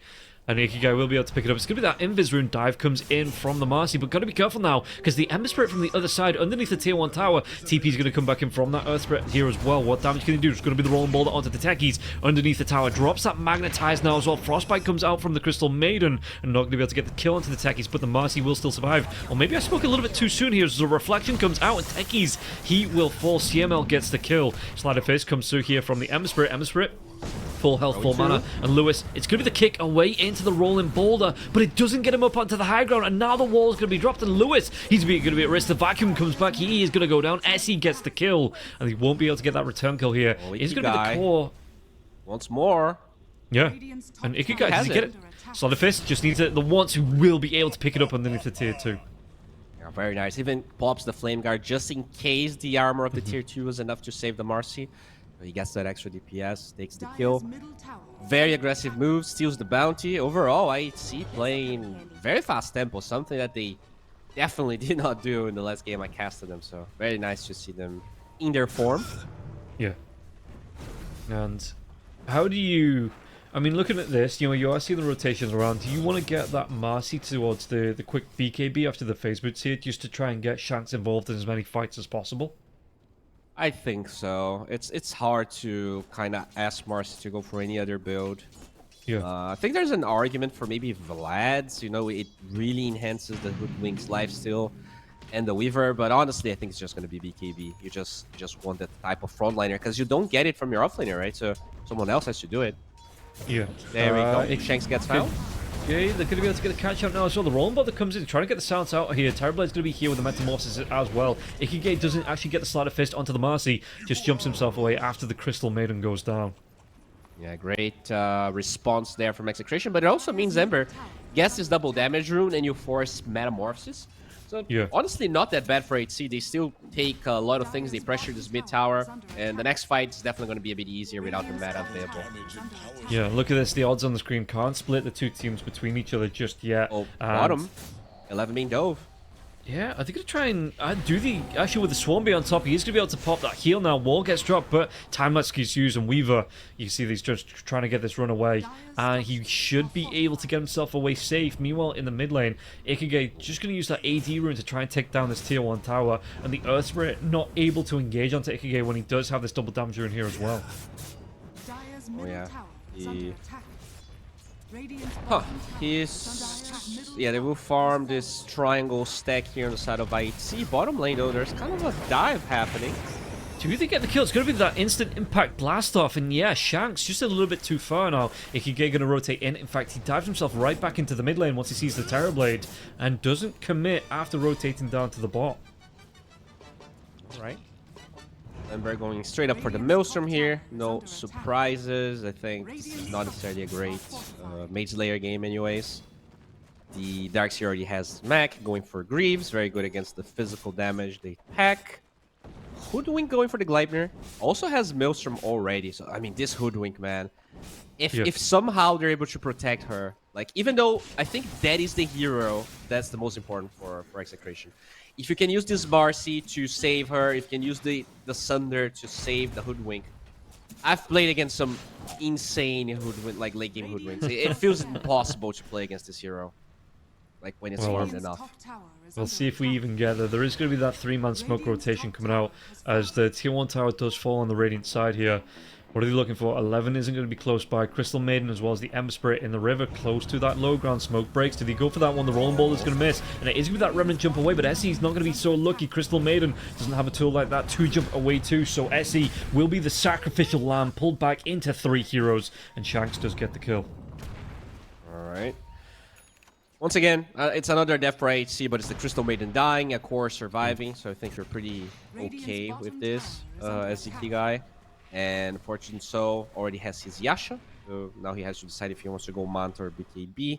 Those are usually the 2 options you see here in Razors. I don't mind Manta this game. I think it's probably better than BKB actually. Yeah, I mean, what are you getting the BKB for, really? Just, I guess, the big thing you've got to be worried about is the Sunder coming out from that support TB. Yeah, and usually he's going to use on the allies, right? Because he's not going to be like in the middle of the fight. So I really prefer the Manta. And yeah, he does queue it up. So very nice. He can actually be very greedy with his build, even though it's a first pick Razor. I mean, pretty slow game overall. Like I felt like maybe there was going to be a bit more action, but in general, everyone's just trying to farm their items. The Marcy did Q BKB, as you said. Earth Spirit has a Blade Mail. I think he's the one that's kind of struggling because of the state of this game. Earth Spirit is not a hero that wants to sit down and farm, whereas the other 2 cores on Execration are pretty okay with getting a lot of farm. I think they have to find a way to enable Lewis, or else, even though they scale really well into the late game, I think this hero needs to be playing at least a bit aggressive. Yeah. Maybe, with the Blade Mail being up now, that's what we do start to see coming out from this Earth Spirit. He's clearing the wave as well, and yeah, this is, he does take a mine, as we do see the Wizard Runes being spawned up, and I don't think there's going to be a snatch out from either side. Back in the river, though, you can see that Lewis taking a lot of damage coming out from Ikige, and he just needs to move himself away, or you got to be careful of your courier here as well. Ikige might be able to snipe this one, but he's actually going to target Lewis first, and Lewis might be able to get himself out alive here. There wasn't the deny on the illusion rune here. Ace comes through. Going to the Sunder. He just needed to hold that for just a second longer here because of the damage coming through from Ace, and Ace is just like, I got sundered. My health, there's no difference as he does blow up the Terrorblade. Yeah, very nicely done. And now we're gonna find a Hoodwink bottom here. Can they set up for this? There is a glyph. They don't pop it. Okay, a bit too late. Maybe Tino dies though. I mean, if Tino dies, at least the Weaver's going to get away. Yo, your position one's going to be able to get out. And Tino, though, is going to break some ankles here with that dodge coming out. And Tino, TP, yep. No Slaughter Fist, no Serum Chains to get the lockdown. And Tino will be able to get the TP away. Very nicely done. They get the tower. They lose nothing. And yeah, I mean, even when you look at the win probability, 57%, like in general, I feel like both sides still have a pretty decent shot at winning.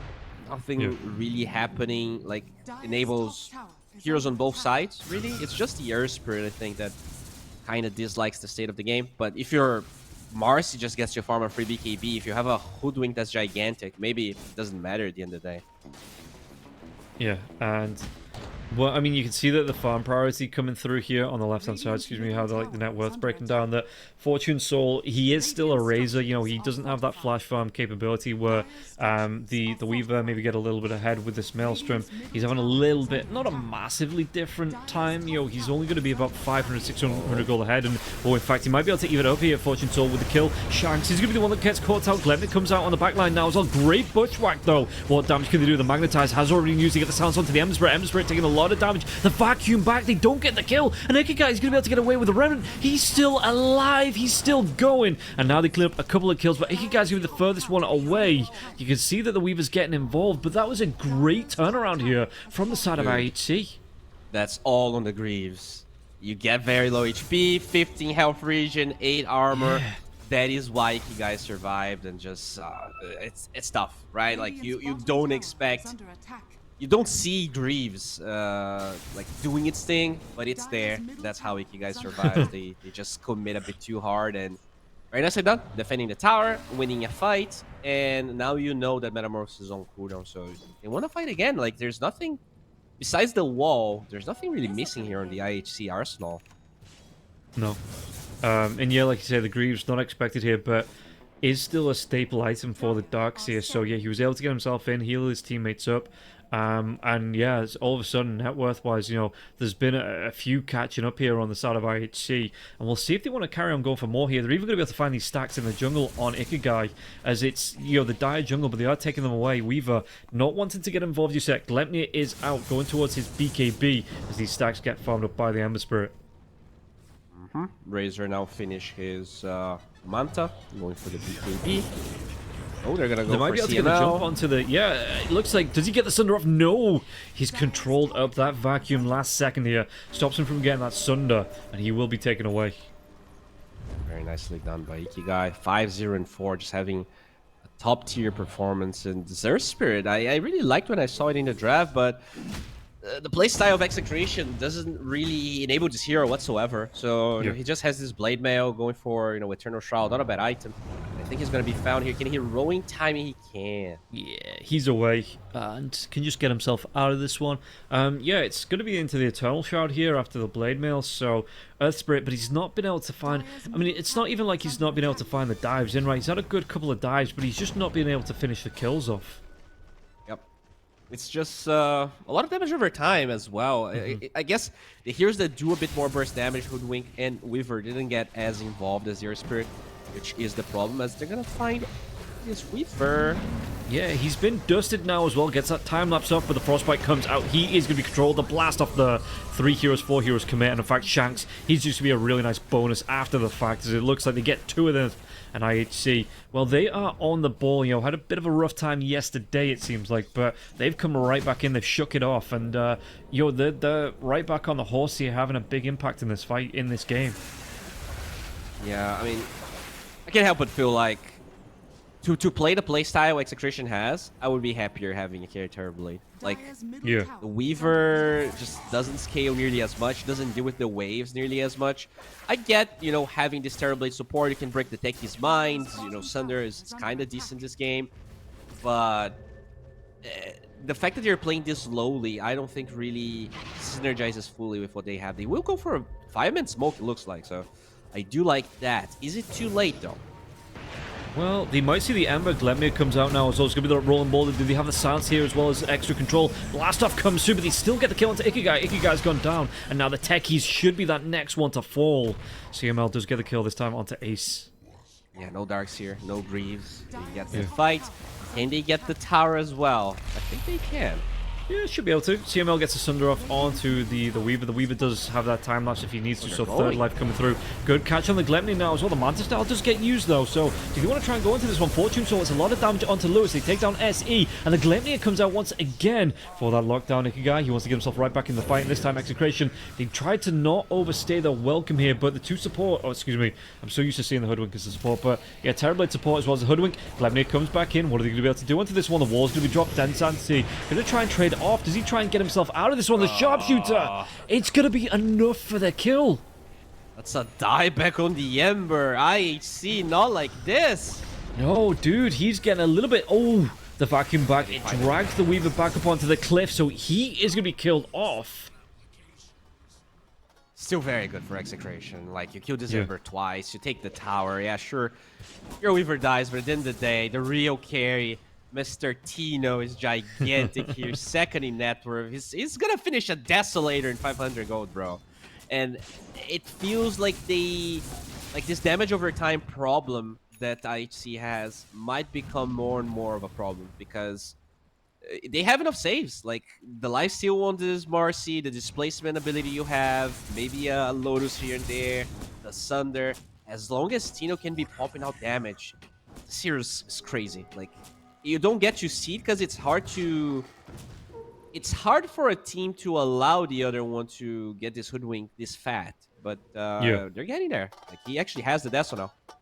Yeah, and having the double Gleipnir as well, like the control that they're putting out to this Ember Spirit, Ember going towards that BKB, but he's still going to be a ways away from it. Just the overlap on those. If they get them, in fact, they're going to go into the Roche Pit now as well.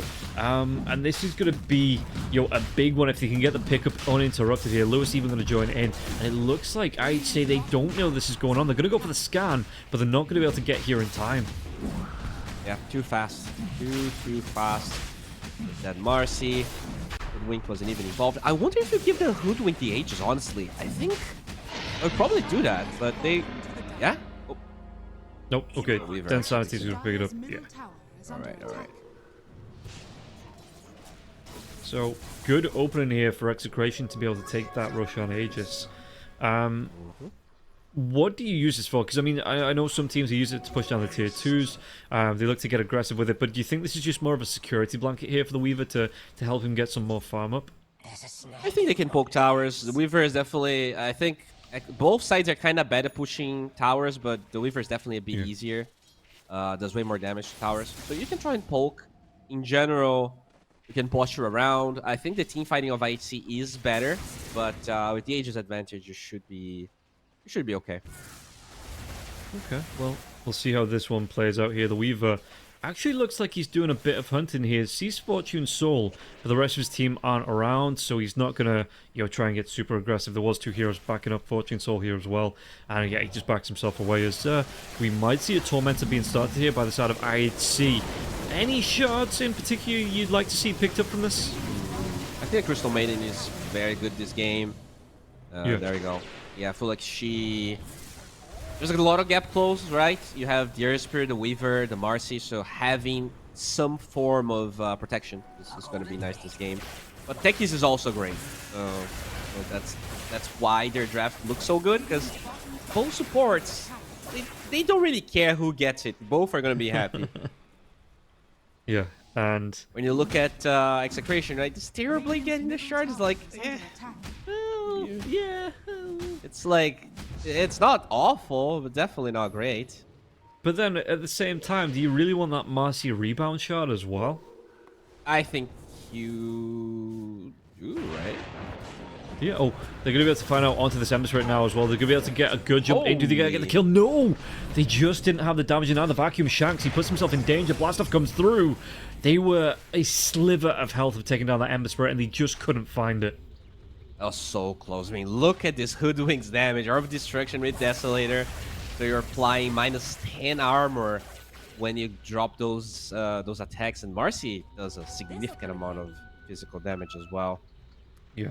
But, yeah, I mean, we did force a reaction, forced wall, so Execration could even use this. The respawn time of the Marcy is so low, they can now group up and actually go for a play. I think that's what they're going to do. TP on the outpost, farm these stacks, and go for a play. You still have 2 minutes of your Aegis.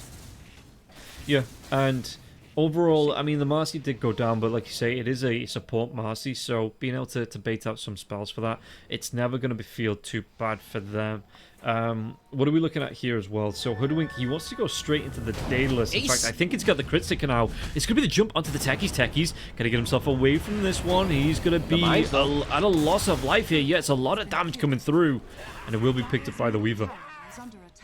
Okay, very nicely done. Earth Spirit does have his Eternal Shroud with the Kaya, so he is actually getting some farm. Like, he actually has respectable farm considering how bad this hero is at farming, and, you know, he's only 2, 4, and 8. It should be 1 tier 2 tower, but at the end of the day, if that's all they're gonna get at these ages, it's also not too bad for IHC. It buys time for the Ember to finish his BKB. In fact, it's flying out to them right now. As IHC, you probably just wait these ages out, and that's when you try and strike again. Because I don't think they're going to get anything but this tier 2. In fact, you're actually defending. They want to use this BKB right now. Yeah, they want to come in. It's fine. You're still fighting as the ages. Like you say, that vacuum comes back now as well, and it's just an instant time lapse from the Weaver. He doesn't want to even think about committing to this one. He did lose his courier, so he's not going to be able to ferry out this BKB that he was getting so close to buying here. In fact, has more than enough gold for it, but won't commit into it now. Techies TPing out to the outpost, maybe trying to just catch out anyone off guard, but it's such a long TP there, won't actually be able to catch anyone out, and Lewis and Tino should be able to get away. It's pretty interesting. I expected Execration to maybe feed the Aegis to try and bait a fight, because you're still obviously fighting with that second life. But Weaver TP stopped, so this is now a chance for IHC to get some towers. I don't think Execration has any business defending this bottom side anymore. And yeah, you can see that they're still grouping up as a team. They're looking to push this one down, and like you said, because the Weaver has already TP'd away, that they're not going to be able to defend this as 5. They're not going to be able to commit to this one. Weaver does buy out that BKB, going to go for a Daedalus of its own now. Let's give it a roll in. Do they get the kill first as well? Look at that. Shit. Oh, the damage onto the Ember. And yeah, Lewis with the voice line, everybody's thinking the same thing. They don't need this Weaver. Look at the damage that just the Marcy and the Hoodwink can put out. Yeah, and that's before the minus armor corruption talent level 20. That's before the Daedalus. Like, he was 100 HP. He had to force BKB because of one squirrel. One pesky freaking squirrel. Oh, look at this now. Blade Mail's going to be popped by Lewis. There's going to be the jump in from Marcy. They get the catch out onto SE. There's going to be the Iron Storm being popped. Wall goes down. But there's going to be the Rolling Boulder away now. And even bring the Static Link as well. Lewis, he's going to turn right back around into this one. He's a big tanky boy, but his Blade Mail's already gone. The Sunder from CML is going to save Lewis for a little bit longer now. The Silence comes out, but the BKB still there onto the Razor. They get the kill onto SE. Chase down. Swarm's going to be dropped. What can they do? Lewis has gone down. The Sharpshooter did miss there as well. It looks like the chase down into CML. CML's already used that Sunder, but he's going to be in biz. So get himself away from Fortune Soul. Fortune Soul trying to deal with the Swarm coming out from the Weaver. The Weaver chase down coming through on the backlines now as well. What can he do? Ember's right. He wants to get himself in, get some revenge. He gets the kill onto Tino, but he is going to be locked down by that Glepnir before he gets himself out. But the great vacuum now. It looks like Ikigai should be able to. No! He had nothing to jump away to, so he will fall. What a crazy fight that was. They, like, I'd see they're taking this fight with no BKB on the Ember, but they got a decent initiation. I mean, that fight was all over the place. I think the summary of that fight is there were better wars for Execration. There's one in the triangle there, and I felt like IHC couldn't really place any in the beginning. Crystal Mania actually had a bunch, just didn't place them, and they kind of outmaneuver IHC. This Dark Seer was like chasing someone, so you don't have the Greaves aura, you don't have the Pipe aura.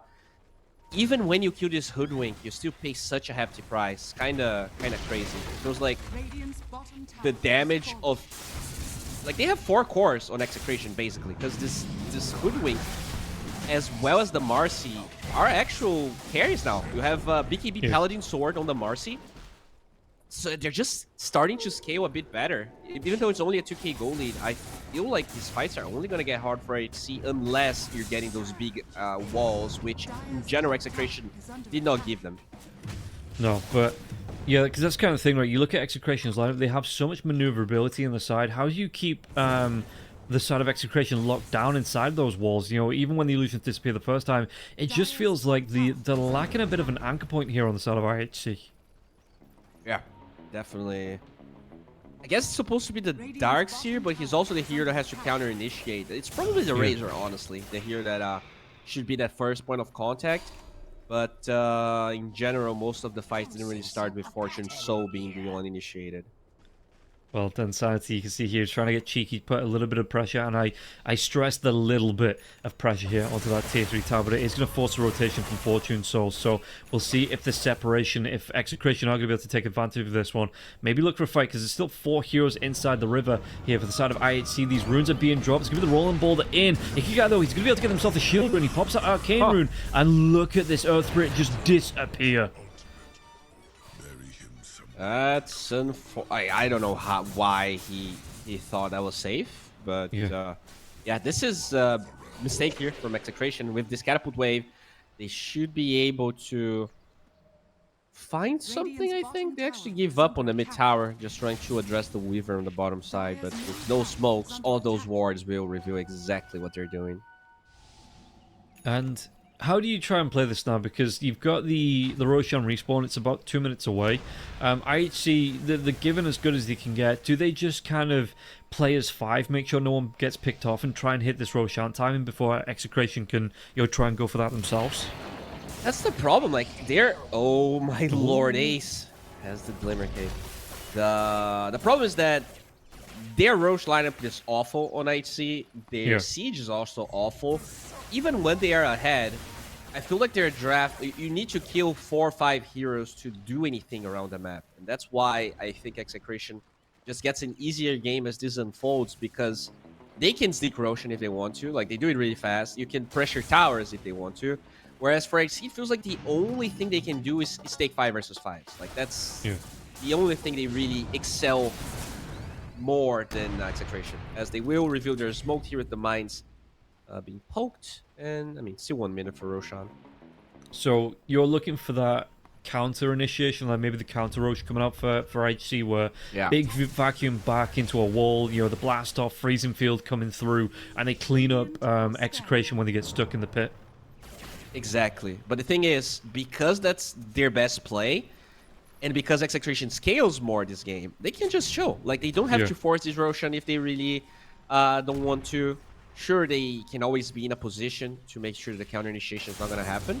But I feel like there's no pressure on Execration, whereas for IHC, there's definitely a bit more. Well, you can see that they are starting to camp around this Roshan pit. It is going to be a Radiant-sided Roshan coming up in the next 18 seconds or so.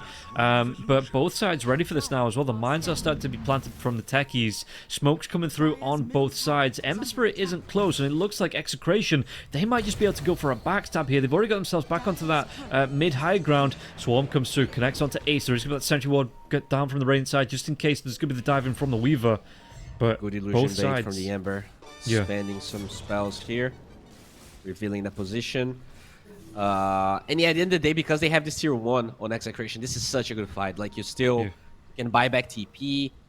It feels like this should be an advantageous fight for IHC just because they're Radiant side, and that's why you have to take this tower. I like the play. Do you glyph? You don't. But they're gonna scout Roshan. Do you just go for it? I mean, they're really farmed. I think they might have enough time. Oh, it's gonna scream though.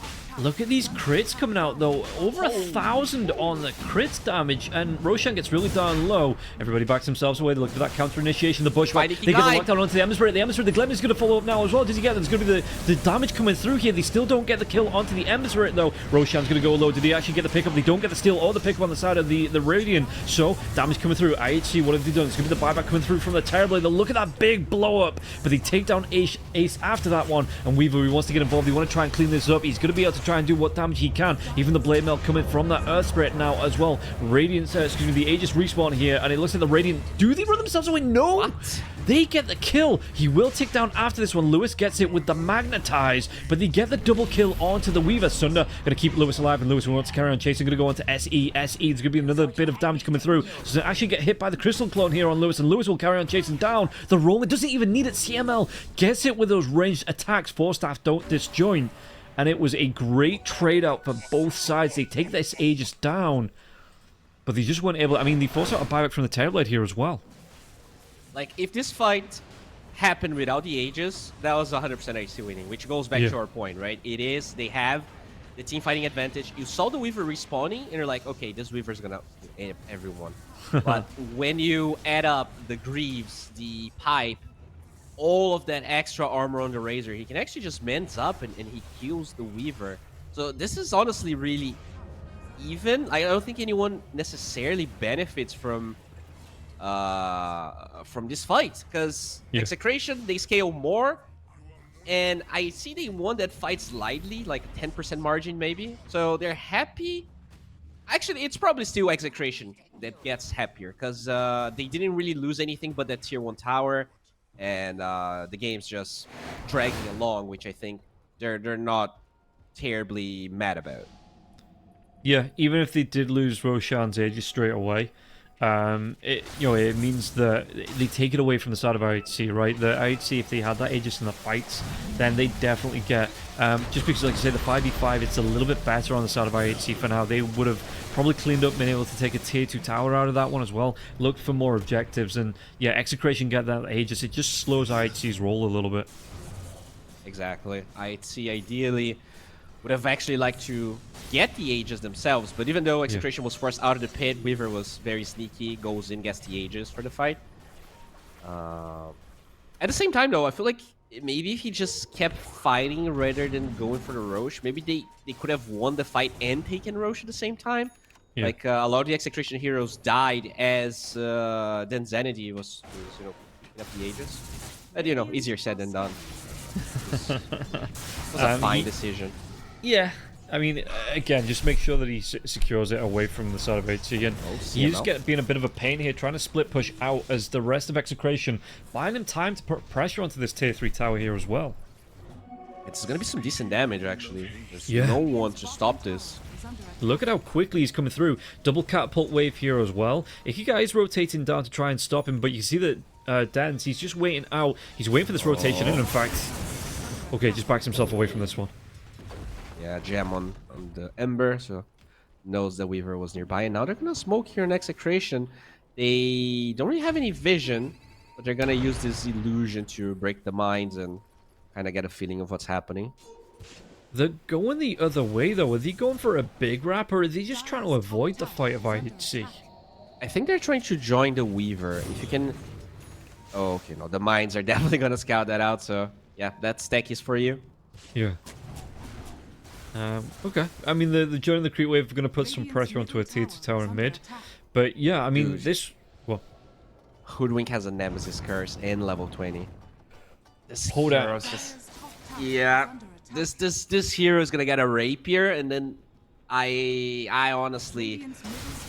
I'm unsure if IHC can win those fights. Like, you have to make sure you kill the Hoodwink every single time. Because, like, honestly, when you look, how is this hero so tanky? Like, how does she have 2.3 kg with those items? I don't know. Yeah, Hurricane Pike is... I guess it's the Gleipnir, right? It's 350 health. Yeah. Yeah, and the Hurricane Pike there as well. 15 strength, 200 health as well. So it does add up. Oh, there might be a fight breaking out, though. Are they going to try and go for this one? They might just leave the Terrorblade now. This is big, because the Terrorblade did buy back in that last fight, so he's dead for 80 seconds. It is a big opening here for IHC, maybe to force down a tier 2 tower or so. Yeah, they draw the line. They should be able to get one tower at least. The Razor keeps on farming here. No refresh on site, and he only has one slot left unless he gives away his boots. Very curious to see what exactly he's gonna go for. I think there's a big argument for Eggs, but that's probably, like, he probably wishes Roshan drops that for him so that he keeps his lot. Yeah. I suppose you could, you could sell your boots, pick up a Swift Blink a little bit later on that Razor if you really wanted to. I mean, he's going to be one of the better heroes to lose your boots on anyway, thanks to the Storm Surge and getting that bonus movement speed anyway. Fortune Soul, they do find Insanity, but no real follow-up onto the Weaver. I mean, they don't really get anything out of the Terrorblade Q at the end of the day. They didn't try to force mid, and that's the problem with their draft. Like, they get small advantages in the map, but they can't translate that to anything because they need big advantages around the map. And to get those big advantages, you need big fights. And Execration is like, we're not going to give it to you. And what are you going to do? We're going to poke our tower? Yeah, good luck with that. Oh, well, it's going to jump in now. The vacuum comes through. They've got the lockdown onto the Weaver. Do they have enough to get the lockdown, stop him from being able to? No, he gets that time lapse off. He's going to be back to full health now as well. Shank's taking a lot of damage. What's he going to be able to do? He doesn't have enough lifesteal to keep himself sustained here. Lewis dives himself into 3 heroes. Got that blade mail going. He's going to be invis for a little bit longer here. Drops the magnetize. Might be able to get the kill into the Ember Spirit. The Ember Spirit jumps in a little bit further on, but the Hoodwink going to be lining up, gets that kill on AC as well as Ikigai. They've all gone down here, and the only trade-off Shanks for that one. They are low on the side of Execration. Do they want to go for more? And they take that fight 5 versus 4, and it's still not enough. Marcy with the save, jumps in, gives the move speed, they get the time lapse off, and then fighting into this Hoodwink's so hard. Like, she was like casting all her spells from 1,000 range, doing obnoxious amounts of damage, and you know, there's the Weaver, there's the Marcy, there's a freaking Earth Spirit. Super tanky, by the way. 4k HP with all of that status resistance and magic resistance from the Trickster Cloak and Eternal Shroud. Like, he can walk through that minefield and take pretty much no damage. Yeah, and you saw the Marcy jump into like 3 or 4 heroes, was sustaining through with the BKB, the Psychic there as well, and you had to spend 3 or 4 heroes just to take down Shanks, and while that's going on, like you say, Hoodwink, Weaver, even the Terrorblade to a point are just chunking through your heroes, and it ended up costing you a big fight there from the side of IHC. Yeah, I mean, I feel like they need more armor, but the only other armor item they can buy is Shiva's. I guess that's what the Ember is going for. Yeah. So that's gonna happen help a little bit. It's way too much physical damage for Execration. Their tier 4s are also not great. Like, CM has HP, but they don't really have a single armor item. I guess you have evasion from the Trickster Cloak, but that's about it. Yeah. I mean, you're talking about the armor item. Oh, speaking of, Dan's, he's usually be able to clean up on 11. Look at this one. The Hex comes out here at 11. He's going to be caught in the Gleipnir. Oh, I don't think Dan's knows this one. It's going to be the blink away from 11. The chase was on here, but Dan's Sanity, he almost soloed 11 in about 3 hits. And yeah, you're talking minus armor. You've got the Swarm coming out from the Weaver. You've got that Hoodwink going to be able to come in with his, with the talent coming out, that minus 4 armor. The Desolator there as well. So if you do go for another armor item on the side of IHC, all it's really doing is bringing your armor back to 0. And this is going to be another free Roshan, it looks like, on the side of Execration. Yeah, they do it way too fast. And that's a level 25 Weaver, which is when this hero really shines. Even though the gold advantage barely... I don't think it was ever, like, more than 5k. Yeah. Execration, to me, they are in prime time now. Like, this is... You don't really get much stronger than this unless the Hoodwink gets a Rapier, and... Oh, she doesn't need it, so goes for Octarine Core instead. So that's still a lot of DPS, but even tankier now. 3k HP. Yeah, holding on to the tier 4 token here as well. It looks like Tino, for the minute, is happy with a Nemesis Curse. He might change his mind in a little bit. Maybe he just didn't get a good enough choice to swap out to, so just holding on to that Nemesis Curse for now. Yeah, I mean, it's 12% more damage, so hard to... Unless you get the Ancient Guardian, and even then, the Nemesis Curse might actually be better, unless you're fighting, into your base or the enemy. Yeah. And... yeah, with the Octarine here as well.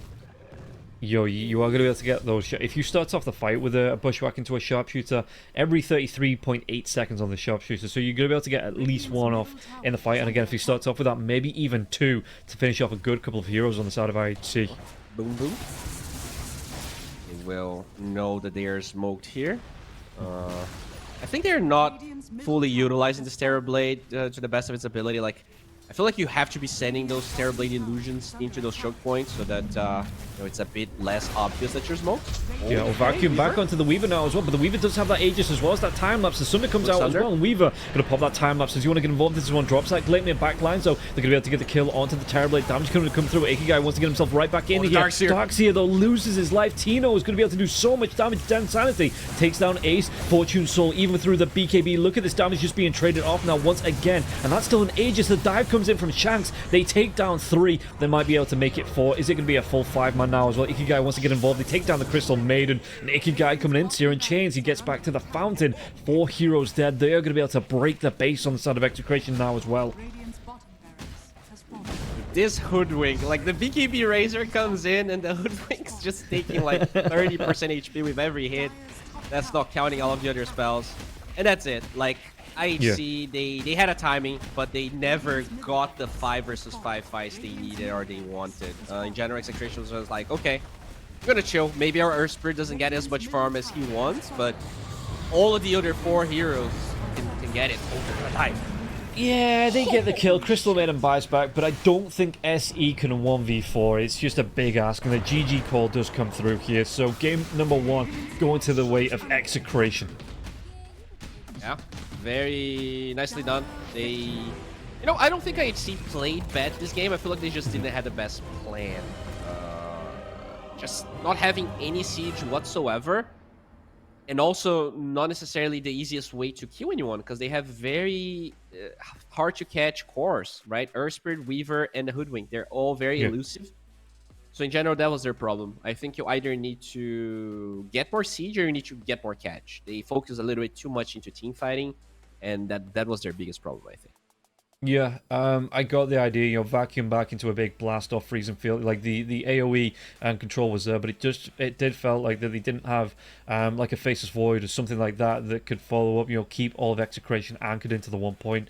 And the high mobility heroes were just able to dodge off a lot of this damage, come right back into the fights and clean them up when IHC were low. So first game goes away with Execration.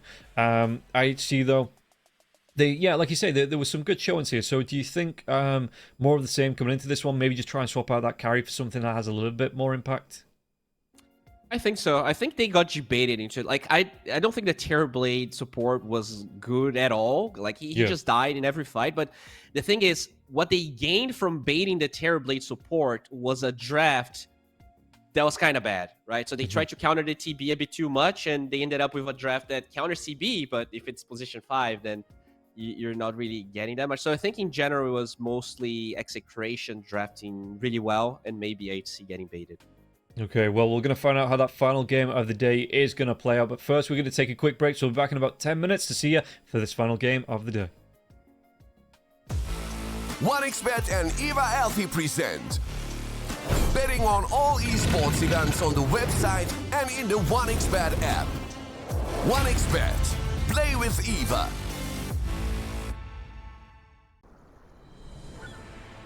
What if Kunka knew that he could not only play Dota, but also place bets? Better the best black hole.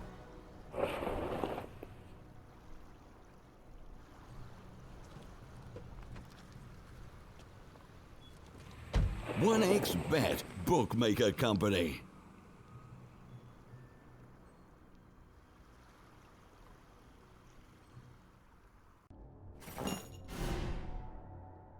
Chances of breaking items in a tournament match are non-existent.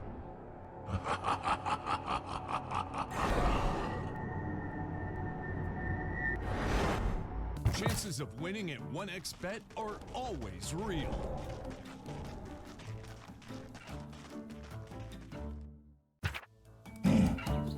Join with me. At your service. Stealing Aegis from Roshan is very difficult.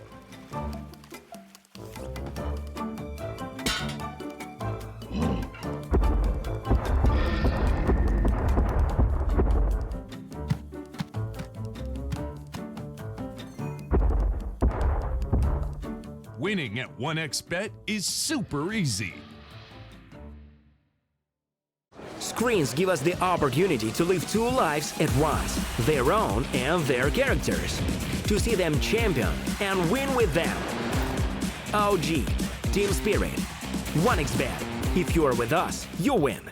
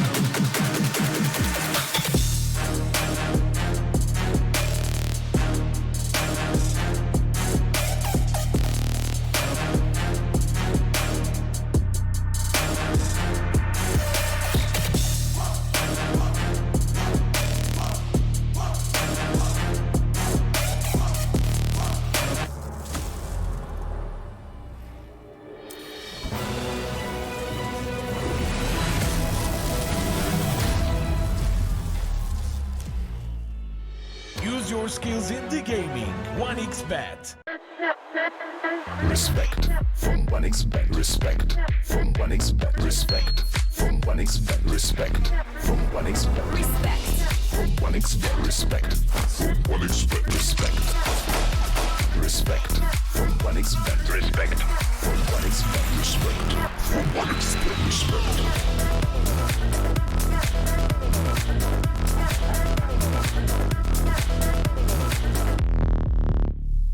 Hello, son. Hi, Mom.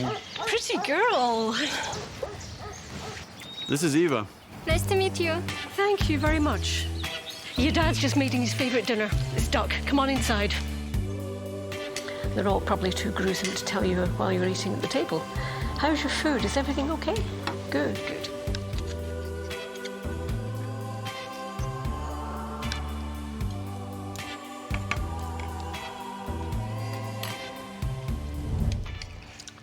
You seem to know each other. Yeah.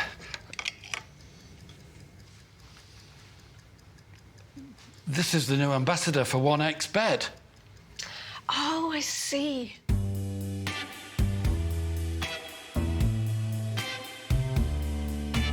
Everyone felt good when Eva Elfie became the new ambassador of 1xBet.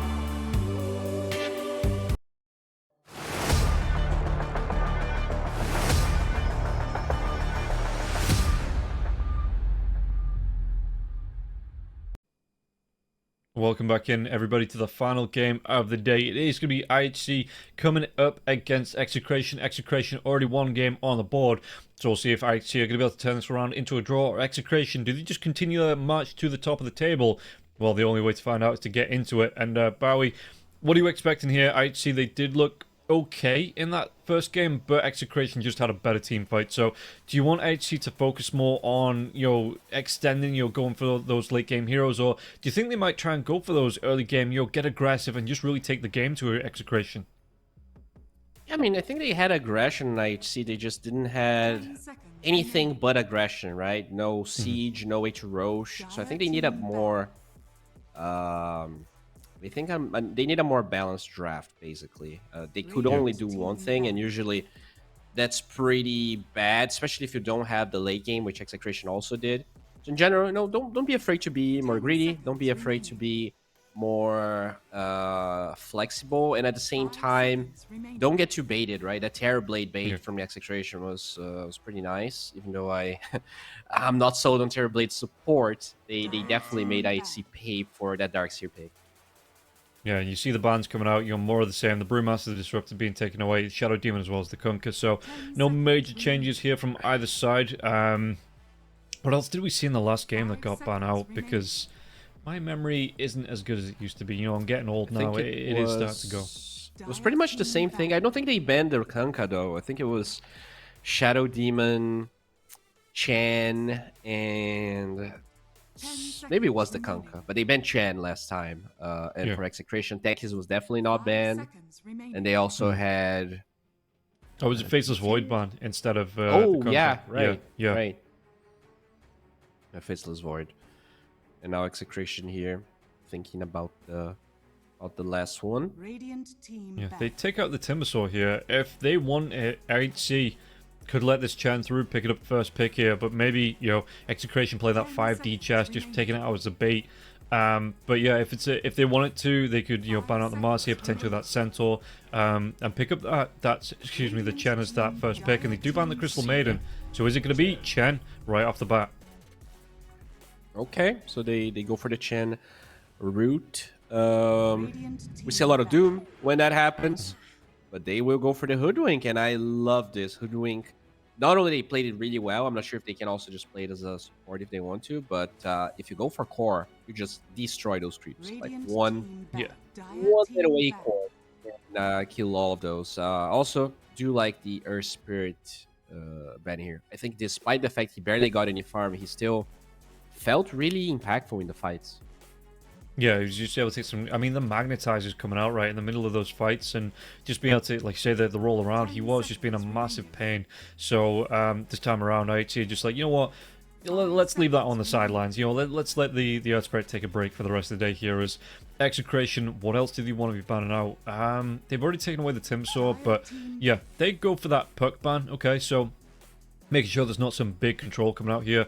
You could still go for... I mean, that was probably... They can pick Ench, right?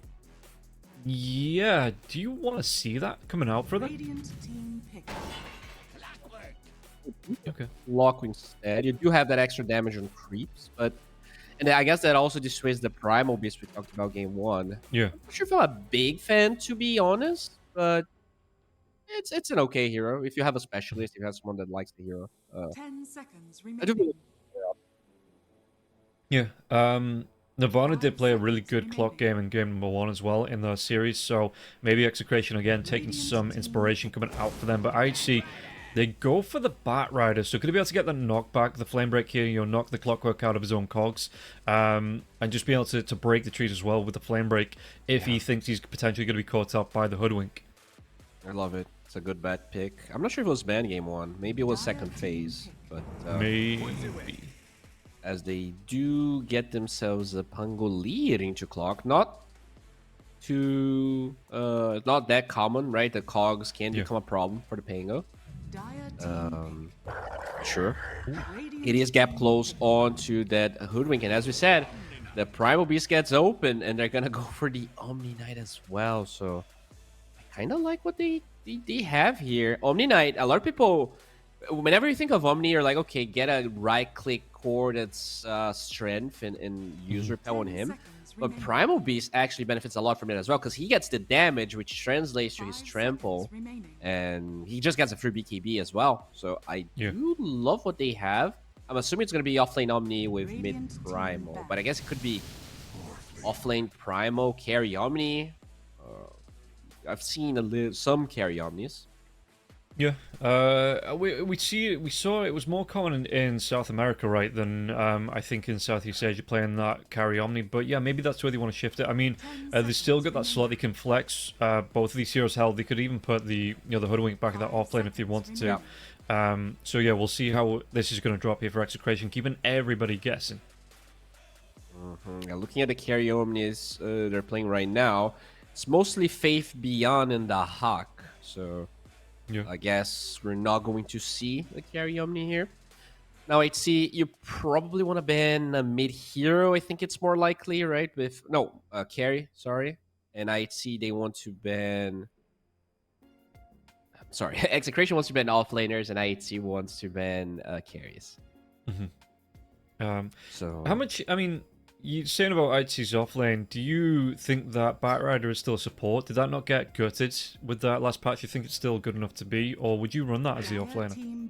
It's a weak offlaner. I think it's just maybe there's maybe Amar could play it, right? I think there's like some Whisper could play it, but generally speaking, I think it's still a better support. Like he was just broken, and then they made him less broken. The hair is still crazy though. As they do ban Centaur and Mars, no problem with that. I think I'd see. I don't like this Naga ban. I think what you want is like a Sven Lifestealer type hero. So yeah, to me, Lifestealer looks amazing here. You don't really care about the Chen creeps. You can run at the Chen. Sure, there's Lasso. That's about it. That's the only thing going for the Lifestealer. Yeah, I was just looking with the Clockwork already being on the board. I wouldn't be surprised potentially to see the Luna pick come out again. Good against the Chen. Good sustained damage. Flash Farm is a jungle as well, so keeps the distance from the Batrider. Only thing you do have to worry about that dive coming in from the Morphlin, but with the lineup that you've already got, Execration here with some really good frontline heroes, I wouldn't hate the Luna here. They can play Hoodwink 5 though and pick up melee and have the Clockwork with the Primal, because I think Hoodwink Primal is a bit weird just because the Primal breaks your tree, so you can take away from your own stun duration of the Hoodwink. So I kind of like, I wouldn't mind seeing Hoodwink 5 and then you play a melee hero. Maybe a Void is not a bad ban as well. It is kind of a classic Morphling counter. Oh yeah, the Void hasn't been banned out this time. Yeah, I was thinking that was something that IHC were just going to lock in, but no, they take away the Marcy, the Earth Spirit, the Naga Siren, so maybe that's something that I think about banning out in this final. I mean, they've got themselves 3 seconds, so gonna be the Bloodseeker. I get why. I mean, that's a decent one with the Pango, right? Yeah, but the Bloodseekers that we've seen, they haven't had a lot of impact in games. It feels like they get shut down too easy, like early on. Yeah, I agree. I haven't seen any. 10 seconds remaining. Gonna be a good Bloodseeker games against the Pango. So I guess. Yeah. Get it? Templar Assassin. Pango offlane? Yeah. Okay, so Pango offlane, TA mid. They want to have this TA against the Primal, I guess. 10 seconds remaining. I'm not even sure it's that good of a matchup, honestly, but okay. 5 seconds remaining. Now, what do you pick here? Void looks a bit war. It doesn't seem that good anymore. Would you still go for a Lifestealer? Radiance Builder, big chunky, he doesn't really suffer too much in fights. The Omni, yes. I think if you didn't have the Omni, it's too much physical damage, even for Lifestealer. Yeah. But with the Omni Knight, yeah, I think I'm down. You could also go with Sven just because of the War Cry. Yeah. But I think I prefer the Lifestealer. I wonder if they're thinking about this. So maybe they have a different hero in mind. Maybe they want to play carry Omni. I don't know. Yeah, maybe they're gonna go for something completely like we see our a Pudge coming out here or something like that. That's just gonna be rotting heroes and running them down, or. Because, this TA mid, maybe they are afraid that the TA mid matchup is good against Primal. I don't think it is, but if that's the problem, then you would have to find, you would have to play Primal offlane and find a way for this Omni Knight. Maybe even play mid Omni and pick a carry. Who knows? They are definitely thinking, though. Yeah, they're having them, like, at least for the last minute or so, they're using all of this reserve time here for the final pick, and Execration, I mean, it is a big discussion, right? Where do you want to lane these heroes, where are you fitting them in? Maybe just trying to do some re-maneuvering is to go for the Slark. You may now select your heroes. Huh. I don't mind this. It wasn't on my list of heroes I thought they were going to pick up, but I don't mind it. Oh, it's a 5 Omni. So it's Hoodwink for Tino again. Yeah. I am not sure about this. This is okay. I mean, I doubted Execration, and I'm not gonna do that again. I have problems with their draft, but I also feel like this offlane Pangolier can pay a hefty price for 11. I'm not sure I like this hero as an offlaner. Maybe they want to play some like Aura type Pango, but then I'm not even sure this hero feels that good, to be honest. So I'm going with Execration just because, to me, this Pango offlane is a huge question mark. Yeah, and that's kind of the thing, right? Dan Sanity going to be able to get the jump, take advantage of him before he's going to be able to get up the shield crash or swashbuckle onto this Pangolier if he gets caught out. It's a big amount of damage that can be followed up by the purification from the Omni Knight there as well. It's a lot of bursts, so yeah, I think I'm leaning towards Execration again, not just because of the Pangolier, but because of how they played that last game. I thought they had better execution in their lineup, and even with them being a little bit stumped, it felt like on that last pick, I just, I've got the Execration belief. Yeah, I feel like I look at this Lark, and if he has Shadow Dance, his Shard, 2 Omni Knight OTs, Repel, I can't help but feel like he's gonna have enough time to become gigantic, and then like he can kill anything. So yeah, it really depends on how well this Omni Knight lane is gonna go, which I kind of have a feeling usually it isn't good, but against this Pango offlane, it might just be weak enough of a lane where the Omni does shine a little bit. Yeah, and you can see the odds on the screen here as well. Execration being favored as the favorites coming into this one from just all over the board, it feels like. So we'll see if IHC, if they're going to be able to cause an upset here, or if the story will follow what Execration have set out here from this first game and just drag their momentum into the second game. We see the wards going down. No massive skirmishes, no massive engagements here. How much do you feel... I mean, because we see the Chen ban out every single game, right? You don't really get to see how much impact it's going to have, but what do you think the Chen might be the difference maker early on that gives IHC a bit of a lead? So from the games that I watch from Chen, I feel like this hero doesn't necessarily wins the lane as hard as it's used to, but at the same time, it kind of scales a bit better later. It's just... To me, the problem with this Chen pick is not even the Chen itself, is that you have Morphling TA. It feels like, okay, you have this Morphling TA, who's actually going to play the mid game? Like, I think IHC, they double down too much on the greed. As, the enemy might just be dead. Yeah, he even went back here to try and snatch that bounty room, but there's 3 heroes sticking around him. He gets caught out, he gets ganged up on, and they just kick him down here. Then Sanity gives up the first blood to that Chen. So... what's he going to be spending that early gold on? It just looks like he's going to drag a wand out himself.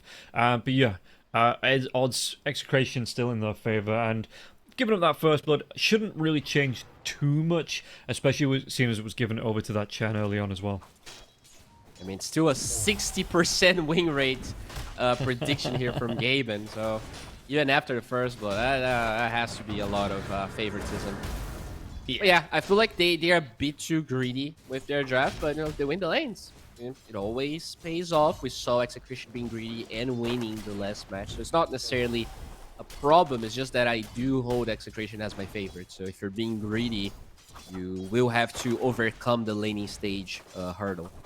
Yeah, speaking about being greedy there, then Sanity chasing down onto 11, getting 6 stacks of the Essence Shifter while CML trying to throw out with the Hammer of Priority here as well, just to get the the slowdown onto 11, just to allow Slark time to get those right clicks off. But you can see that CML might be just punished here. There's going to be the chase down. Blood Grenade comes through here onto CML. CML, he's only level 1, doesn't have that purification just yet either. He is going to be taking a lot of damage, maybe trying to get himself into the jungle to deny himself to the Ancients. It's blocked! He took in here, but it's blocked. He blocked it himself. He is hoisted by his own petard, and he's going to be killed off here. CML goes down, 11 picks up the credit for the kill. While that's going on, though, it's going to buy the Slurk about a wave or so of time to get his farm back up and, get himself some last hits on the board.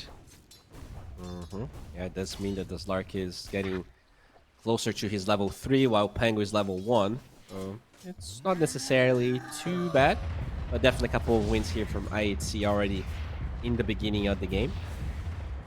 And if we take a look at the mid lane, how's this going here? Lewis is top of the last hits with 11. Ford denies as well, but the TA starting to get some levels behind level 3 here, coming up with those refraction charges. Do you think that the Primal just clears those off too quick with the trample damage?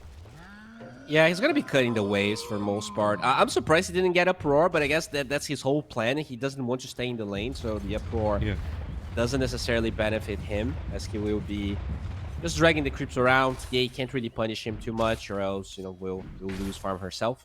But overall, I don't mind this. The only way to punish is a support rotating, but guess what? They have a Chen. Pretty bad hero at doing that.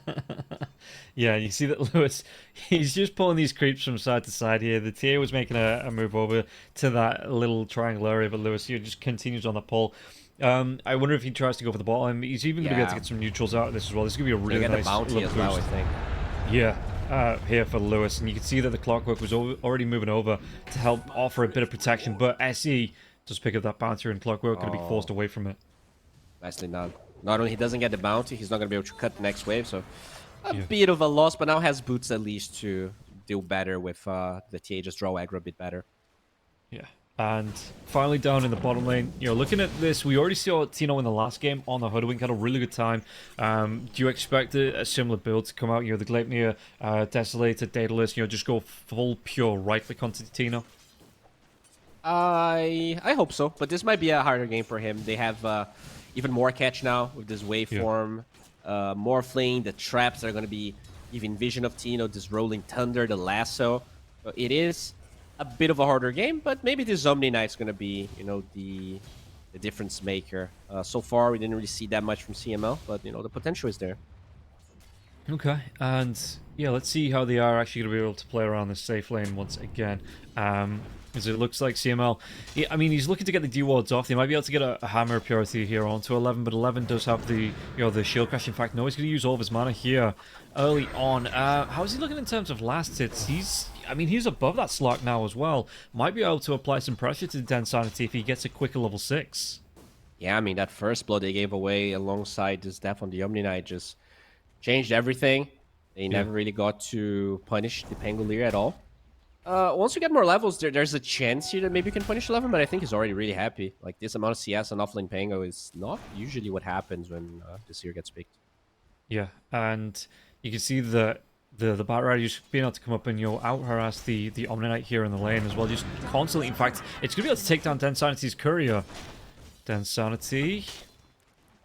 Does he want to try and go for... No, he's not going to go for the Pouncer onto the Bat Rider. And Bat Rider, he probably wouldn't have had the damage to get the kill onto the Bat Rider, even if he did. So, Suki guy did force this Primal Beast Spectre lane, gets his level 6 a bit earlier. So, still a TA win, not by much, but kind of what we expect from this matchup. Slight TA win. Oh, now rotation from Sed in the top lane. They do scout it with the ward, though. Gets Primal TP. Out. Den Sanity, does he want to try and make this dive happen here? The Blood Grenade will fly through. They might be able to get the kill onto the Chen. Backline dive comes in. And Lewis will be able to pick it up. Dive from deep to get that kill. Yeah, that's decent, but you are losing a lot of HP in the mid tower. They still have that catapult wave, but Shanks might be at least dissuade Ikigai from tanking the catapult, unless they want to glyph this, which I don't think they want to. Yeah. Well, Shanks just dropping those cogs, just trying to force back here in the mid lane. And time? The traps have been dropped, but Lewis, he just gets it. Oh, Tino, he gets solo killed here by Fortune Soul, so that's a good pickup for the Morphlin. Oh, nice. Dispels the trap there and gets the kill on Ace. Yeah, Lewis is backing this game. Yeah, and he's not really been too much out of it. Because he has been pulling into camps, and he's got a lot of trample damage. Oh, I think they might even kill. Okay, I think 11's dead. He used the swashbuckle. Yeah. The salve is not gonna save you, buddy. Oh no! The flame break, it actually interrupts here. 11. He might be able to turn this one back around. That's how it I don't worked. think Lewis did either here. Now, on Dense Sanity, he doesn't have the Shadow Dance. He is straight up dead. That's not a stun, bro. How does... That's I don't know. weird.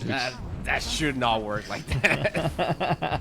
Look at this one, Lewis, though. He is going to be able to put a lot of pressure on. They're looking to both snatch this rune here. Ace, he will be able to pick it up in the end, but it might cost him his life. No and Lewis, mana. no, he doesn't actually have the mana yet because he didn't get the bottle refill, so he's not going to have the mana for the onslaught. And in fact, he might go down from this one. CML going to try and get on top of him here. The purification will be used, but Lewis still losing his life, so he's going to have at least enough mana to get that charge away. And Ikigai not going to be able to cut him off at the pass. He's going to lose his courier. In fact, he might still lose his life in the trees.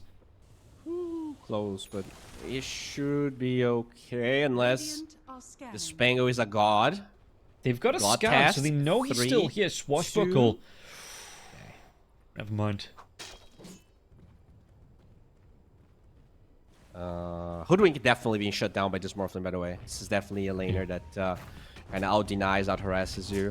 We already see Morphling being level 6, Hoodwink not having a great game, and well, a lot of that is happening. The Chen is farming, so IHC, at least in the early game, definitely surpassed my expectations on how things were gonna unfold. Obviously, a big part of that is the kills they gave up, but top lane. Yeah, Insanity, Shadow Dance comes out. He might be able to get the kill now. He doesn't want to stick around too long. He doesn't actually have the pounce for 5 seconds here, so he's going to try and use that Dark Pack, just try and purge off anything before it comes out. And he does have that pounce up to the high ground if he wants to use it. I mean, he's got a big heal coming through here, so he might actually use it offensively. Blood Grenade out onto the Pangolier. Pangolier hanging around. It's not going to be enough damage to get the kill. Yeah, he's going to be able to go back to base. Alright. Very nicely done there. They saved the Pango. They did kill the Batrider, but in general, like every core when Execration is heavily shut down, they're gonna have to bounce back a little bit. And for that to happen, like, I guess, how do you do that? The Slark needs to farm either the Mage Slayer or Diffusal Blade. The Hoodwink doesn't do anything right now. And so like Omni Knight's gonna be your ganking hero. It's really on this Clockwork to get his 6 and start playing with the Primal Beast. Yeah, we see the Firefly being used, but again, like you say, the Batrider not level 6 just yet. I think it's about to go here. I mean, the Firefly is going to be wearing off now, so cancel the pounce with the Flame Break. He's still going to be in trouble, though. The Pulverize does come through. The Dark Pact, it will get the kill. And Lewis, he gets the credit there. So it's going to be 2 permanent agility for the Slark. Another kill on the board here for Lewis. And how's Lewis looking? He's got those phase boots. Anything coming out on his courier, it's just going to be, okay, going to be a stick, as well as that Town Portal Scroll. So, yeah, no Blink Dagger, nothing like that queued up. It's actually going to go for the Blade Mail, as on the bottom lane. Tina was being harassed back by the Morphling. He's 0-3, but I'll be honest, he's been impressing me with this Batrider. Just so many clutch Flame Break usages. We'll see if it's still gonna pay off, but yeah, so far they're definitely having a great game here. Even though that's a 4k gold lead Nintendo, look at the win probability. 54% for Execration. Yeah, and 4k. Shanks is going to go down here. There's going to be the charge coming in from the Primal Beast. Lewis, what's he going to do? He's still got that Pulverize if he wants to use it. Hand of God will be used. Catches the Pulverize now into the TA. He's taking way too much damage. He was in the middle of a Firefly. And the Sticky Napalm coming out over the top there as well. He just melts to that area damage coming out from the side of IHC. Okay, they overcommit and they will pay a hefty price. That's a tower. No way Slark is ready to defend against that. And yeah, Slark going for the Mage Slayer. It's not a bad Slark item, but I can't help but feel like I'm not even sure that's the best defensive item he can get, right? There's a lot of physical damage from both the Morphling and the TA. Oh, we'll see if it's gonna pay off. Yeah. And what's Densanity looking for here himself? He's actually going straight into the Orchid, so... Oh, it's an Orchid. Yeah, no Diff Blade coming out here for Densanity. I guess I like this more than the Mage Layer. If you can kill this TA, kill the Pango before it can roll. It is a bet, though. If you get this Orchid and you don't do anything with it, you're still going to feel super squishy and... yeah, we'll see how things are going to pan out. Mid lane, Lewis gets that dive away. Not too far away from the blade mail here. Just needs about another 150 gold or so. Yeah, 120 gold. And he is going to be able to pick it up. Should be able to get it off these two camps if he gets that trample damage in 4 seconds. Just looking for the stacks, but yeah, not going to be able to time it just right for now. Trample's going to go now. That should be his blade mail on the board. Very nicely done. How much do you like it over the Veil here for the Primal Beast? You're that blade mail. Are you a fan? Yeah, I am. I think you just getting those extra instances to break the refraction on TA. It's kind of a cheaper item. It gives you damage as well, which the Veil doesn't. I like it this game. I think I'm a big blade mail fan. Okay. I mean, while all this has been going on, you know, Fortunate Soul's quietly been getting on with his own game here. We see Lewis taking the stacks, but yeah, Fortune Soul's second highest net worth on the board. He's just under 2k above the Slark here as well. He's bullying Tino out of lane. Every time Tino comes forward here, the waveform into the adaptive strike, and Tino has to back himself away. Not the tanky hero here, this hoodwink that he was at the end of the last game. Oh, jump comes in. Do they get a kill to Sanity? He's going to pop that Shadow Dance immediately. Oh, no. The TP is going to be interrupted, though. They find him. They get the kill. Even Fortune Soul going to come up here to celebrate with the waveform. Immediately going back down to the bottom part of the map. But that's a big pick into a tower. How did the Pango bounce back? What was... It's a good question. Bounce back? I don't know. That was not supposed... That is weird. Huh. Well, regardless, he gets the kill, but very curious as to how he got that bounce back, because if he used that little rock, it should have taken way more time, so... Yeah. Shank's being chased down here for Fortune Soul. Fortune Soul using a lot of mana, though. Won't be able to get the kill onto Shanks. It was cute, but... Pressure, excuse me, being put onto Lewis, but yeah, Fortune Soul, he's just going to go back to lane. You just keep this lane even, and he's in this happy little farm place at the minute, Fortune Soul, so he's not going to go too far out of his way to interrupt that. Oh man, this game, like, the Morphling just sitting down here, denying the farm from the Hoodwink. They're trying to go into Lewis now as well. The Hoodwink will get involved. The Pulverize into the Sharpshooter, so they do get the kill. That lasso, it's not going to be super effective. Chen was going to try and get involved with the rest of his teammates, but they did get that quick kill onto the Batrider before he could do anything with that lasso.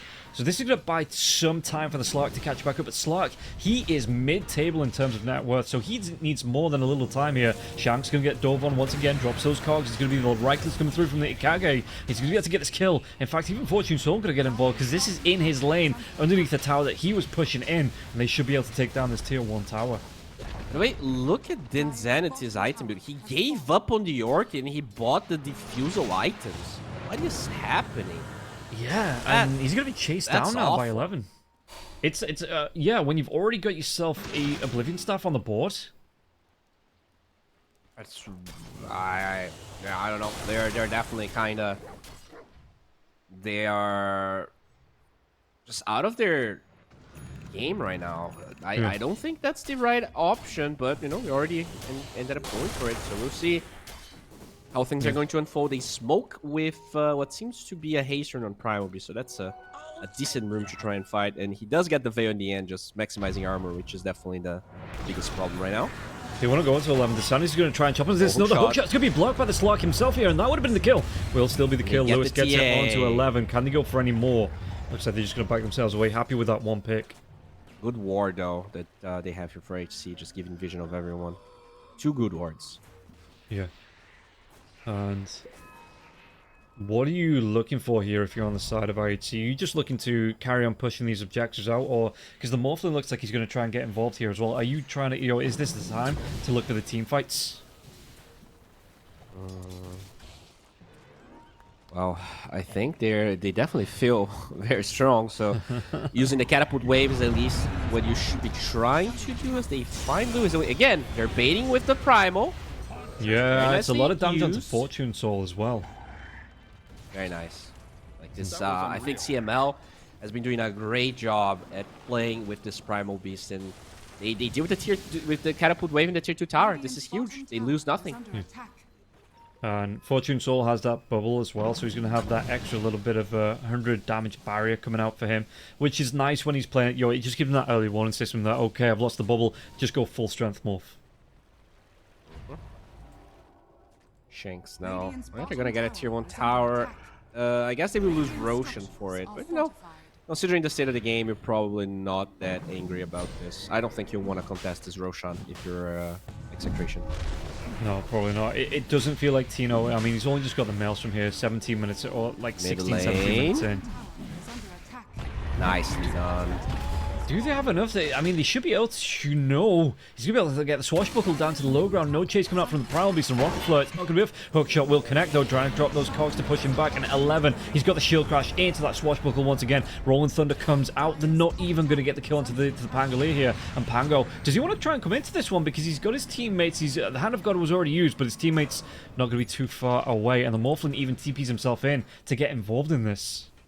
Great Hand of God usage there. Only reason he lives. Still, they're forcing a couple of spells from IHC. They got the tier 1 tower. Nothing huge was lost from Execration, but the pressure is still definitely on coming from IHC. They have these two super greedy heroes just having perfect games pretty much. No deaths on both the Morphling and the TA. And what can you do on the side of Execration to maybe, I mean, the Aegis is up on the Templar Assassin as well, so you've got to get through that, but how do you get these two cores on the side of IHC to their first deaths? You have to bait those fights. I think the way they've been doing is perfect. Just bait the Primal Beast with the Omni Knight. Hopefully... Oh, well, now the Omni is dead. Yeah, lasso onto the Omni here as well. CML, he's still fairly tanky. He uses the Purification as well, but he's in the middle of that Chen army. He just disappears as Fortune Soul waveforms over him and gets that kill. Good ward again. IHC, they're controlling this big jungle really well, so impossible for Execration to walk into it. And with the Omni dead, they are pretty certain they can poke at the tower. Glyph gets forced, and honestly, you can try to fight it for Execration, but I feel like if you don't have the perfect bait with the Prime and the Omni, and it's kind of getting old, they're not going to fall for it as easily. It's just a really hard fight to take. Like, even with this Orchid on the Zenity, I feel like you just have to give up your tier 2s and fight once the Aegis is down. They're doing a good job at splitting the map, cutting the wave, the Hoodwink, finish the Maelstrom, actually finish the entire Gleipnir. You pay a hefty price for it as well. I wonder if like you said, they just wait that Aegis out, and this is going to be another impact item. Tino should finally start to get involved in these fights here. Might be able to get some good lockdown that the side of IHC aren't don't see coming. They're not expecting it here. So Lewis got to be careful though. It's going to be a lot of damage coming through onto him already. Pops that blade mail, but look at this one. They just say, okay, Lewis is back behind the tier 3. Focus on that tier 3. So that blade mail will go to waste. Fortification will be used here. And they can just back up, reset, and come right back in when this next creep wave comes. Still have this Aegis for, what was that, 2.5 minutes or so? I mean, this Primal has 42 armor when he's close to tier 3, and he's still takes so much damage. Like, every single item he has giving armor, has the Dragon Scale as well, and even then he feels really squishy when the TA pokes at him. Yeah, and that's going to be the dash show being completed up now for the Templar Assassin, so they really are going to be able to just rip down these buildings if they get on top of it. Hell, rip down heroes if they get unlucky enough to be caught out. Tormentor time, though. They will find one for Execration. You probably want the Clock Shard, I think, more than the Omni. Yeah. There we go. And that's where it's going to go. Well, that went bad quickly. Yeah, the Omni Shard, it feels more like a core shard, right? Just getting the heal off, but being able to throw that, was it every 6 seconds? He only has one pointing hammer anyway, so it really doesn't help him at all. Just increases his buyback cost for no reason. Yeah, the Orchid is out on Densanity now as well. He's still holding on to those to the raindrops. It's net worth-wise, I mean, he's in 3rd place, but he just feels... I mean, he is, right? He's an item behind this Morphling, who he's already got that Phylactery on the board. He's maybe looking to buy out into the full Kanda soon. He's going to be about 400 gold from completing it, if that's what Morphling wants. Why they're trying to fight here with Aegis still being up and the Primal being top. This is a really tough ask. I guess the Batrider was showing bottom, but that's still such a hard fight, and they did blow a smoke for this. Not ideal. No. Aegis is going to expire in the next, I think, about 30 seconds. Is that a timing that oh, in fact, they might not be able to. If they lose Shanks here, this is going to be a big opening. He's dead for 30 seconds, and the 30 seconds in itself isn't that big, but it's the fact now that the Aegis is going to expire, and Execration won't be able to posture with this in about, at roughly the same time. They're not going to be able to get into position to try and take advantage of that until the clock works back up. Yeah, at least Lewis stole the Wisdom Rune and also is forcing the Steel 1 tower. It feels like they will take this, but less so. Here you go, the lockdown. Tino at least does have that buyback if he wants to commit it now as well. The tier 3 tower taking a lot of pressure. Will be burnt out and killed off this tier 3. Aegis going to be reclaimed here. Did you want to try and go into Ikigai? It's going to be the blade mail being popped. Ikigai taking a lot of damage. There's going to be the leash pounce coming out now as well. I think he grabbed a creep to pulverize. And the TA is going to be able to get away from this one. Was stunned up a little bit, and then Sanity taking a lot of damage inside that Shadow Dance. But yeah, I don't actually think they got the grab on the TA itself, but now this time with that bushwhack into the hook shot. Do they have enough for the kill? They do. They take down Ikigai. They might be able to go for more now as well. They're going to be awkward on the backlines. Ace, what's he going to be able to do? They might be able to take down Shanks. Shanks will die. And the buyback comes out from the TA. They want to be ending this game here and now. They've built themselves up. They got the kill onto the Slug, and they want to go for at least racks. Buyback on the TA seems very excessive, but sure. I don't feel like this buyback was necessary. Like, they're still in a very good spot, but yeah, I can't help but feel like this buyback is kind of an opening here that a team like Execration could use to turn this all around. So hopefully it's not going to be the case here, as IHC is having their best game so far in this tournament.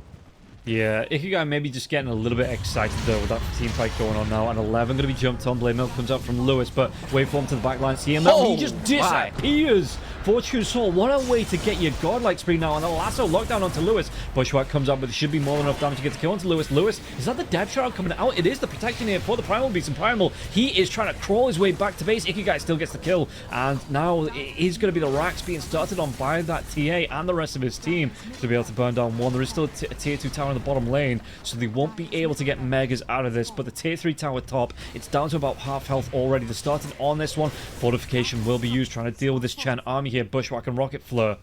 But do they want to carry on going here on the side? I don't think they do. IHC back themselves away. I mean, Roshan potentially up in just over a minute.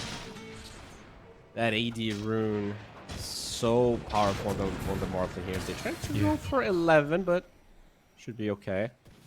Yeah, the Kanda plus AD rune is insane, right? Because it increases your damage, but increases the magic damage as well coming from the Kanda. Yeah. He just one-shots the Piromni.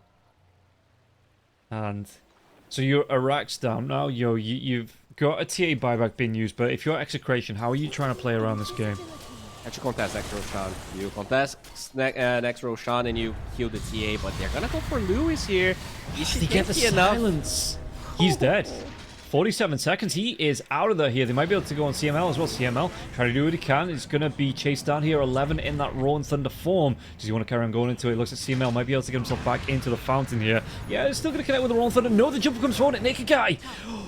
Oh, if you got that last right click off, I think he thought he'd secured it here. So the Guardian Angel, CML, keeps himself alive, but this is just buying time for the rest of the team to go into the tier 3 tower. Yeah, 20 seconds for the Primal, no glyph left. You have to fight. Tino gets found. Yeah, poke shot. It's going to connect here onto the Morphling. The Hand of God will be used. Lasso's going to get the lockdown onto Tino. What can they do from this one? Slug, he gets super low. Has to use the Shadow Dance now. Push coming in. And it looks like, are they done just yet? It's going to be a long one on that Roshan respawn. About 1 minute 45 seconds. But that's not what IHC are thinking about right now. They were thinking about getting themselves into the base, getting more kills, trying to break down that set of racks here. And Morphlin, he's going to straight up buy up that BKB2. Kind of crazy how Lewis was the player that got the hardest lane, and he's still the player that played the best, honestly. Like, he dealt with that TA so well. Even though, even after all of these steps, he's still 5-3-1. So he has like 80% of all the kills inside of Execration. It's just that the side lanes backfire immensely. I think Hoodwink is definitely expected to lose that lane, but the Slark plus Omni, I mean, it's tough, right? We see that Omni. They definitely try to be a little bit too cheeky with this flex on CML, but I still feel like they lost that lane more than they had to. And Tango is just not a strong laner. That's just not supposed to happen.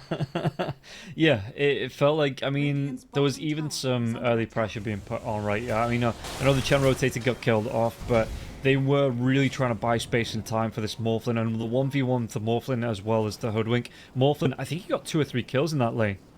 Yeah. There's an Eggs on Shanks somehow. I'm not even sure how he farmed all of that money. I guess it's his loss for stone, so... Yeah. Testing Roshan is a possibility with all those missiles and everything. But yeah, it is pinged out. TA has a trap. Well, the homing missile is going to fly over the top, just land in the Roshan pit to scout it out. But yeah, like you said, that trap is already there, so they know it can and will start here. Ikigai, he merges himself in. Fortune Soul, yeah, they have to go for this one. But is he? I mean, Slark, he's not even, Dan Sanity's not TPing up to this just yet. He's waiting for the rest of his team. He needs that Twin Gate to be safe, but by the time it's going to be safe... Oh, they've stopped on Roshan, actually. Yeah, they know about the smoke. You gotta kill the TA, but at the same time, they will see the Slark going through the portal, so... Oh, the last nice Dark Pact. Oh, yeah, it gets just absolute perfect timing on that there as well. So that's going to be the lasso being down as this fight does break out. Lewis tries to get himself in, but 5 heroes grouped up here on the side of IHC. What else is he be able to do onto this one? IHC, they just need to play around. They just buy themselves time. These clockwork homing missiles, though, excuse me, rocket flares, just keep coming over the top. And Shanks takes a little bit of damage there. But it's nothing the Omni Knight can't fix up. Alright, so they're actually poking really well here. I see respecting the team fight of Execration. Now with 40 armor on Primal Beast, having that Shiva's attack speed low as well, having the damage, the heal reduction on the Morphling, you have to respect Lewis. Yeah, and you can see that, I mean, they're playing around for time. This is going to be... Do they want to go for a smoke wrap around here? They're looking for the angle on the hookshot. Maybe a pounce in here as well. Fortune Soul furthest one forward, but they want the kill onto the Chen. They want the kill onto the Batrider first. Fortune Soul is going to pounce in, but then Sanity actually gets to that Chen here. This is going to be the Embers coming out. Do they have the protection now as well? Yeah, they have no detection here. Lewis is going to be able to get the Pulverize out onto 11, but 11's not really going to be bothered about that. Hand of God gets used before SE goes down, and SE, he's still surviving all through this one, and look at it now. Lasso lockdown. Lasso's back up. They get the kill onto the Primal Beast. Primal Beast dead. 45 seconds on the sidelines. SE will fall. It doesn't matter. They get a response onto CML. They're looking for Shanks. They may be looking for more here. Flamebreak actually pushing onto Shanks. Do they want to go on the back lines? Sticky Napalm, Swashbuckle don't connect, but they do still steal him. And Shanks, he's trying to do what he can with a jetpack TP out, but nah, he's going to be controlled up. He is going to be killed off, it looks like. And they have to TP away. The waves are just pushing in. Their tier 4s are taking damage. It was a decent attempt, but that Chen is so hard to kill when he's this farm. He has a force staff, has the pipe, he has Pupus. Well, the Glimmer Cape came up with a Batrider there as well, and like you say, they had no detection, so that was just another survivability tool. And yeah, that was just he lived for so long. I mean, this Tano Hoodwink is getting to the point of game number 1. Like, you have the Nemesis Curse, you have the Desolator. It's just that you comparatively, IHC's heroes are just much stronger than they were in that game number 1, so you don't really feel the impact. And also, this Hoodwink just needs to be so far away, or else the waveform, like, I'm pretty sure this Morphling can one-shot the Hoodwink. Yeah, it's still not that tanky hero we saw in the last game. I mean, 1.7k health. Looking towards, what was it last time? The Hurricane Pike that came out next, that got him towards that 2.3k. It's actually going to be the Daedalus first, though, with this Nemesis Curse here on the Hoodwink. Yeah, so now you're just praying that the Primal Beast gets the shard, but yeah, we'll see if CML is going to take it. Yeah, Dan Sanity going to get involved here. Tino, you've got to be careful there, my dude. Burning down to this Tormentor, and he's going to commit the damage, and it's going to be Lewis that picks it up. Alright, that's pretty good.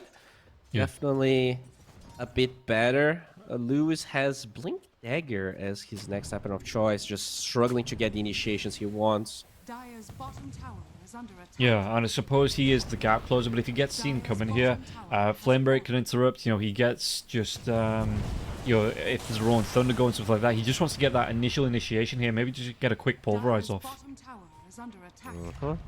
Radiant's They take top the tier tower 2 is bottom, under attack. and they will try and poke the high ground here. Smoke from Execration, though. Trying to find the right angle. You want to kill the Chen or the Batrider. Those are the two heroes. But if you go for the Bat, there's going to be all of those healing. So ideally, Sad, the hero, you want to kill him before he pops the pipe. Can you do that, though? Get the vision. Well, they're going to be able to get the jump on now as well. Do they have the control? There's going to be trample damage coming through. Hand of God was already used here. You're going to get that Yule setter out into the Pangolier. Pango just get pulverized. Do they have the damage to finish him off? No, the lasso comes out. Densanity, in fact, will be able to get the kill onto IHC, onto 11. But IHC, they're fighting back to this one. Shanks is already dead. Batrider will fall. Densanity wants to go for even more here. Can he get the farm out? Can he get the kill? They might be able to get onto. No, the 4-step away in Chen. He's still alive. The rocket flare damage. It is enough in the end. Tino does get the kill. It's going to cost them 3 heroes here, this fight. And IHC, do they want to go for more? They get the trap sounds onto Slot. Could be the waveform forward now. So look at how much damage Fortune Soul. He just blows up that Slark. The trap silence means that the Slark can't get away. And Dude, if he just lives comes in there, he had 27 S and shift stacks. I think they could actually still fight, but now... Yeah. This buyback doesn't even do that much because it's a Slark. It will force them away. They actually fought really well. Like, they got the Batrider kill, they got the Pangolier kill. They didn't really focus the Aegis at all. Yeah. But that Slark dying was it was so just rough. Yeah. That trap in the end, yeah, just that extra silence there, because if you got the pounce away, you're able to just get himself out. And now, IHC, they're going to be able to reset. They stole away the outpost here in that dire triangle, so they are going to be able to get these TPs in and just group up once again. Still have that Aegis for a little bit here as well, so they might just try and re-siege this tier 3 tower that's got so little health. Yeah, and I do like where Densanity's mind's at. He's going for the Disperser here just for the Dispel into the traps. Yeah. But he is very far away from that after the buyback. Yeah, it is a big ask here, and the Morphlin already so close to that Swift Blink there. He just needs the recipe to come in, and that's going to be a really big pickup for him. And yeah, the recipe was about 400 gold away. That's easily farmed up here for the Morphlin at this stage of the game. In fact, if they take down this tier 3 tower, that's going to get him close. He just needs probably another creep wave over the top of it now, and you can see that they want to go into the base. They want to go towards Rax here. A second lane of Rax coming through. Jump comes in, pulverize onto the Morphlin, but the Morphlin, Mantis comes out after that. He's just going to be able to waveform himself away. And again, yeah, this Aegis is still here. Gets blown up there. That was a lot of damage on the Sharpshooter. Can they do it again? Hook shot. Oh, it doesn't connect. It was just a second too early. Huh. Okay. Bounce away, Densanity. Are they just going to give up this Rax here? I mean, Fortune Soul's going to get low. Sharpshooters is on cooldown now as well, which is the big burst damage spell on the side of Execration. Dude, Execration is a super scary team. Like, this is a 3% chance, according to Gaben, and they're still making this look so competitive. Like, they took that fight, 15k gold behind. The Slark used buyback. You still had the Aegis, and they don't even get the melee barracks here. This is getting scary. I feel like with this Hoodwink, actually, just got the 20. If you give them enough time, Execration can still kind of turn this around, I feel. Yeah, and you see the TAs going towards the BKB, but the smoke out from Execration. Okay, Densanity isn't here. Is he going to join up with his teammates? Does he want to try and go for that TP? And he is going to TP himself back. So they want to try and Wisdom Rune. Yeah, and contesting it now as well. At that time when the jump comes in, who are they going to be able to catch? Pulverize comes out onto the Batrider. That's going to be a really good catch, but the Bushwhack, it doesn't actually connect. CML is going to be able to pick up that Wisdom Rune just before, just in case he goes down here. What damage can they do? Backline jump in from Shanks. He's going to try and use that Jackpack now as well. Get on top of the Chen. Chen's going to pop that Hand of God. Do they have enough damage to get the kill? Because the TA, he is joining this fight. CML is going to drop, and now Densanity's out as well. He's trying to go for the TP onto Shanks, but this is going to be a 2 versus 5 as a lasso. It will connect, and now last stand chance for Execration. I don't know if they have that in them here. We might just be seeing the end of the final game of the day. Yeah, it's a really tough fight. They have 3-4 steps on the side. I mean, look at this Hoodwink. It's so much damage, but they can't really find a fight where the Hoodwink's nearby to do the damage. They have to jump this Chen away from everyone, and it's really easy for the Morphling and the Pangolier to go for the back lines. They killed the Chen, the Omni, they killed the Clockwork. Now with no buybacks, this looks pretty much impossible. I think this might be it. Yeah, Shanks is going to be up in the next 8 seconds, but they've got to buy time here to stop. I mean, the Slurk in 45 seconds to stop this base from being completely overrun, but it looks like it is going to be Megas being given up. Jump in from the Primal Beast, no! And now the BKB comes out for the Morphle, is going to be able to dive that back lines, and Tino could be a really good Guardian Angel, keeps him alive for a little bit longer, but Fortune Soul, how quickly he does damage to pretty much everybody on the side of Execration, and now it's going to be Lewis in his sight lines. He's going to be able to blow him up, though, with the Adaptive Strike. Backlines here as well. Shanks trying to do what he can. There's going to be another lasso lockdown. The GG will be called. I gotta say, to me, Ace was the MVP of this game. The amount of value he got out of Flame Break this game was crazy. He canceled like 4 overrises, so many onslaughts, just taking the clockwork away from the cogs. He really played a flawless game. And yeah, I'd see getting their first win against Execration. That's very reassuring. I think even game number 1, they looked okay. So I'm happy for them. They definitely needed this one. Yeah, and it shows that, I mean, this Group B, fairly competitive all the way through here. Your wins and draws going either side. So we can see, I mean, IHC felt really in control of this game. Your Fortune Soul never really got boarded. 15-0-6, 10-1-10 on Ikigai. And Execration, yeah, no one really got off the board here on their side. Yeah, I think, you know, it was pretty much just the Primal Beast having a decent-ish game, but yeah. It was really tough. The Chen, you know, we just got to see and remember why this hero is always first base ban, especially when he just gets first blood fed on a silver plate, right? Let's not forget that they fed a little bit at the beginning there. Probably the worst hero to give first blood to, but still, I think IHC played a pretty decent game. They were very, I'm not sure scared is the right word, but they were very diligent with how they wanted to take this game. And, you know, after that 2-0 loss, I understand why. I think they still played really good. Yeah, I think we're going to be able to take a look at the breakdown for Group B as well. Take a look at that table to see how it's just going to... So Outcast at the top, 4-0 in terms of win-losses, 8 points on the board. Execration, Salvation just behind on 5. IHC here with, the 7 onto Salvation Execration here. IHC and Nirvana on 5 each, and then Grills at the bottom here with 4. So fairly competitive in that middle of the table, though. Outcast, they might want to try and get themselves ahead, but it feels like still it can... I mean, we're only in day 2. It could still go any which way here in Group B.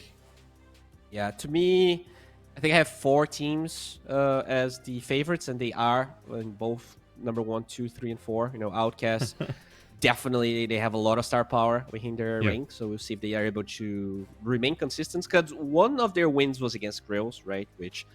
they're definitely, I think, the weakest team here in this Group B, but they will still play Execration, they will still play Salvation Gaming, I believe, and that's when they're going to be tested. Yeah, so we'll see how that one is going to break down, but that is going to be it for the day here. All 6 games being played, so we've already got through the day. It feels so quick today. You know, I was expecting a little bit more, a little bit longer, but that is going to be it. But we are going to be back for more Dota tomorrow around about the same time, so you don't want to miss out on it. Bowie, thank you very much for joining me here for the last game. Any final thoughts on the series or the day of the whole if you were watching? Yeah, I mean, keep on watching Group B here, just...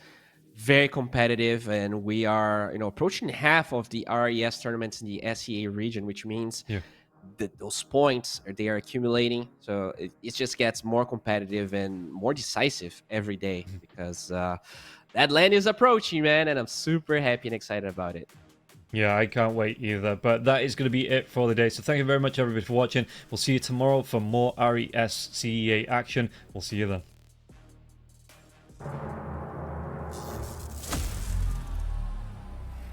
Fuck.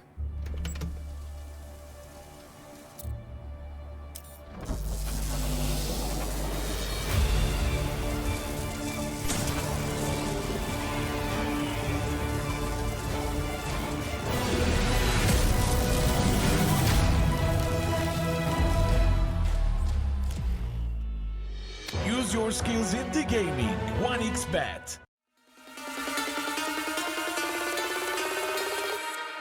Let's go!